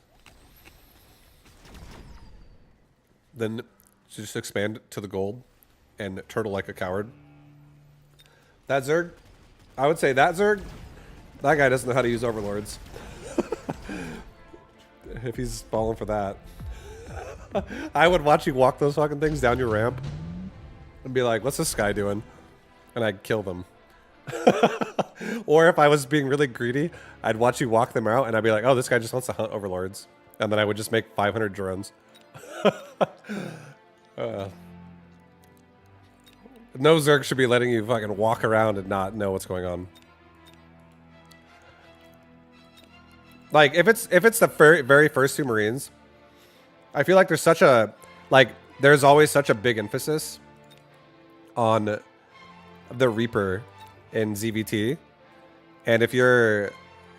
The Zerg has to be very inactive with Overlords and a lot of darkness to be, like, fooled by 2 Marines. If you maybe you really sell it and you start building a bunker. You bring an SCV, you start building a bunker. But there's no barracks nearby. You get them to make all those larvae into eggs of Zerglings, and you fucking cancel it when it's 99%. Or you finish it and load in, and then salvage it before it dies. Maybe that would sell it more. I'm taking 2 rhinos. 2 rhinos, guys. 2 rhinos. And they're going together. They're going to hold hands. I think we're going to get counter fire and range. I actually think I'm getting 2 more marksmen. So I can really kill big boys. I'm ready for a Farseer. I feel like our push is so big right now. I'm so ready for a Farseer.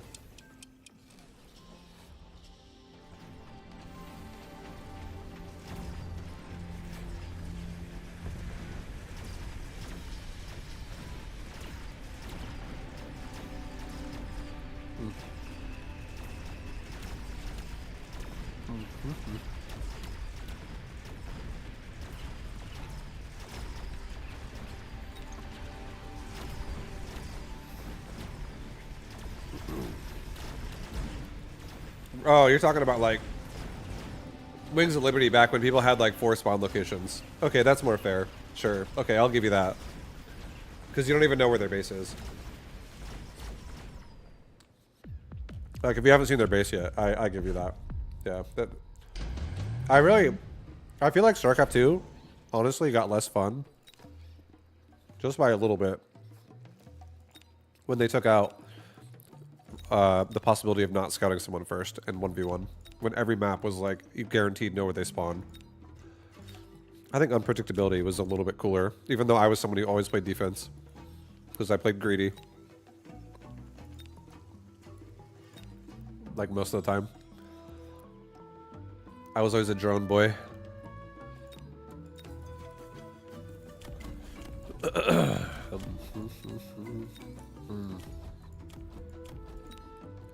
Alright.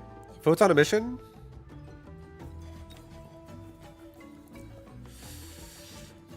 I could put it into a flank the next time it's up. And I could get Farseers after this. I like super heavy armor though. I kind of like that too. This Fire Badger would be so tanky. Give it to him. And we get Photon emission anyways, the Farseer.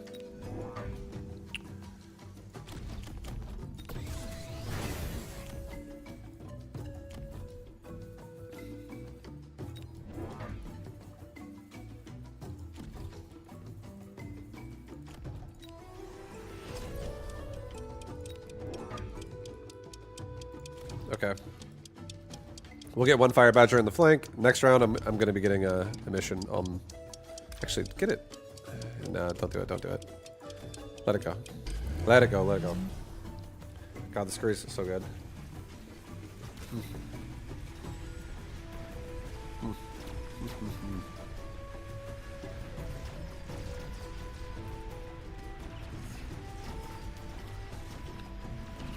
We can get something to deal with bottom left. It's no big deal.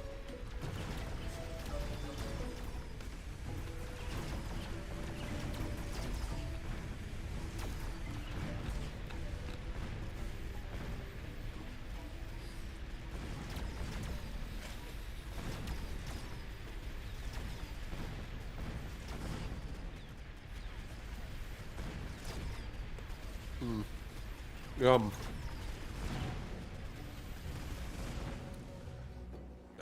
Hey, if you ever watched the VOD, the guy I'm playing right now, you should try curry. This Japanese curry, dude. It's so good. If you ever find yourself near a nice Zen Japanese curry, that's what I'm enjoying right now. Yum.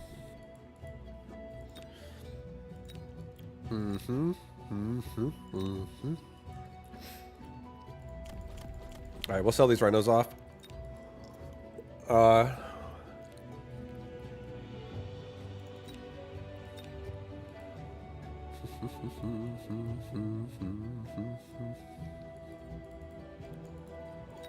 Okay, we're just gonna do this. I'm skipping this.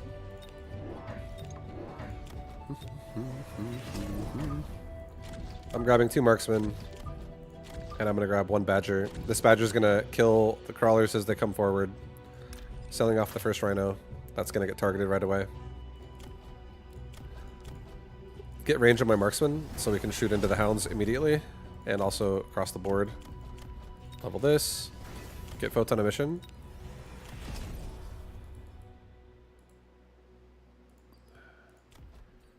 Do speed and regen for everybody too. So now my board pushes up a little quicker to help the flank. And this flank has regen right now. So hopefully it lasts for a while.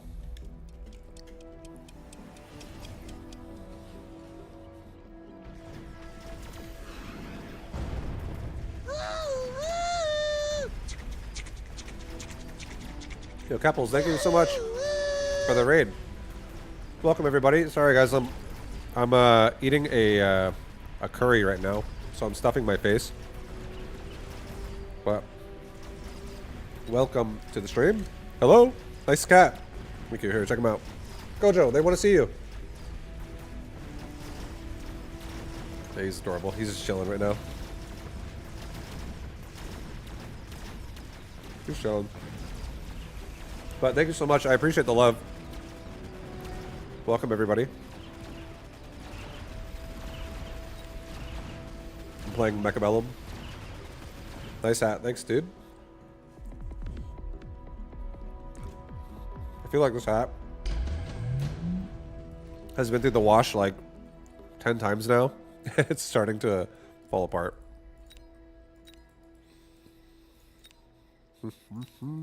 But I really liked it. I feel like it's a really cool looking hat. It's I bought it at BlizzCon 2018 when I was there. It was I really like the color scheme of it. Vibe, could you give advice to Keppels? He seems to be struggling playing spiders into badgers lately. Advice for how to kill fire badgers with tarantula? 1 second. Oh boy. I'm also looking at what I'm doing here for 1 sec.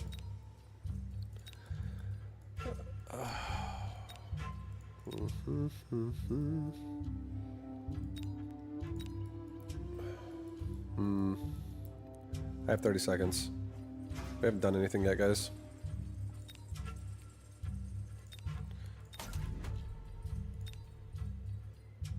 Hold on. Hold up. Hold up. Nope, not that. Hold up. Hold up.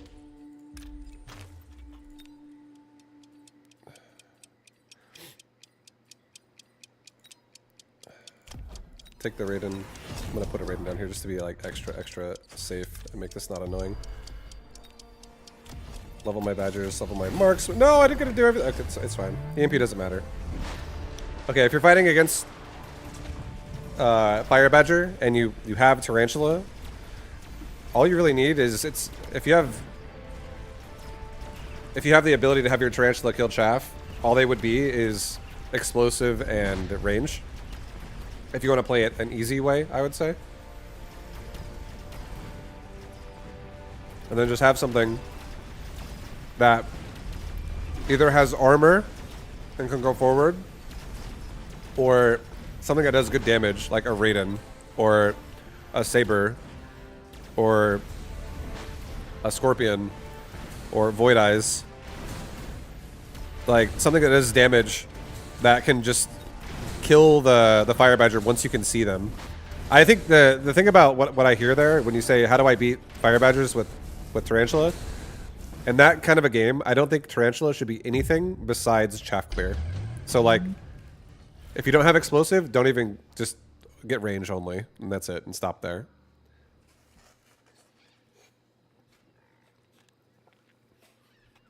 And it's really hard. It's really hard to fight fire badgers when you're close to the line, because crawlers and fangs get killed so fast. But if you have something with armor in the front, it really makes a huge difference. Like, armor in the front could be the difference of like, oh, well now the fire badgers physically can't do the damage that they need to, or that they want to do, because they don't have like good values of damage. It requires more investment. Like if they have Ignite, they could get through it that way, and if they have Scorching Fire, they might be able to overpower it that way too. But if you have fast, like leveling units with armor, you could deal with it with that. Air units are a great way to deal with it as well. Like lots of different kinds of air, just period. Anything with good range can deal with it. Like that's also good DPS. Like a Fortress with range could deal with it. Just one-shot them basically. All right, what am I doing? I don't even know what I'm doing. I'm gonna take an Ion Blast. I'm trying to eat my food too. We almost finished the plate. It's almost there. Almost done, dude. Let's get two marksmen, or two fangs to walk behind my marksman. Just late in the back that come out, ideally after the fire is mostly dead. What kills the boats behind them? What's an anti-air unit you have? What in your mind would be like an anti-air unit? You could either force buy it, and buying something is really not hard if it's a free unit, but force buying something, the only time it's like not that bad would be if you force buy something that's like 50 cost. So what I mean is like you research the unit. How much money are we spending there to get the unit, to get access to it? If you have like a marksman, you can easily kill the Raiden in the back. If you can kill his chaff, you could kill it with a marksman, especially if you run anti-air. A wasp is a really good anti-air unit. A wasp can totally beat many different kinds of air unit, especially if it has range and elite marksman along with aerial spec. He had one bird and Raiden that he sold later. Marksman, again, is probably the cheapest option. If you have Void Eyes, you can make Void Eyes go aerial spec. Raidens are really good versus Void Eyes, but if you have chaff advantage, if you're somehow killing his badgers or something like that, or keeping them busy on armor units, and the Raidens are now suddenly shooting at like crawlers, that could work. All you gotta, one way you can think about it is think about it like this. Look at where his Raiden and his Fire Badger are located. Okay, let's say he has Raidens and he has Fire Badgers.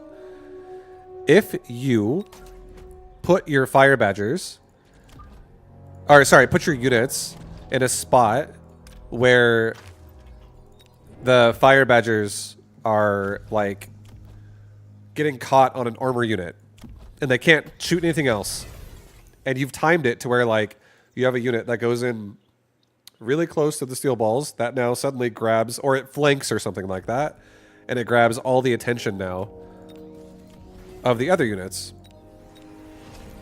It grabs all the attention of I'm doing this right here. I'm actually doing this. I'm gonna cover the middle of the board more with this and give these all elite marksmen. But you get a board again, and you get the attention of like his Fire Badgers with armor units, which they get stuck on for a long time, and then crawlers run right behind that or something like that, and then they get on the Raiden, or Wasp going right behind that and get the attention of the Raiden. You get Mustangs stuck on your armor unit and Wasp go in, and it doesn't have to be the whole round. It just could be a critical moment that only needs to exist for like 5 seconds or something, so that you can actually kill whatever you're trying to kill. What, like, again, like the Fire Badger, and now all your chaff is running everywhere and never dying. You can break boards down like that all the time. So it's not about just one unit. It's also about kind of like what is even the job of like, why are you using Tarantula, in my opinion? Like what are they just supposed to be doing there? Are you trying to like level them up so much that they're gonna also kill everything? Not just Fire Badger? Like you even get like anti-air on them and they're like your carry. It's a little bit more difficult to do that because Tarantulas don't have good burst damage, which is already difficult to get through Fire Badger regen because of that.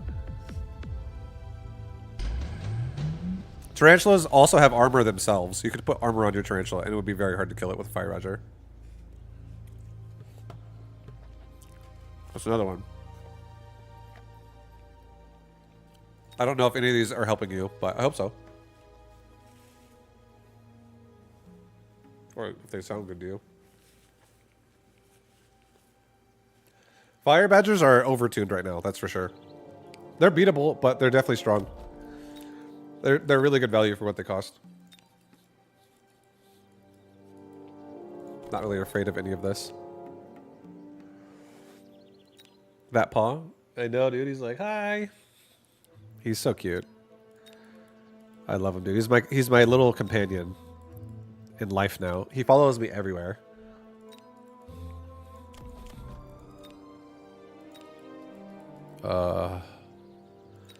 But he also specifically loves sleeping in that tower.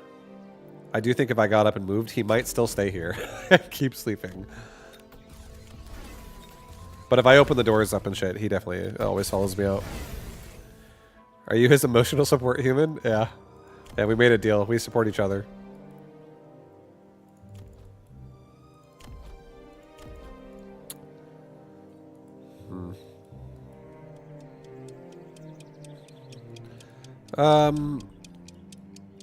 Yeah, we haven't really done much here. Guys, doing this. This is what's happening. Are you ready? I was looking at this board and I was like, I honestly... There's a lot of things we could have done there, but I'm just gonna... We have a lot of high-level marksmen. Assault mode marksman is definitely something I can turn on. I don't know if it's gonna be able to get through this... Abyss! Oh, wait, no, okay, good. Thank God. Maybe we sabotage ourselves a little bit right there. But it gets through everything else pretty hard.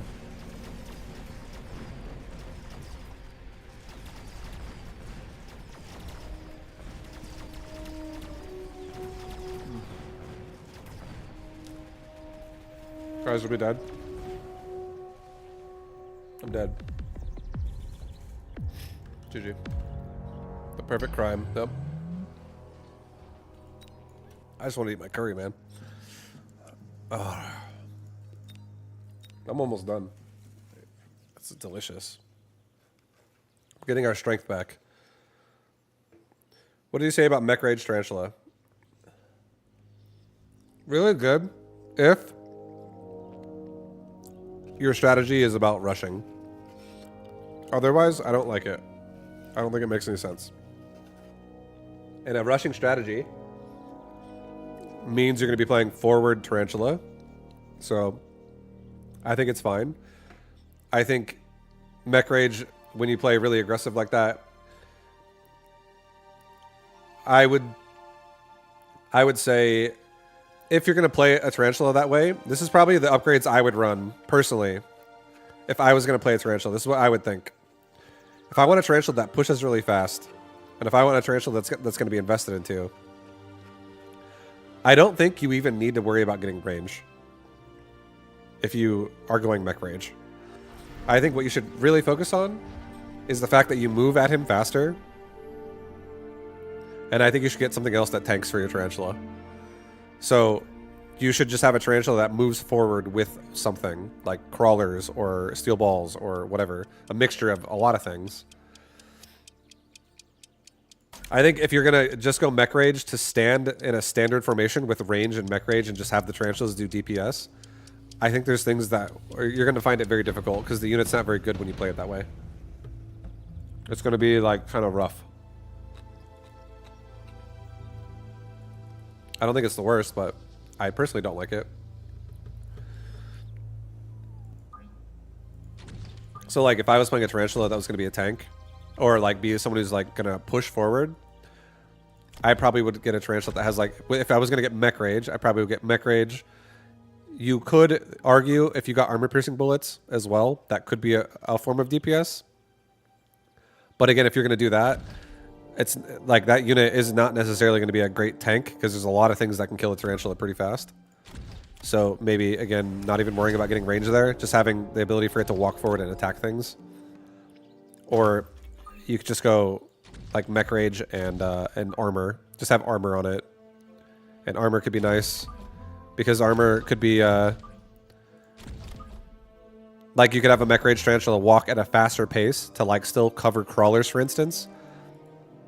And crawlers could be going in and not getting killed by something that could kill crawlers quickly. Like explosive Mustangs or something. Shit, I gotta undo this. I just don't want to sell the wall. Oops. I'm like half paying attention to anything I'm doing right now. Alright.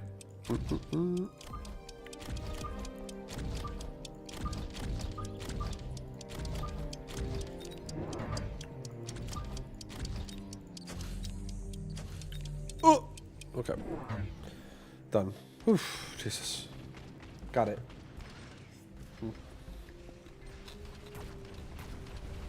What do you say about Mech Rage AP Tarantulas killing entire ground boards with forts? I say sure, yeah, I believe it can happen. I don't think it can't happen. I just think that, like, if you're going to spend the same amount of money as each other, the forts are gonna if the fort attacks the Tarantula, when a Tarantula attacks a fort, the fort's going to win.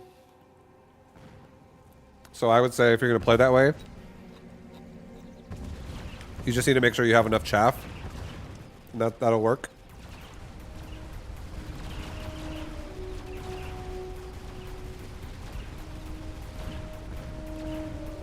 And if you're going to play that way, it wouldn't be the worst idea as well to have something that distracts his flank. His like if you have like a Tarantula in the back, for instance, and his flank starts walking the other way, it could be nice. Because a lot of times all you need is like a target Like if you get a lock on something early, you can keep denying it repeatedly, so that it gets, you know, eliminate it early in the fight. And that's totally fine. I think I'll take a shield airdrop, I guess. Put it right there. I'm gonna get another sledgy.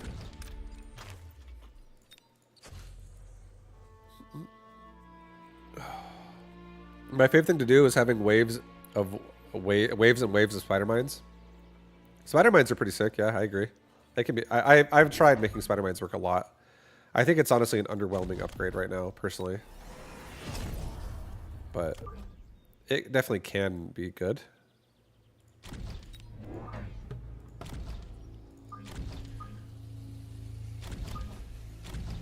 Okay. This is gonna be the brick. This is the brick. Spider mines make hackers stronger against them. Spider mines are definitely like very niche. There's not a lot of situations where spider mines are good. And a lot of times if you get spider mines and it sucks, it makes everything else on a tarantula more expensive.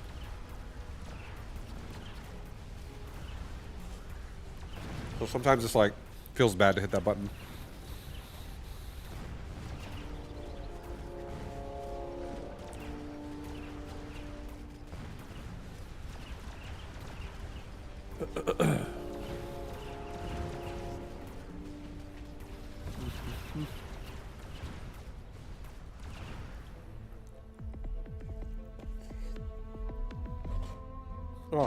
Oh my god. Oh baby. What? So I'm stuffing my face. But yeah, no, I'm 100% a believer, and you can literally make anything in this game work. I think any unit in this game could carry a board. Even a crawler. As like your main form of damage. You just have to like be making sure you're like supporting your units and making sure they're lining up in good ways. You're watching the fight.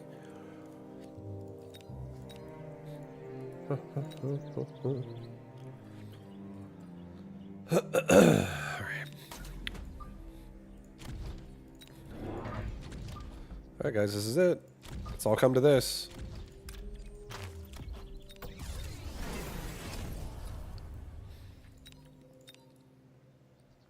He may missile me on the left side. I'm curious if he does. Here, let's do this. He might missile me. That's pretty greedy doing what I just did a second ago. Okay, go like that. Range.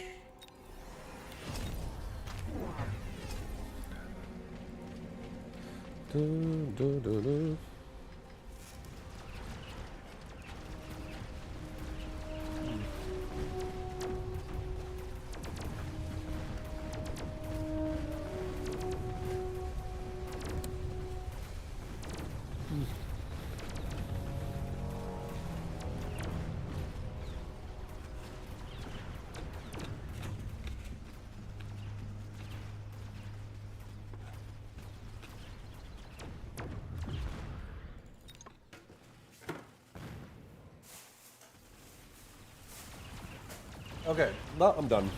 That was delicious, dude. That was so delicious. Oh my god, I gotta wipe my face. I feel like I have curry over my lips. Ugh.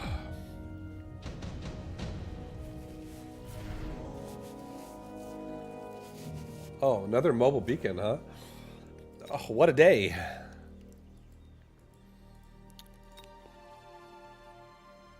I bet it was delicious. It was so good. Oh, it was so good. I loved it, man. Oh my god. Man, if you have any other questions, I don't mind. Feel free to ask what I think about things. But I think tarantulas are really fun. I think tarantulas are mainly really fun because they have anti-air specialist as well.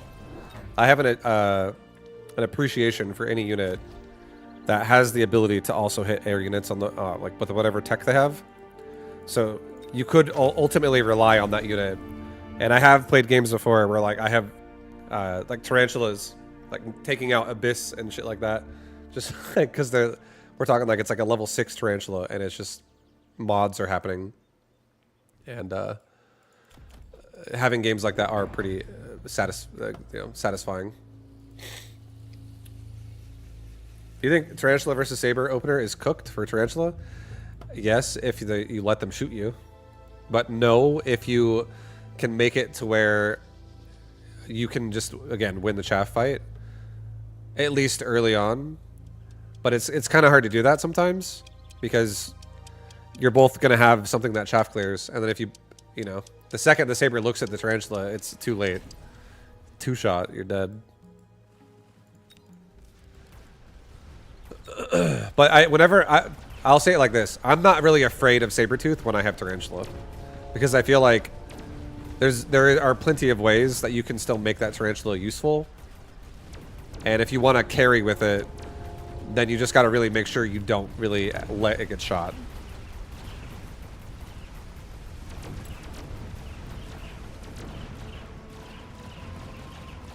What's the worst 4-tech unit you can think of? The worst 4-tech? Probably a hacker. I think I would hate a hacker sometimes if I put fucking 4-techs on it. I feel like hacker is a unit that has some situational shit. Like for instance, if I run multi, I don't ever want to fucking run that. Really, unless it's like specifically something I want. I don't know. Hacker is kind of a cop-out as well at the same time. Because I don't think it's really, like, as important of a unit. Possible? Not viable. Probably I don't know.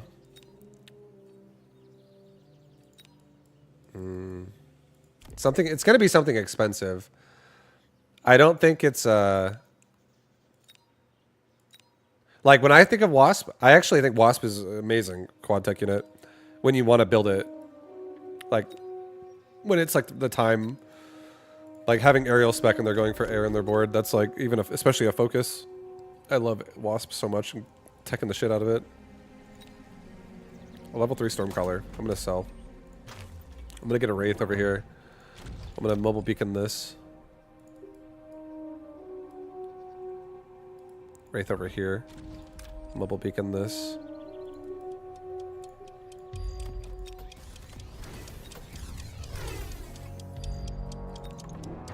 Get 2 fangs. Get suppression shots. Oh, nope, I didn't get it. Cool. Cool. I feel like it's Assaultman with whatever, you just get hacked. I love Assault Marksman. I think Assault Marksman is one of the best 4-tech units. I actually feel like I don't really... I'm not as afraid of a hacker as I was before with Marksman. There's some builds, not all builds, but there are some builds that you can make it very difficult for your Marksman to ever actually be hit.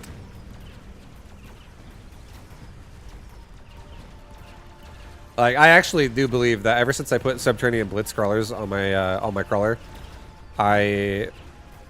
it's one of the best changes I made to my crawler in a long time. Like, to my roster. There's so many more builds I feel like I can be more explosive with because crawlers can be so fast. Because crawler is such a universal unit. All it really is like annoyance and time wasting. At the end of the day.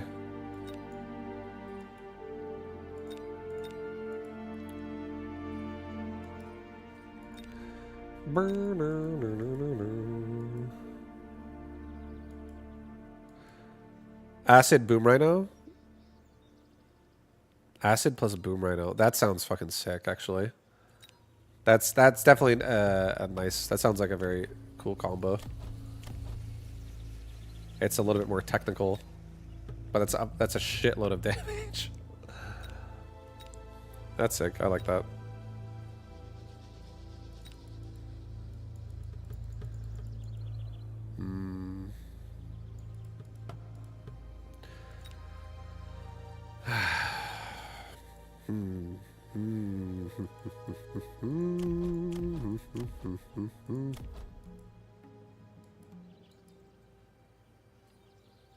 Okay, easy peasy. Let's do this. Underground threat. Don't let him do it here. Don't you dare. Go this way. Get regen on sledge. Get suppression shots on void eyes. Oh yeah, guys. Oh, you seeing this, dude? Are you seeing this, dude? Suddenly, rotation into sledgehammer. Could have done anything here. We could have done anything. He EMP'd us. I think he was trying to EMP my Wraith tech, but there is none right now.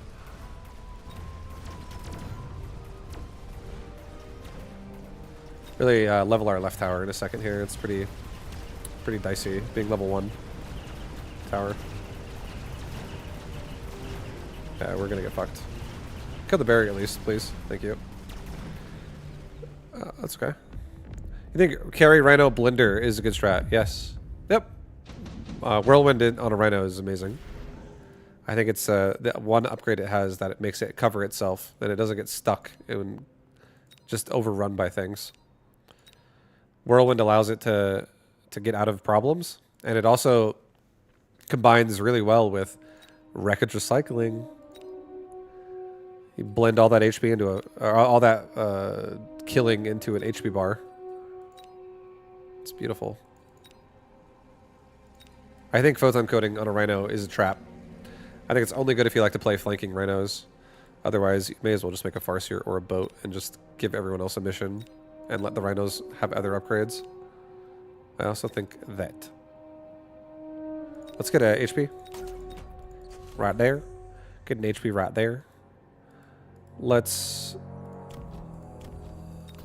Our Void Eyes are very strong.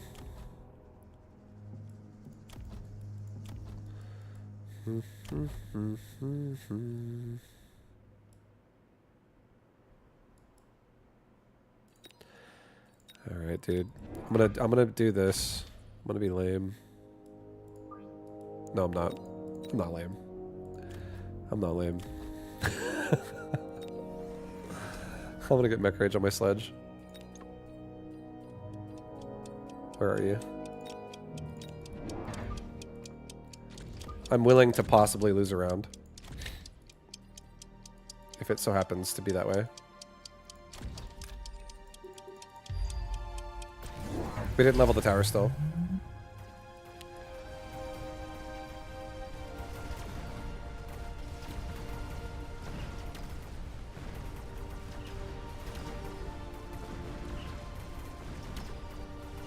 Stay alive! There's no crawler underground threat that just baited it and pulled him back to the tower.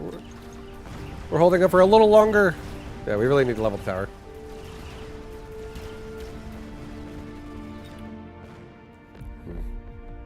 Yo, Vibe, what's good? Yo, what up? What up, dude? I'm dead. Alright. I kind of wanted to do a new game anyways. I think I'm ready. I'm ready to focus. We're focusing, dude. I'm here. I'm in.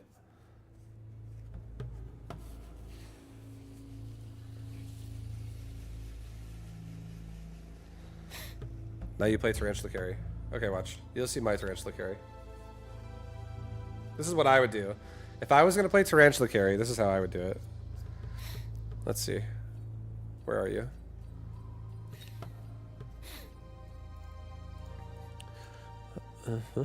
And is Mech Rage required here for you? You want Mech Rage in here?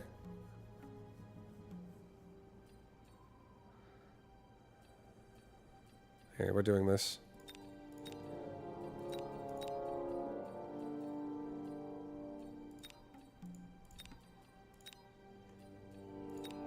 Okay.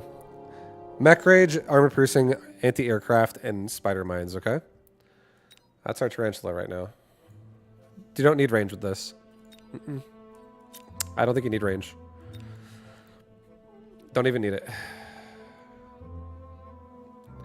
Don't even need it. Tarantula don't work without range.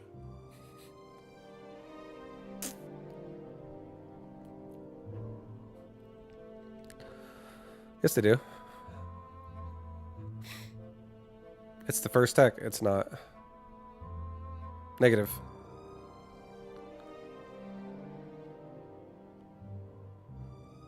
It's 1.5k even more. You could get it done, dude. You get ready to be get ready to see something beautiful.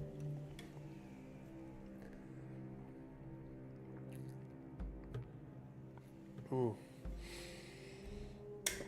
Oh. God, I want more curry now, dude. Oh my God, curry's so good.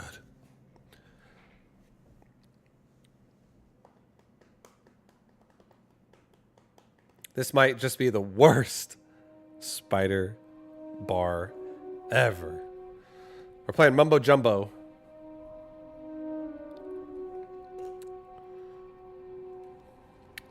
Get ready to see some beautiful tarantulas against Mumbo Jumbo. He's gonna call them spooters.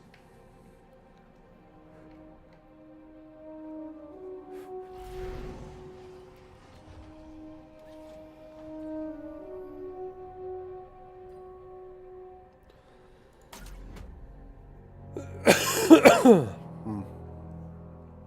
right. Yo.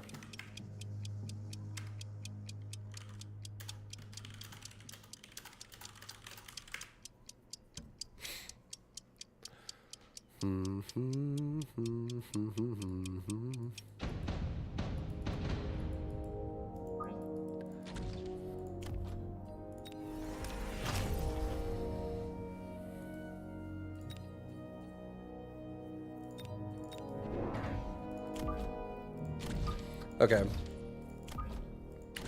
So I am. I'm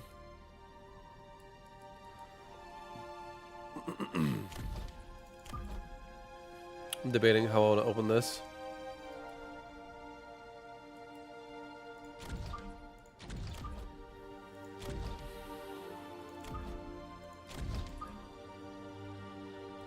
I kind of want to open this, but like, not very aggressive. That's a level 2 cannon. Like for round 1, I mean. I'm not going to buy a tarantula right now. I'm not going to get one deployment. I feel like I want deployments. I'll just level a tarantula next time that cooldown's up and every time after. Alright, so we have Void Eyes.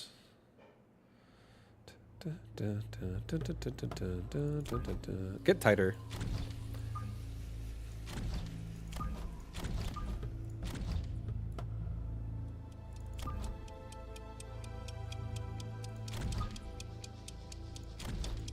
Alright, we're gonna go like that. I'm gonna let my... Go like this. Yeah, do this for this round. I'm going to be taking probably a very early aerial spec, or I'm just going to sell the Void Eyes. One or the other.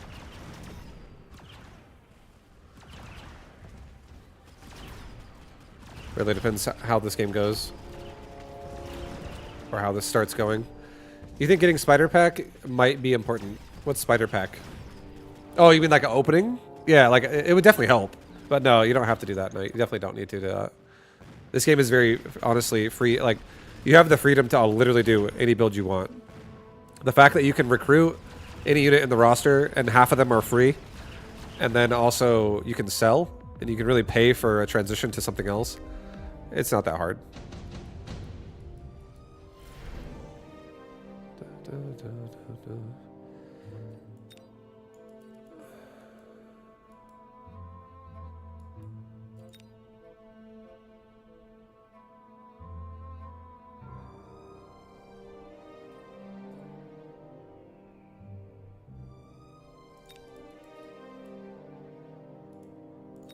Okay, I'm gonna take a Phoenix. I'm gonna put it right here. I'm gonna sell this wall. I'm gonna get 2 Tarantula. And this is gonna be the first round I show him Tarantula, so I'm gonna start getting my Tarantulas pretty aggressive.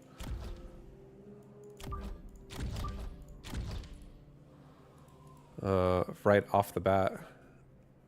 So he doesn't really get to expect it right away.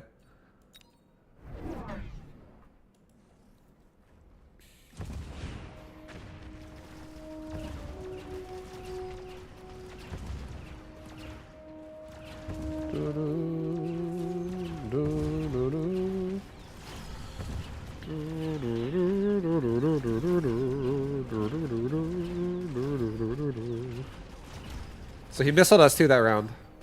This was expensive.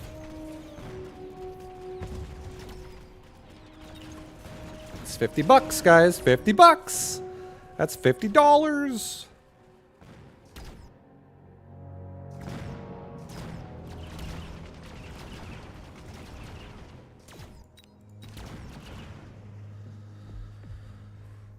Yeah. All right. Nice. Heavy armor. Let's get a cell on this cannon.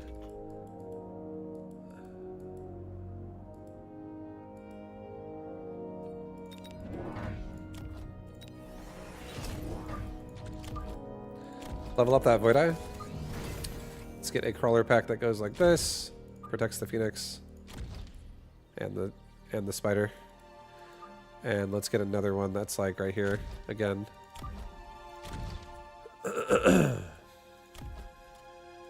This guy is gonna get a device and level 2.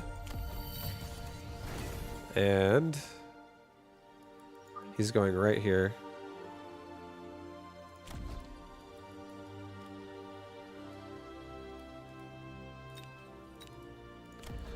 Alright, so now we're going to start trying to paralyze him the other way as well.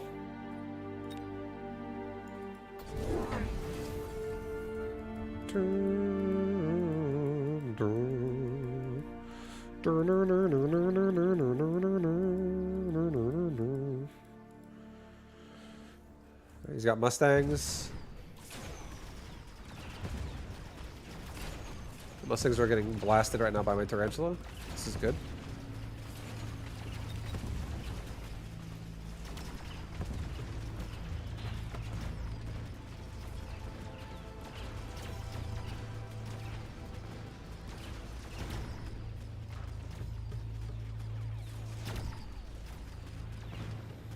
Tarantula gets through, kills the marksman. This is good because we're making him feel uncomfortable. So the tarantula on left could force more deployments over there now too.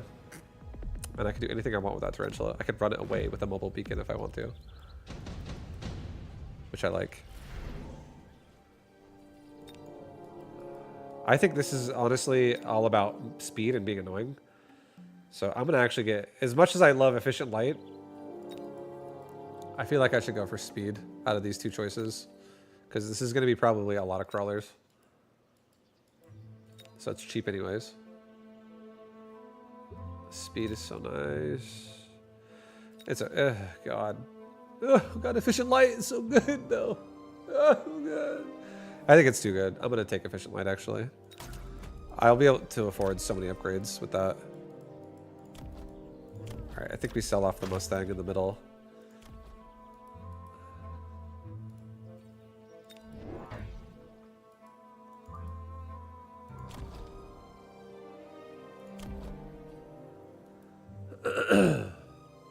Yeah, the way this game's going, I honestly would not mind aerial Void Eyes, just to be annoying to push with us, because I feel like I don't want to be too vulnerable, and these things now are basically immune to a lot of the damage they otherwise would be taking. Like, they can't be missile deviced anymore as easy. We can also save room for anti-missiles in the future. Or like in the front, you know, put some in there.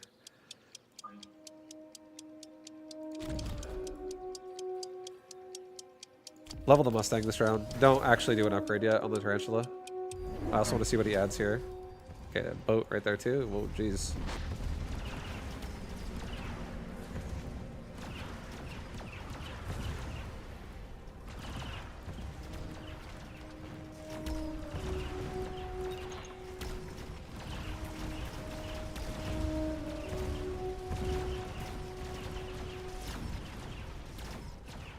The boat was pretty big.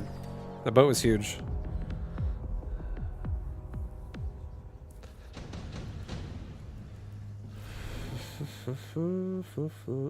Take supply. Let's sell the Mustang now. I don't actually need it. I just wanted to use my money last round on it just for like the damage it would have provided, but we're happy to not reinvest again.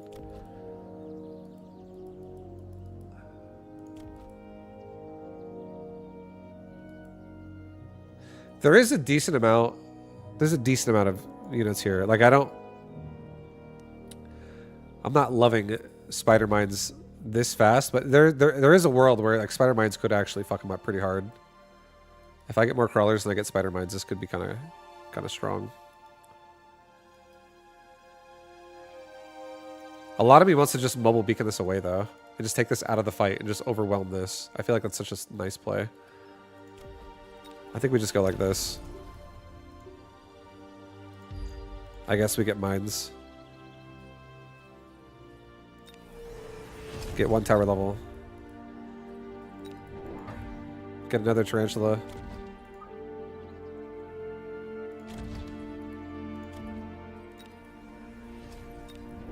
Get another one. Put a crawler pack also right here.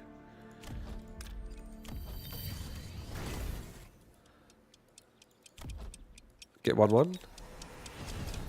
And right now, we have a lot of DPS hitting the right side pretty hard from all different angles, and this entire board is getting dragged down for everything that aggroes my tarantula. So it's just going to run and do nothing. It's like 4 squads out of the fight.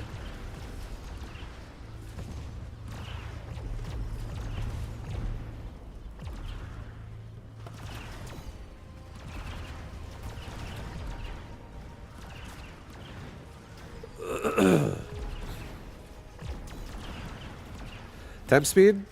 Not yet. I don't want to get it every round. It's just money I don't want to spend, because the more money I have to hit checkpoints and big upgrades, the faster I feel like I'll have control of this game. Temp speed would be nice for like temporary advantages, but like not only... It might even make me honestly spend too much money too fast, because if I'm also buying temp speed and also leveling my units more because of it, because they're like winning more consistently, I might not even be able to afford wanting to level them and also speed them up all the time. I feel like speed and range is like not a big deal to turn on once you're like beyond round like 7 or something. But like especially like first 3, 4, 5 rounds, I feel like it's so painful to really want to turn on the temporary upgrades, just because you really have to like sacrifice for it a little bit, unless it's something specific about your build that needs it. All right, we're gonna get regen on probably the middle dude, because he's closest to the possibility of level 3, and I could get him level 4 with regen if this works. No, actually, give it to this guy. This guy is honestly taking the biggest D up his B. So let's give him some help. Like, give him some preparation H.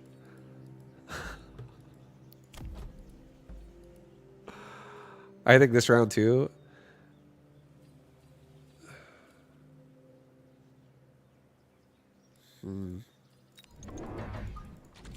I think we get more aggression.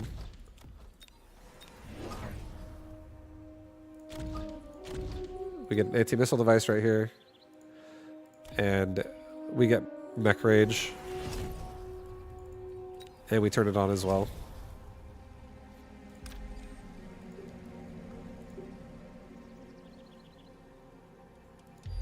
Alright, this tarantula, this time we'll charge up and try to like assassinate the marksman and also like run past the sledge, assassinate the back line, and then kill the tower.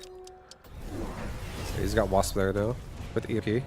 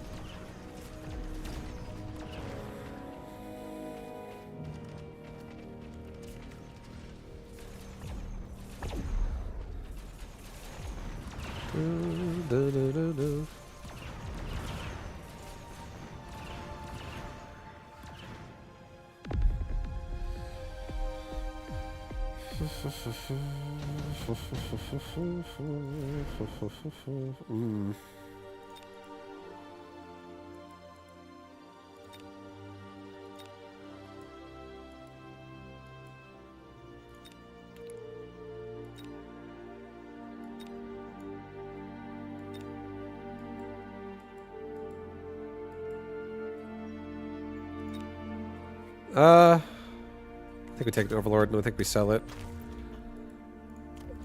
Level the Tarantula, level the Void Eye. I think we get another one over here. Pull this stuff out. Missile device this. Missile mobile beacon like this dude like right here.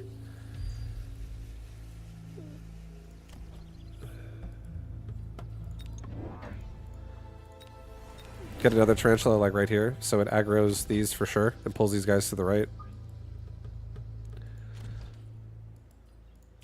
Level this dude. No, cancel.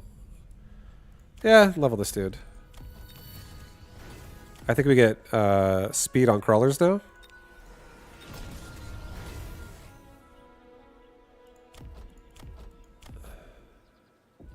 Missile strike this. Missile strike this. This time I am going to get range and speed on everybody.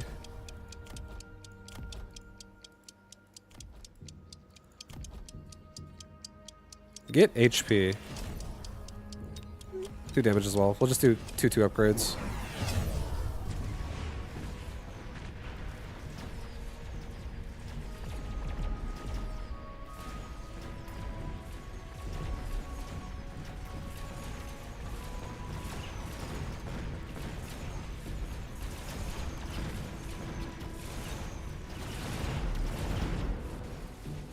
GG!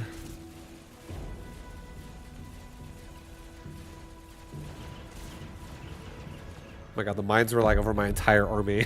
What the fuck? There's so many of them.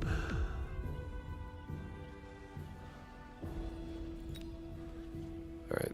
There you go. Tarantula game.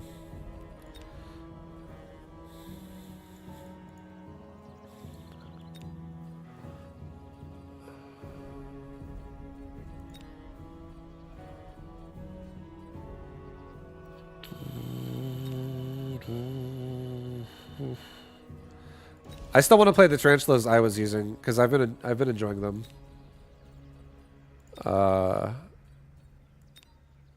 Yeah, I'm trying to do more tanking tarantulas. It's like tanking actually frontline big boys.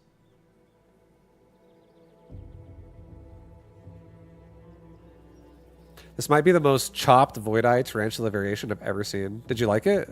What'd you think about it? Give me your thoughts. Did you enjoy that build?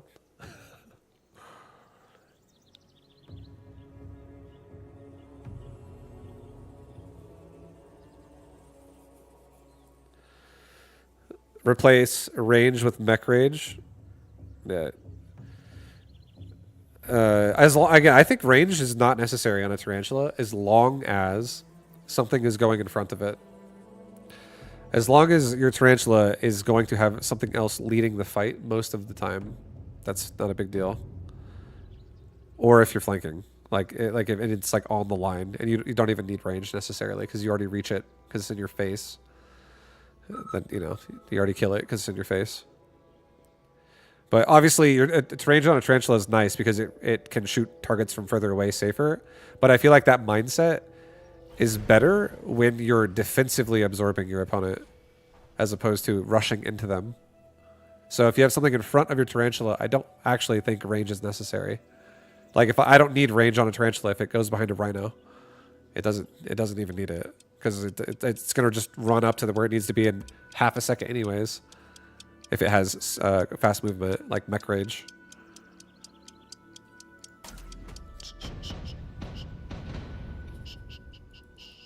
But if it's not if nothing else is tanking for it, then yes, range is like amazing because you stay out of death by staying back. What's the best counter for someone who goes marksman? Chaff. Just make chaff. It could be crawler, fang. It could be wasp. Hello. Hello. Who knows?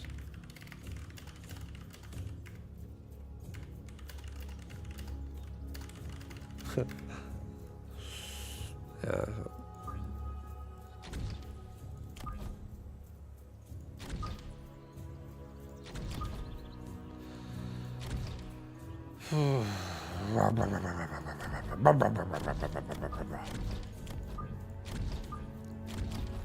Is he gonna fight right on top of this? Is the question. That is the question.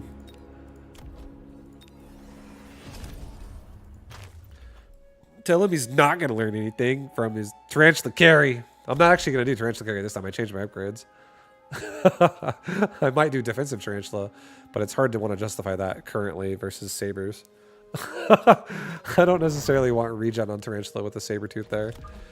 It sucks that I took my upgrades off because this actually would be a decent tarantula carry game because I am a rhino specialist. All right, we got 2 crawlers in the front. Pretty aggressive push.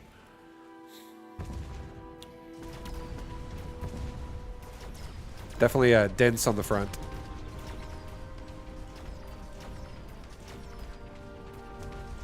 But at least now, hopefully, we can get rid of at least all the crawlers, or not quite.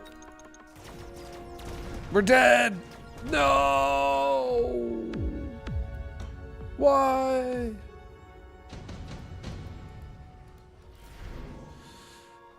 Strike Hound. Fucking... This game, dude. I can't take that. You joking? You joking right now? I can't take this. I can, however, take intensive training.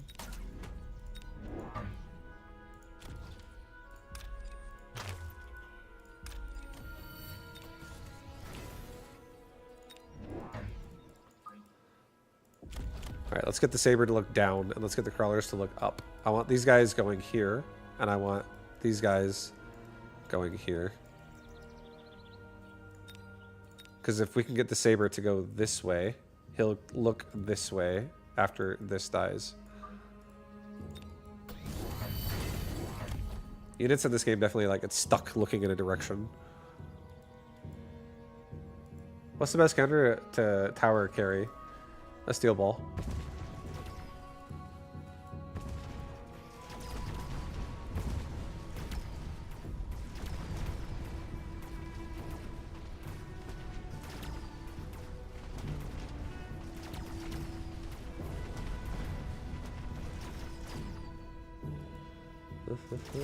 Or melters.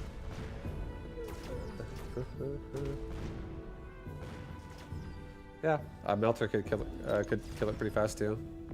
Anything leveled up that has decent damage could kill it too.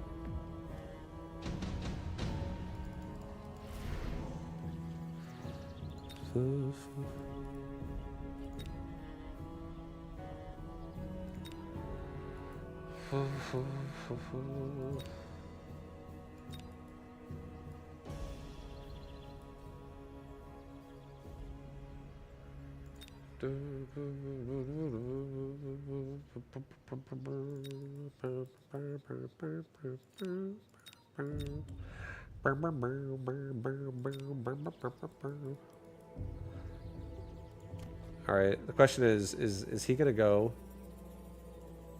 for a saber right there? That's the question, guys. I feel like taking 2 void eyes, not gonna lie. If he puts a saber, I'm doing 2 void eyes and I'm doing a crawler pack like right there. And if he puts a saber right here, I will turn aerial mode on void eyes so they can't be missiled with the crawlers. That's what I'll do. That is what I will do. I'm gonna get 2 more tarantulas because I guess we're in a tarantula mood right now. Why not? Actually, no, I'm not doing this. Just kidding. I am going rhinos this game.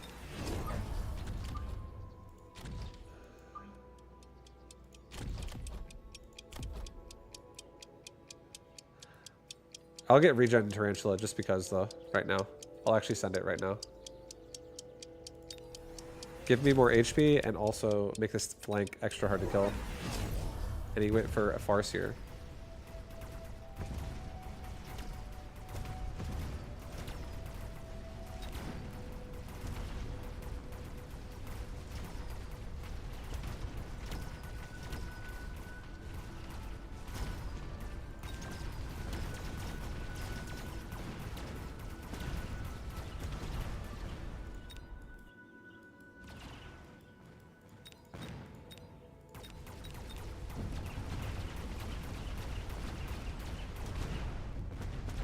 Damn, I just got double paralyzed. Oh my god. Rough. Advanced. Mobile. I take the mobile beacon. Put the rhino right here. Mobile beacon to that tower right now. Get air spec again. So we can at least rotate what's getting hit. Get another tarantula on this side. Pull these fangs to the side. Level this up to level 2. Make both flanks really annoying to kill. Get me 2 marksmen. Put them both on the back of the towers.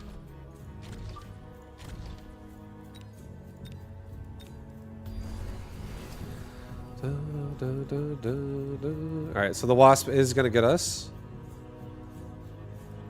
At least the tower paralyze. My marksman will die.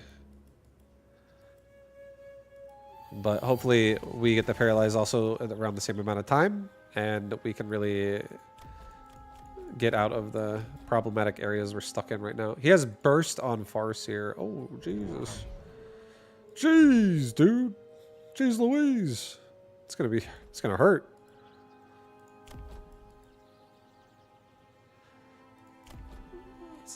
That's pretty big.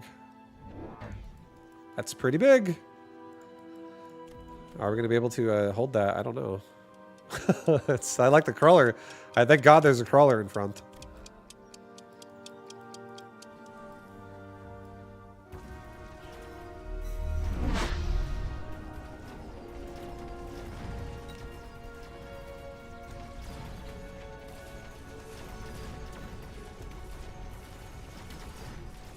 Oh boy.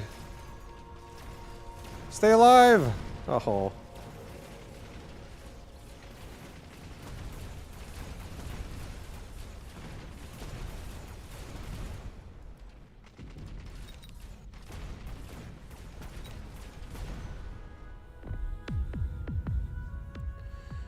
My evaluation of your tarantula carry is still in progress. I'll tell you about it in 67 years. Okay, sounds good. Sounds good.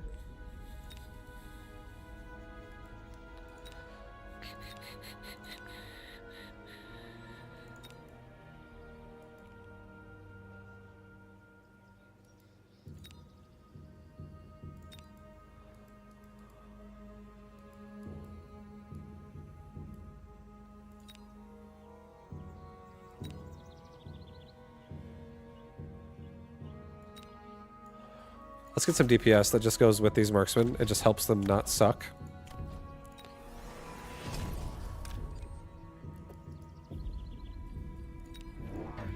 Get one more tarantula like right here. Get a couple more crawler packs.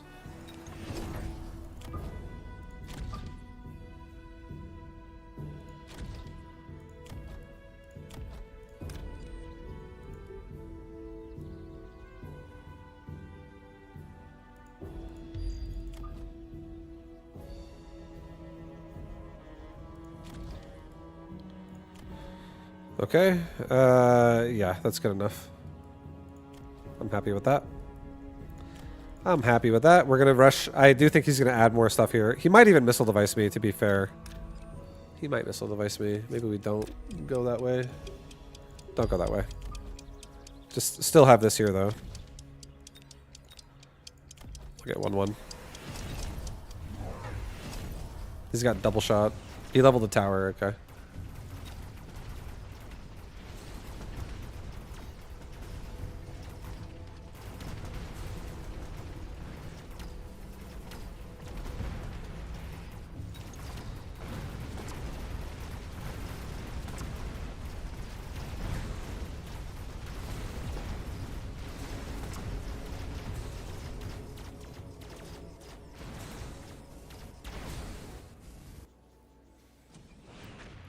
Nice. No, not nice. No. No.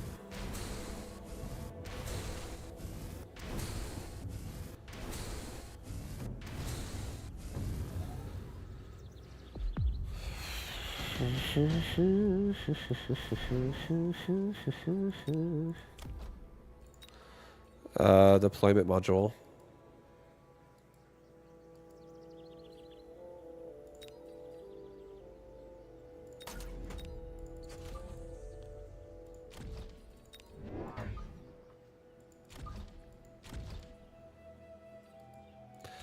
Level the marksman. Get another marksman. Let's... I think we need to get range on my tarantula at this point. They're having a little bit of struggles. They're having a little bit of those struggles. Struggle time. Especially now that raid are in play. Once again, go for the tower. Missile this. Get rid of it quickly.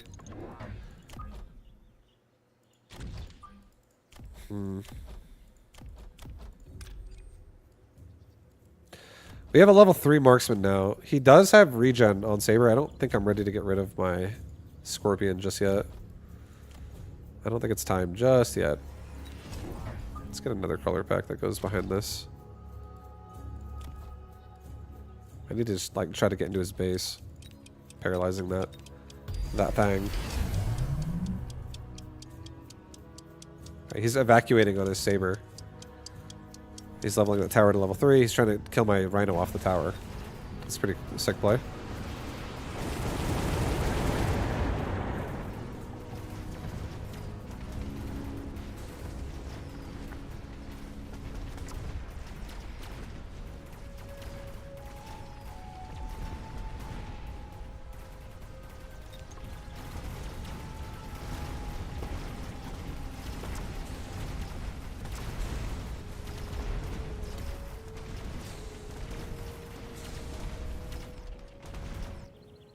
Oh my god! All these units have 1 health. GG!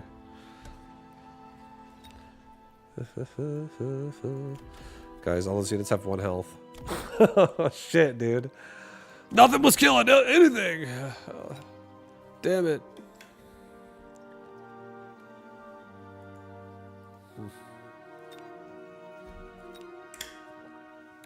Sabers are nuts with levels. No, they definitely get pretty strong. Especially against tarantulas.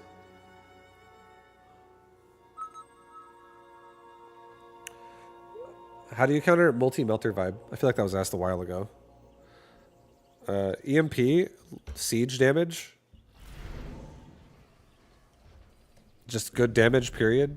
Something that has good burst damage. Something that does damage fast. There's a lot of things in this game that can do damage fast. Any unit with charge shot can do damage fast. Like void eyes are great counters to melting points, especially multi-melters. You can shoot, you can outrange them and just kill them instantly.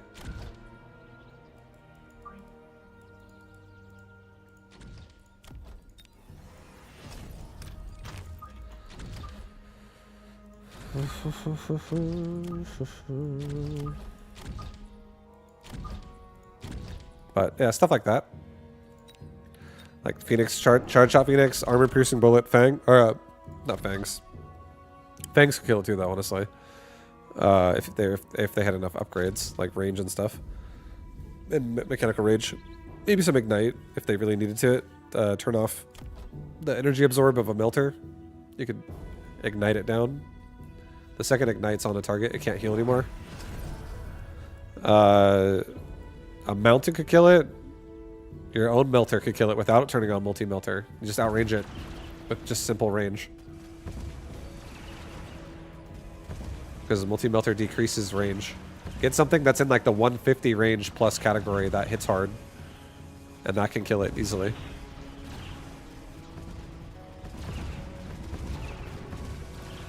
You could even kill it by swarming it and then having like steel balls kill it.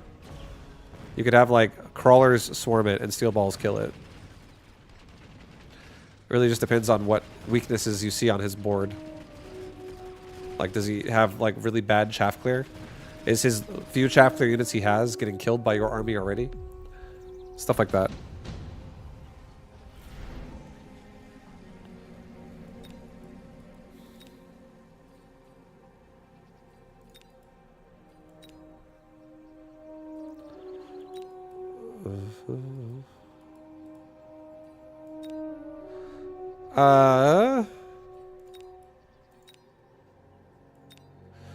Do I think He's gonna go with Wasp. He probably is.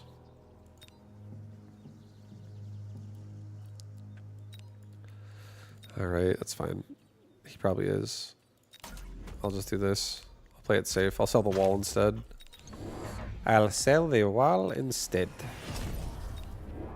Get a color pack, put it like right up here. Get a Fang Squad, get a Fang Squad.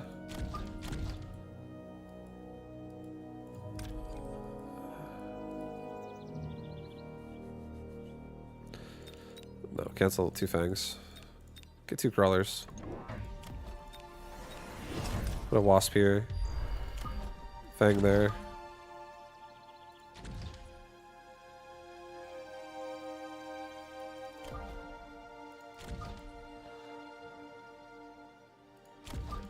Okay. Hounds are protected. No missiles on the line can kill me. He did not go Wasp, so I could have skipped it. This would be a great time to see some strike hounds. So I could one-shot his hounds and also one-shot his Void Eyes.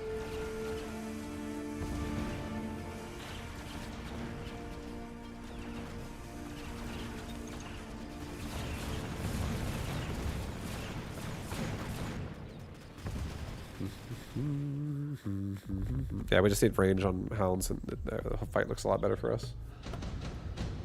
Need that range. Stormcaller. A Phantom Ray. I think a Phantom Ray is nice. Take a Phantom Ray. Put it in the back. Sell this cannon. Get a couple of hounds. Get range.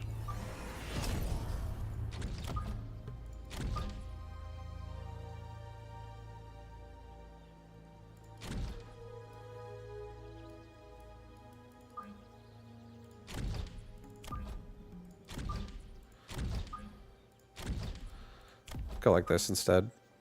We won't be so aggressive on the right side. We don't necessarily need to be anyways. We'll just allow his faster units to get a little bit further ahead of his slow units, like his Mustangs overtaking the Void Eyes, for instance.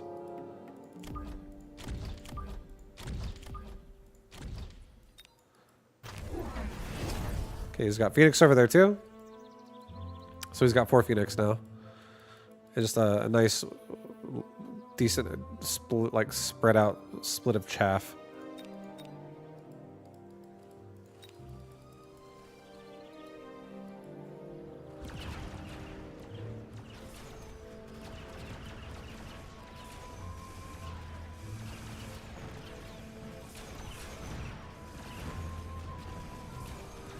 We only have 1 hound going into the left side. I feel like making a 2nd hound next to it. There's not really enough damage over there. I feel like that 1 hound has a lot of work to do. It's level 2 though, so maybe not. Maybe not. Maybe it's fine. It'll kill fast enough.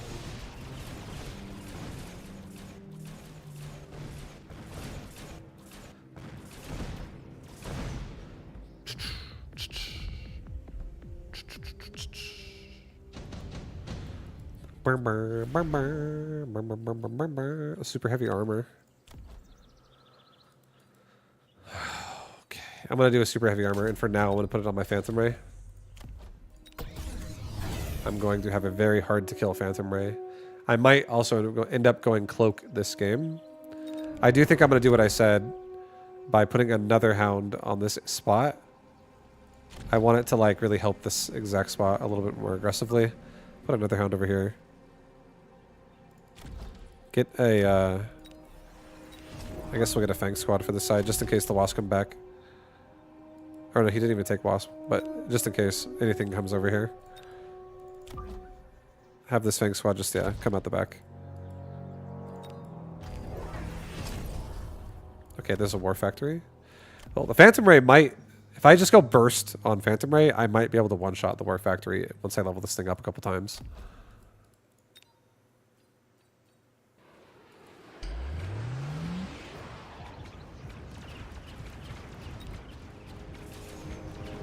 The War Factory is actually pulling my whole army inwards now.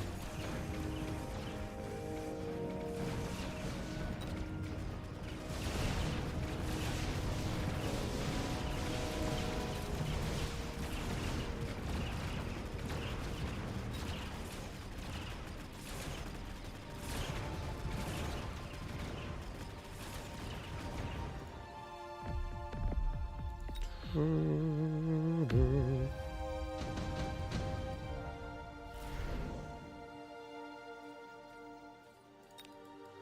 nano repair kit.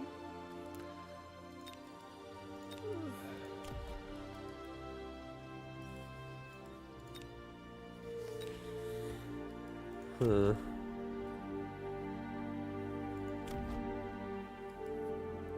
Well, we could win this game if I just speed my army up and kill the war factory right away and put something in the flank. That's all we gotta do. Maybe put something with regen in the flank that's like really annoying and hard to kill.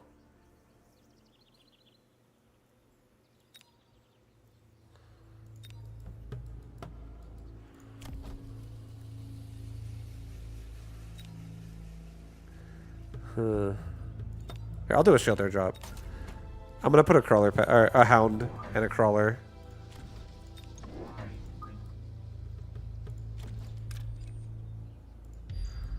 And I'm just gonna turn his army in the corner. Does speed change the rate of fire? No. Speed, like mech rage, it changes the rate of fire on a sandworm. It does make it attack faster. On this one, it makes it attack faster. On the hound. On some units, hold up. Give me 1 second. Give me a second. Hold on. I think we take range on balls. 1-1. I think our balls can totally kill the war factory too. Now that we're pulling his chaff backwards. So now nothing comes out to cover them. So they're just isolated.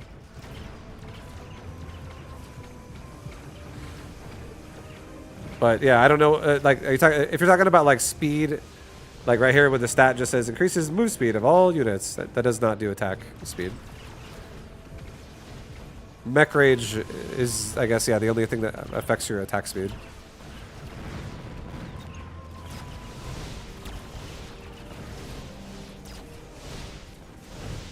And then not even on every unit.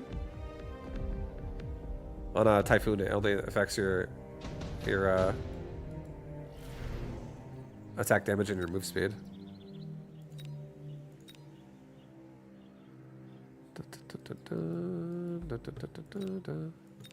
In this case, speed is just to get the range in faster. Yeah, I want speed because if this army now turns up, he has 0 units in front. And all that has to happen is I have to target these units once and they die to my steel balls. Just one target from the steel balls and these things are super dead.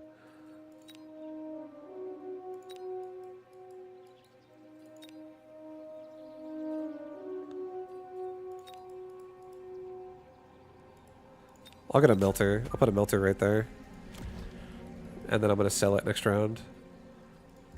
I'll put a wasp pack in front of it so the marksman shoots at the wasp.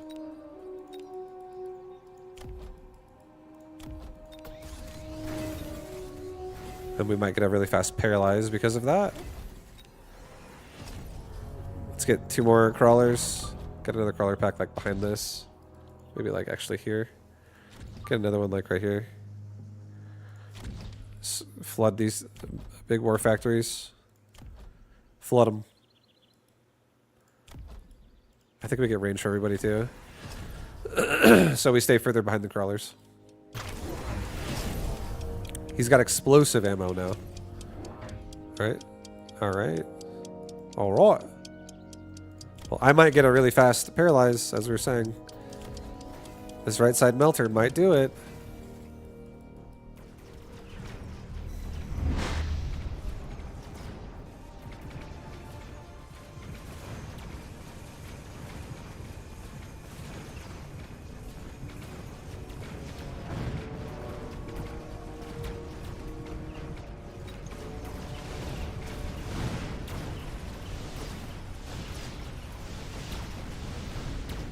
I might force him to make something over there. Like War Factory-esque. Laser sights? Oh, hell yeah. Laser sight my steel ball. Range again. Sell the melter. I already know he's going to put a factory in front. This ball has 120 range. Give my balls energy absorb.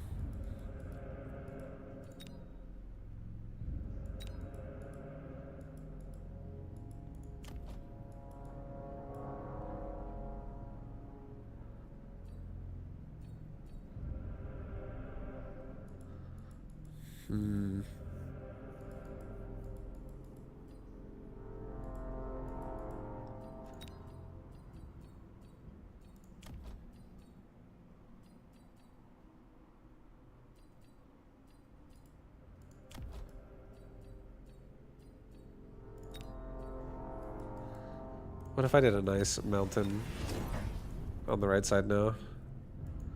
Because I already expect a war factories coming over here. Now a mountain can tank instead of a melting point for my right side, and I can also put like a squad of squad of fangs. Jesus. In the front over here. Good speed.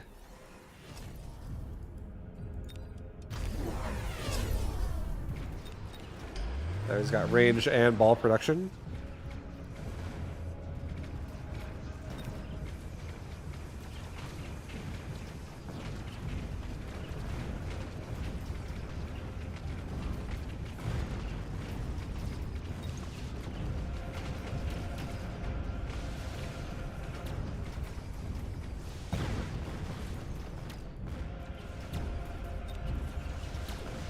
This Phantom Ray is so tanky.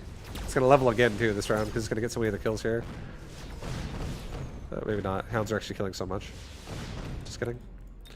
Hounds dominating. Hounds are dominating, dude. Smoke bomb. Take it, smoke them out. Put another mountain right here. And give it plating. Give my mountains plating.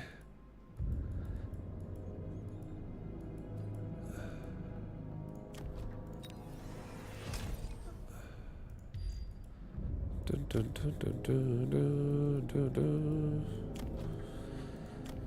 dun. Speed. Level up my hounds in the front. We'll level the ones over here on the right in the middle area next time. Sorry guys. I'm broke. Unless, maybe I sell the Fang. Level you up instead. Fang's kind of like useless. We already have Phantom Rays anyways, we're fine. For this area of the board. Alright, so he might get stuck on my war factories for a long... Or his war factories might get stuck on my mountains for a long time now. And I'm hoping that it's enough to like cover my steel ball next to it a little bit. So that I can keep the ball alive. Because these balls honestly get like 2-shot, 3-shot. They're so weak.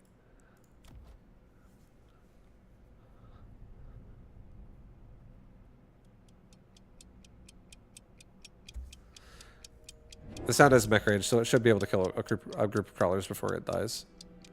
I hope. One help might die to the missile.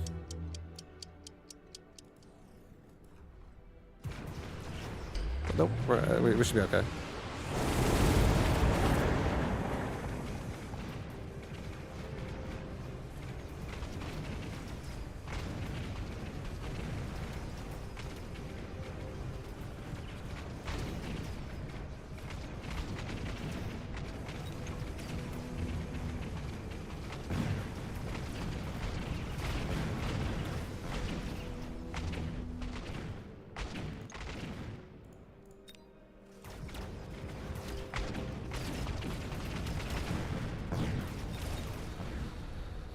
Oh, damn, the War Factory. Let's fight back. Advanced targeting systems for everybody. Get range for everybody.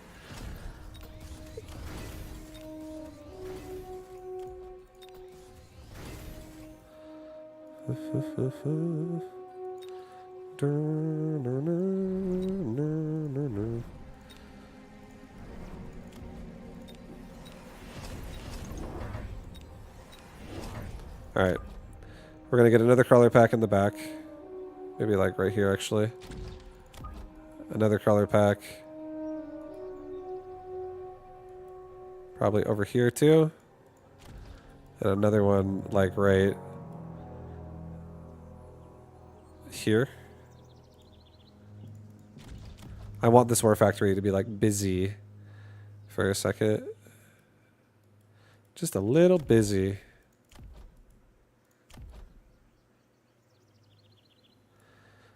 I'll missile device this side since this is like kind of vulnerable. But yeah. From air, I mean. But I doubt he's going to do anything there anyways. Sell Mountain for level 2. No, I think we'll be okay. I think we'll be okay. This is gonna be beautiful. Just fine. He now has Phoenix production. So our anti-air sucks. Maybe not okay.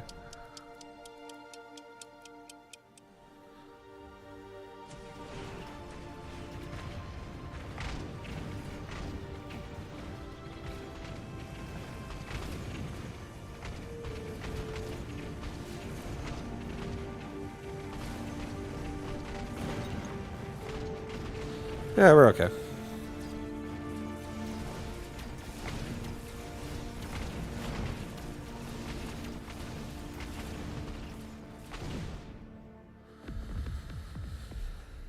Oh yeah. Oh yeah. GG. GG. These steel balls did not get to have a good life though, I'll say that. Those poor steel balls just got crapped on.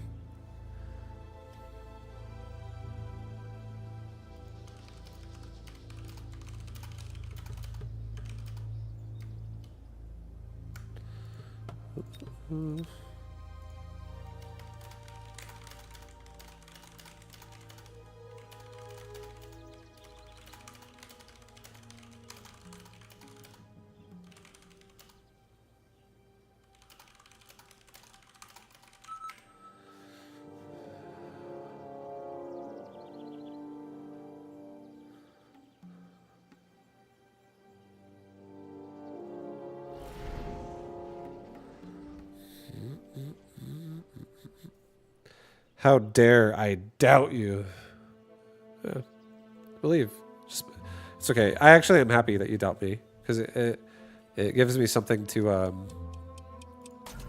try to impress you with. You know, it's an opportunity to rise to the occasion to make you go, wow. He did that. He made this work.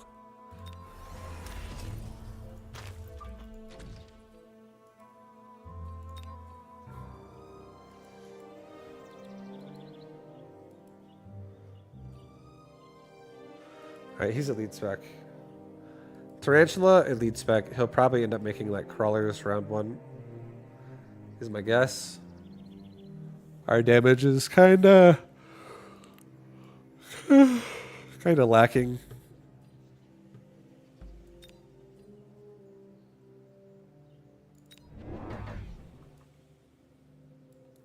I feel like we're gonna do this.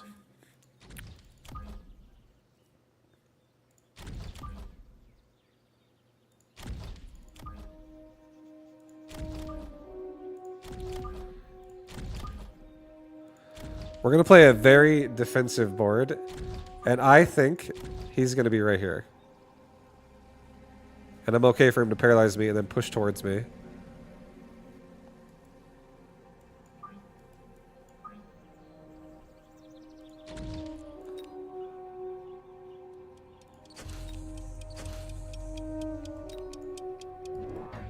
Okay, he's a little bit further back than I thought, but similar.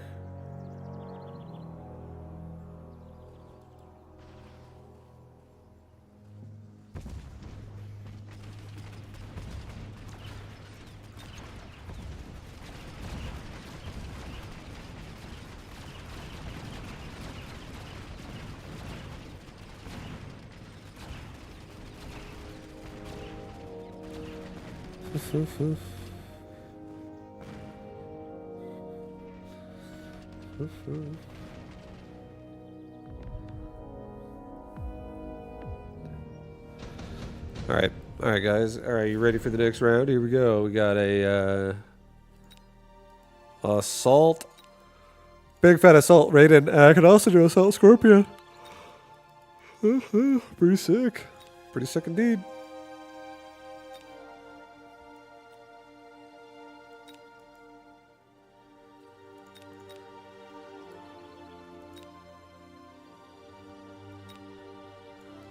I think it's just intensive training.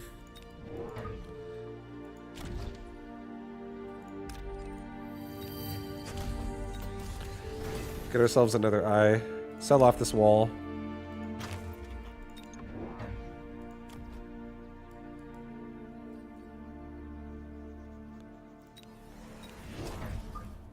Okay, we just need more eyes, like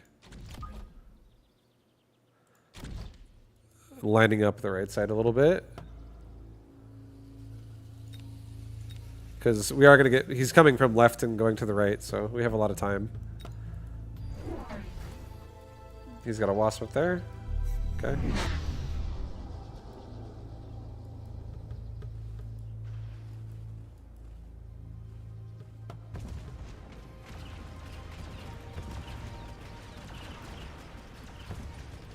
Hopefully we killed most of the wasps before the paralyze. Yeah, barely, just barely. We got through like half of them.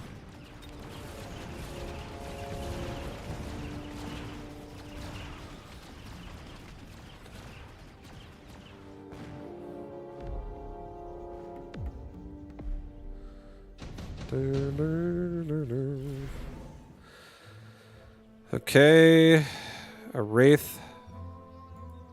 Wraith is nice. Stormcaller is also kind of nice.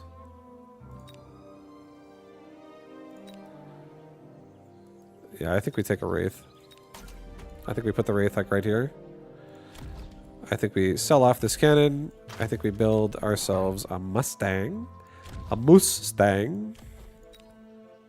He can barely not missile right there.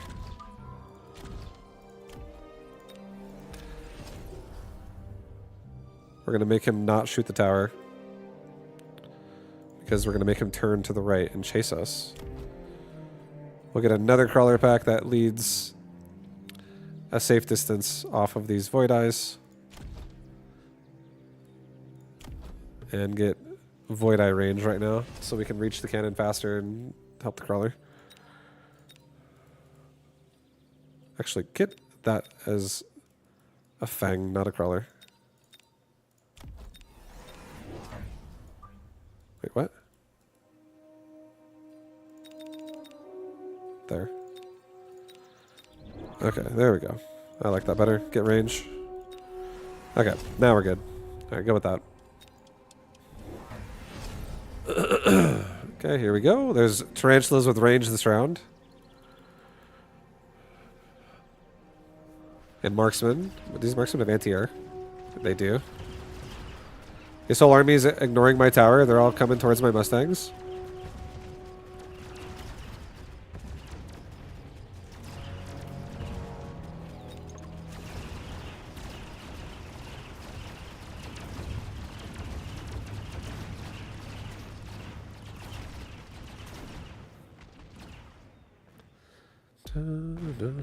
Level 9 Stangs. Probably not this game. Probably not this time.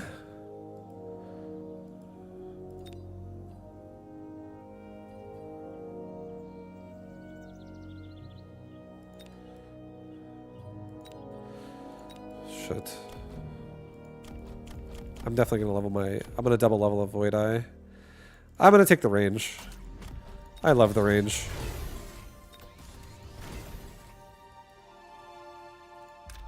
I'll sell the Wraith. I don't necessarily need it.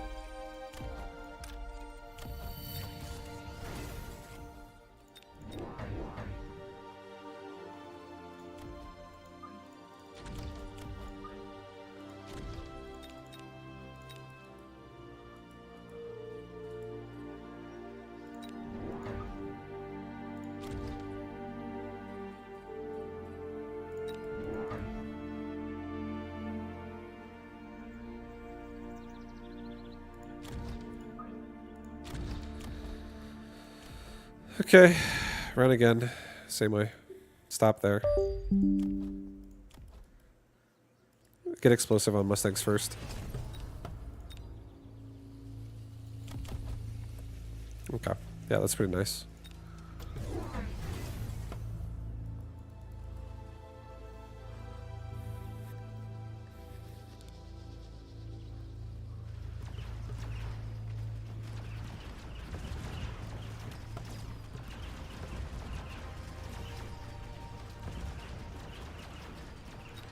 He's got another crawler pack in the bottom.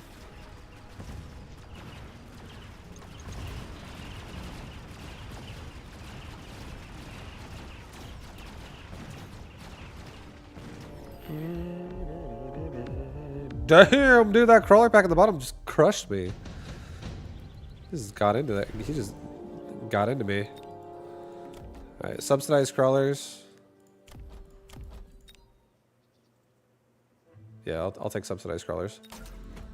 Level for free every time. Every freaking time, dude. Level it for free. Get another Mustang back here. One more time. Kite across.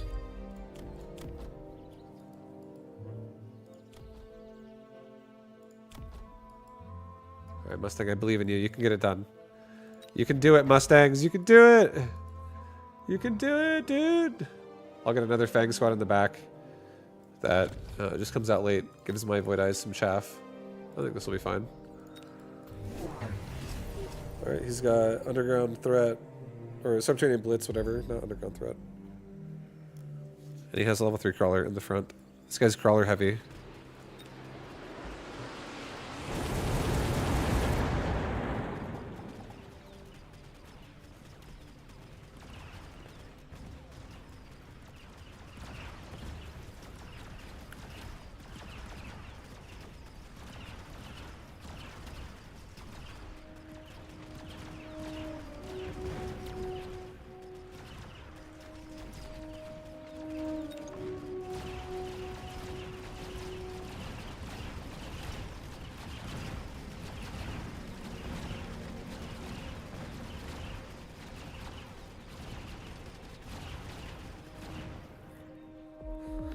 It's barely working out, but it's working out pretty well now. We got so much XP on our Mustangs. I can't believe this one didn't level up, though. It's so sad. Alright, Rhino Assault could be a thing. So I think I'm just going to get some more DPS in the bottom of the board here. Yeah, I don't know if he's also going to do a fucking battleship. There's definitely some choices this round.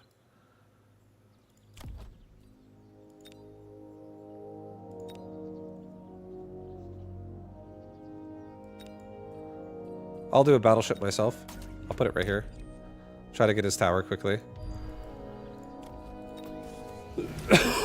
Let's move this Mustang down a tad. And then there. Let's get another level on that tower. Level my Void Eyes. Let's get 2 more Void Eyes. And a Crawler pack. And do a Void Eye like right here. Do a Void Eye like right here. Get another level 2 here. That way, if it's a Rhino, I can just shut it down. Get damage for everybody, especially my Mustangs. So they can hit these crawlers just a little bit harder with their nice explosive.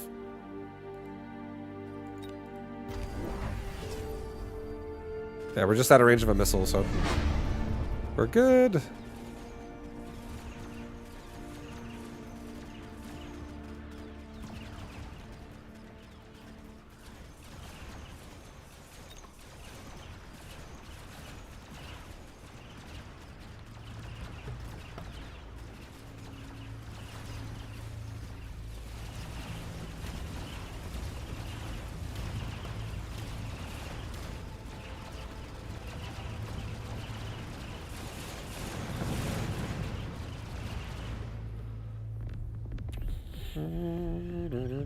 Our Mustangs are leveling. They're leveling. And that was 2 cooldowns at the same time last round. That was a Wasp and a Rhino cooldown together. So now there's no cooldowns, which is good.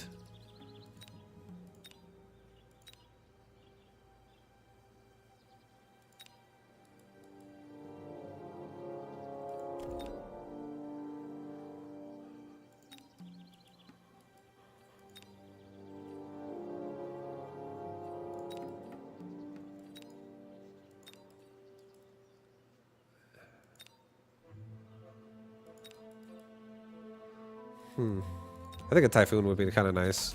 I'm just going to take it. I'm going to put it here. And this Typhoon will really help these Mustangs get through this position quickly. Level the Void Eye.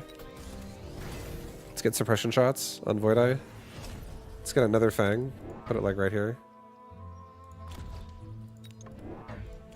And grab myself 2 more Void Eyes. I'm gonna put one Void Eye like right here. I'm also gonna put one more Void Eye like right here. Get damage to everybody again? That's good. This is nice. I think level 2 damage on tower would help your board even more now. I just did it. It's very nice.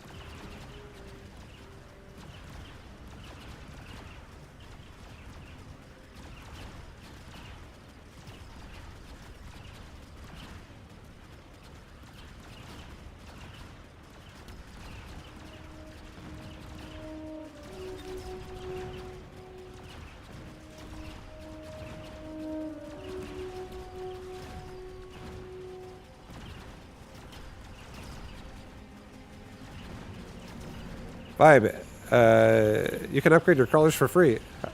Were there upgrade? I might have forgot about it. Yeah, I know I have subsidized crawlers. Shit, dude, I haven't been doing it. No. Do this game all over again. We messed up. I don't really think we need to nuke.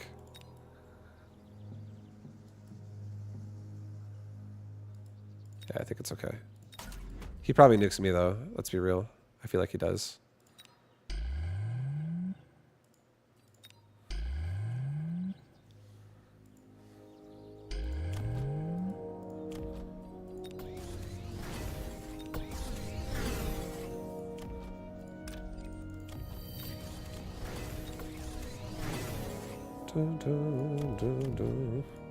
Let's get range on Fangs so they don't go in so easy and die. They stay a little bit further back.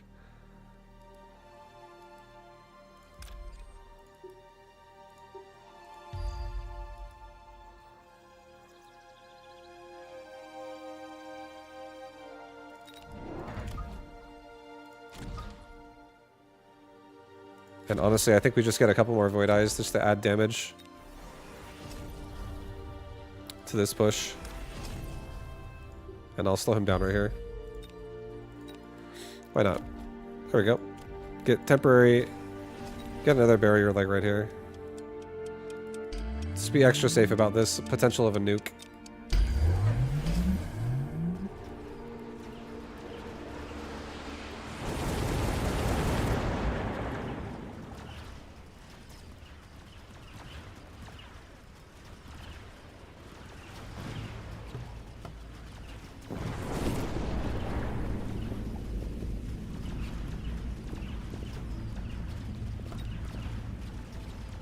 We're still standing, baby!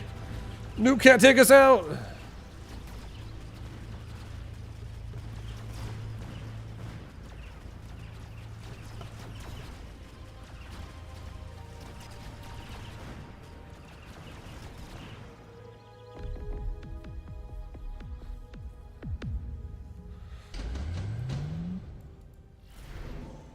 Dun, dun, dun, dun, dun, dun. Dun, dun, dun, dun, dun, dun, dun, dun, dun.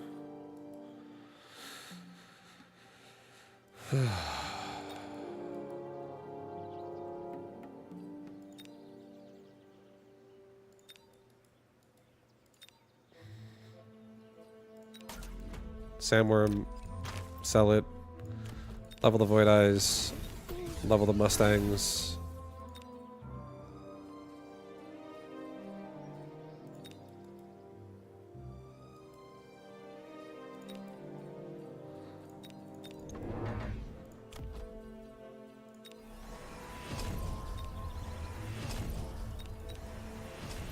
Alright, I'm gonna get 3 Scorpions with Siege and Poison. And I'm just gonna blanket Poison all over the front line.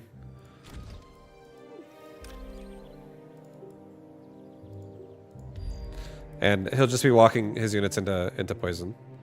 As he's also walking into the Mustang and the Void Eye Fire. Like, so much damage is gonna be happening all at once on his army. There's no crawlers that can level right now, so it's whatever.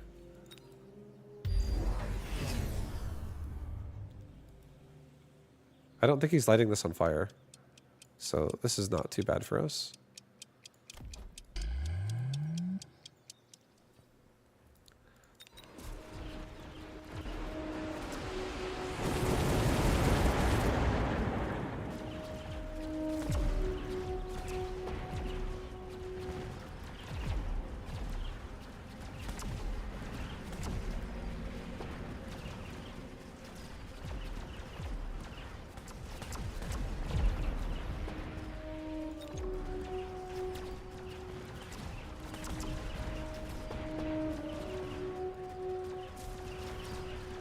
Yeah, when he gets poisoned, his army just gets melted so fast. We love the poison right now. One Void Eye shot like one shots a unit basically over a poison. It's like having charge shot without having charge shot.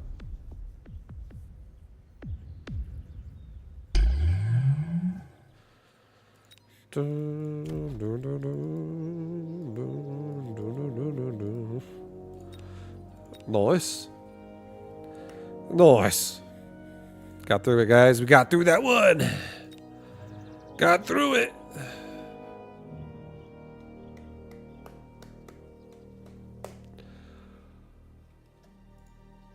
Oh boy.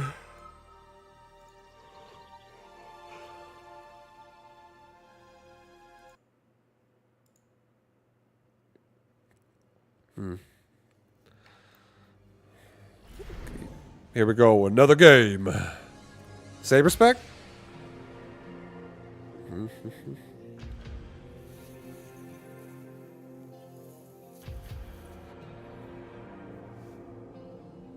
Oh, marksman. Marksman specialist.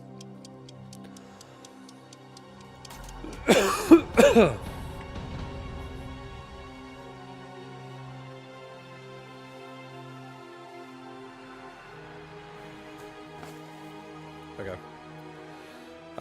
Yeah. Marksman time. We're up against Void Eyes. They do not have EMP armor, so that's good. Let's play this build to like the center to the right.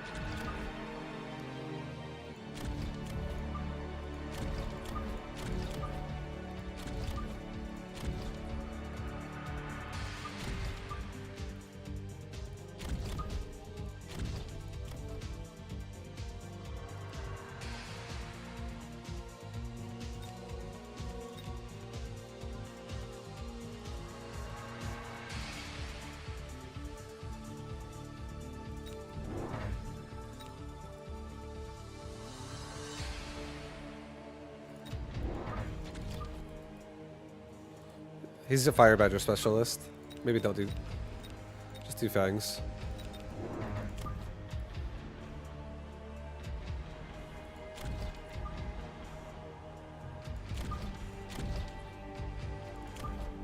Okay, go with that.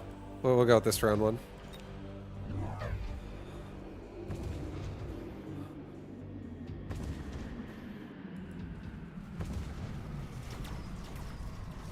Our cannon's gonna kill the crawlers on the left, which is nice. We killed the cannon on the right already. Also nice.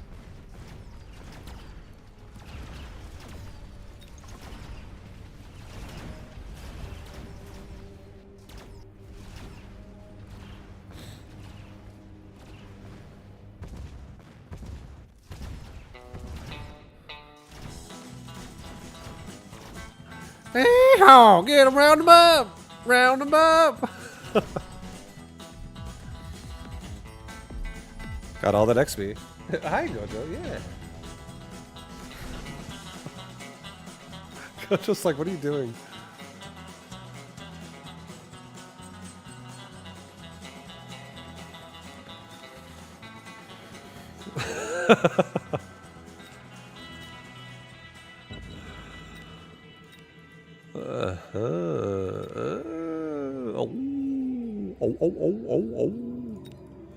Oh, I see. Oh, I see now. Oh.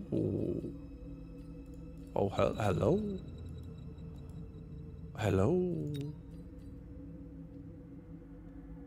Take a photon coating.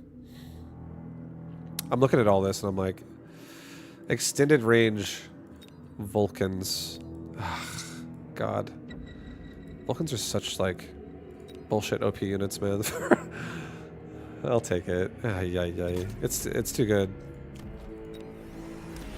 Sell the cannons. We can start abandoning the cannons at this point.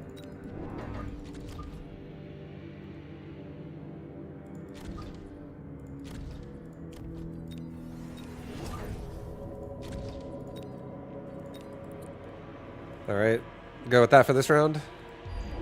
We got a decent amount of chaff. And we also have still a very nice, well-placed left cannon that can kill all those crawlers. Behind a beautiful wall. Gojo, we have a wall! Go ahead and take a shower.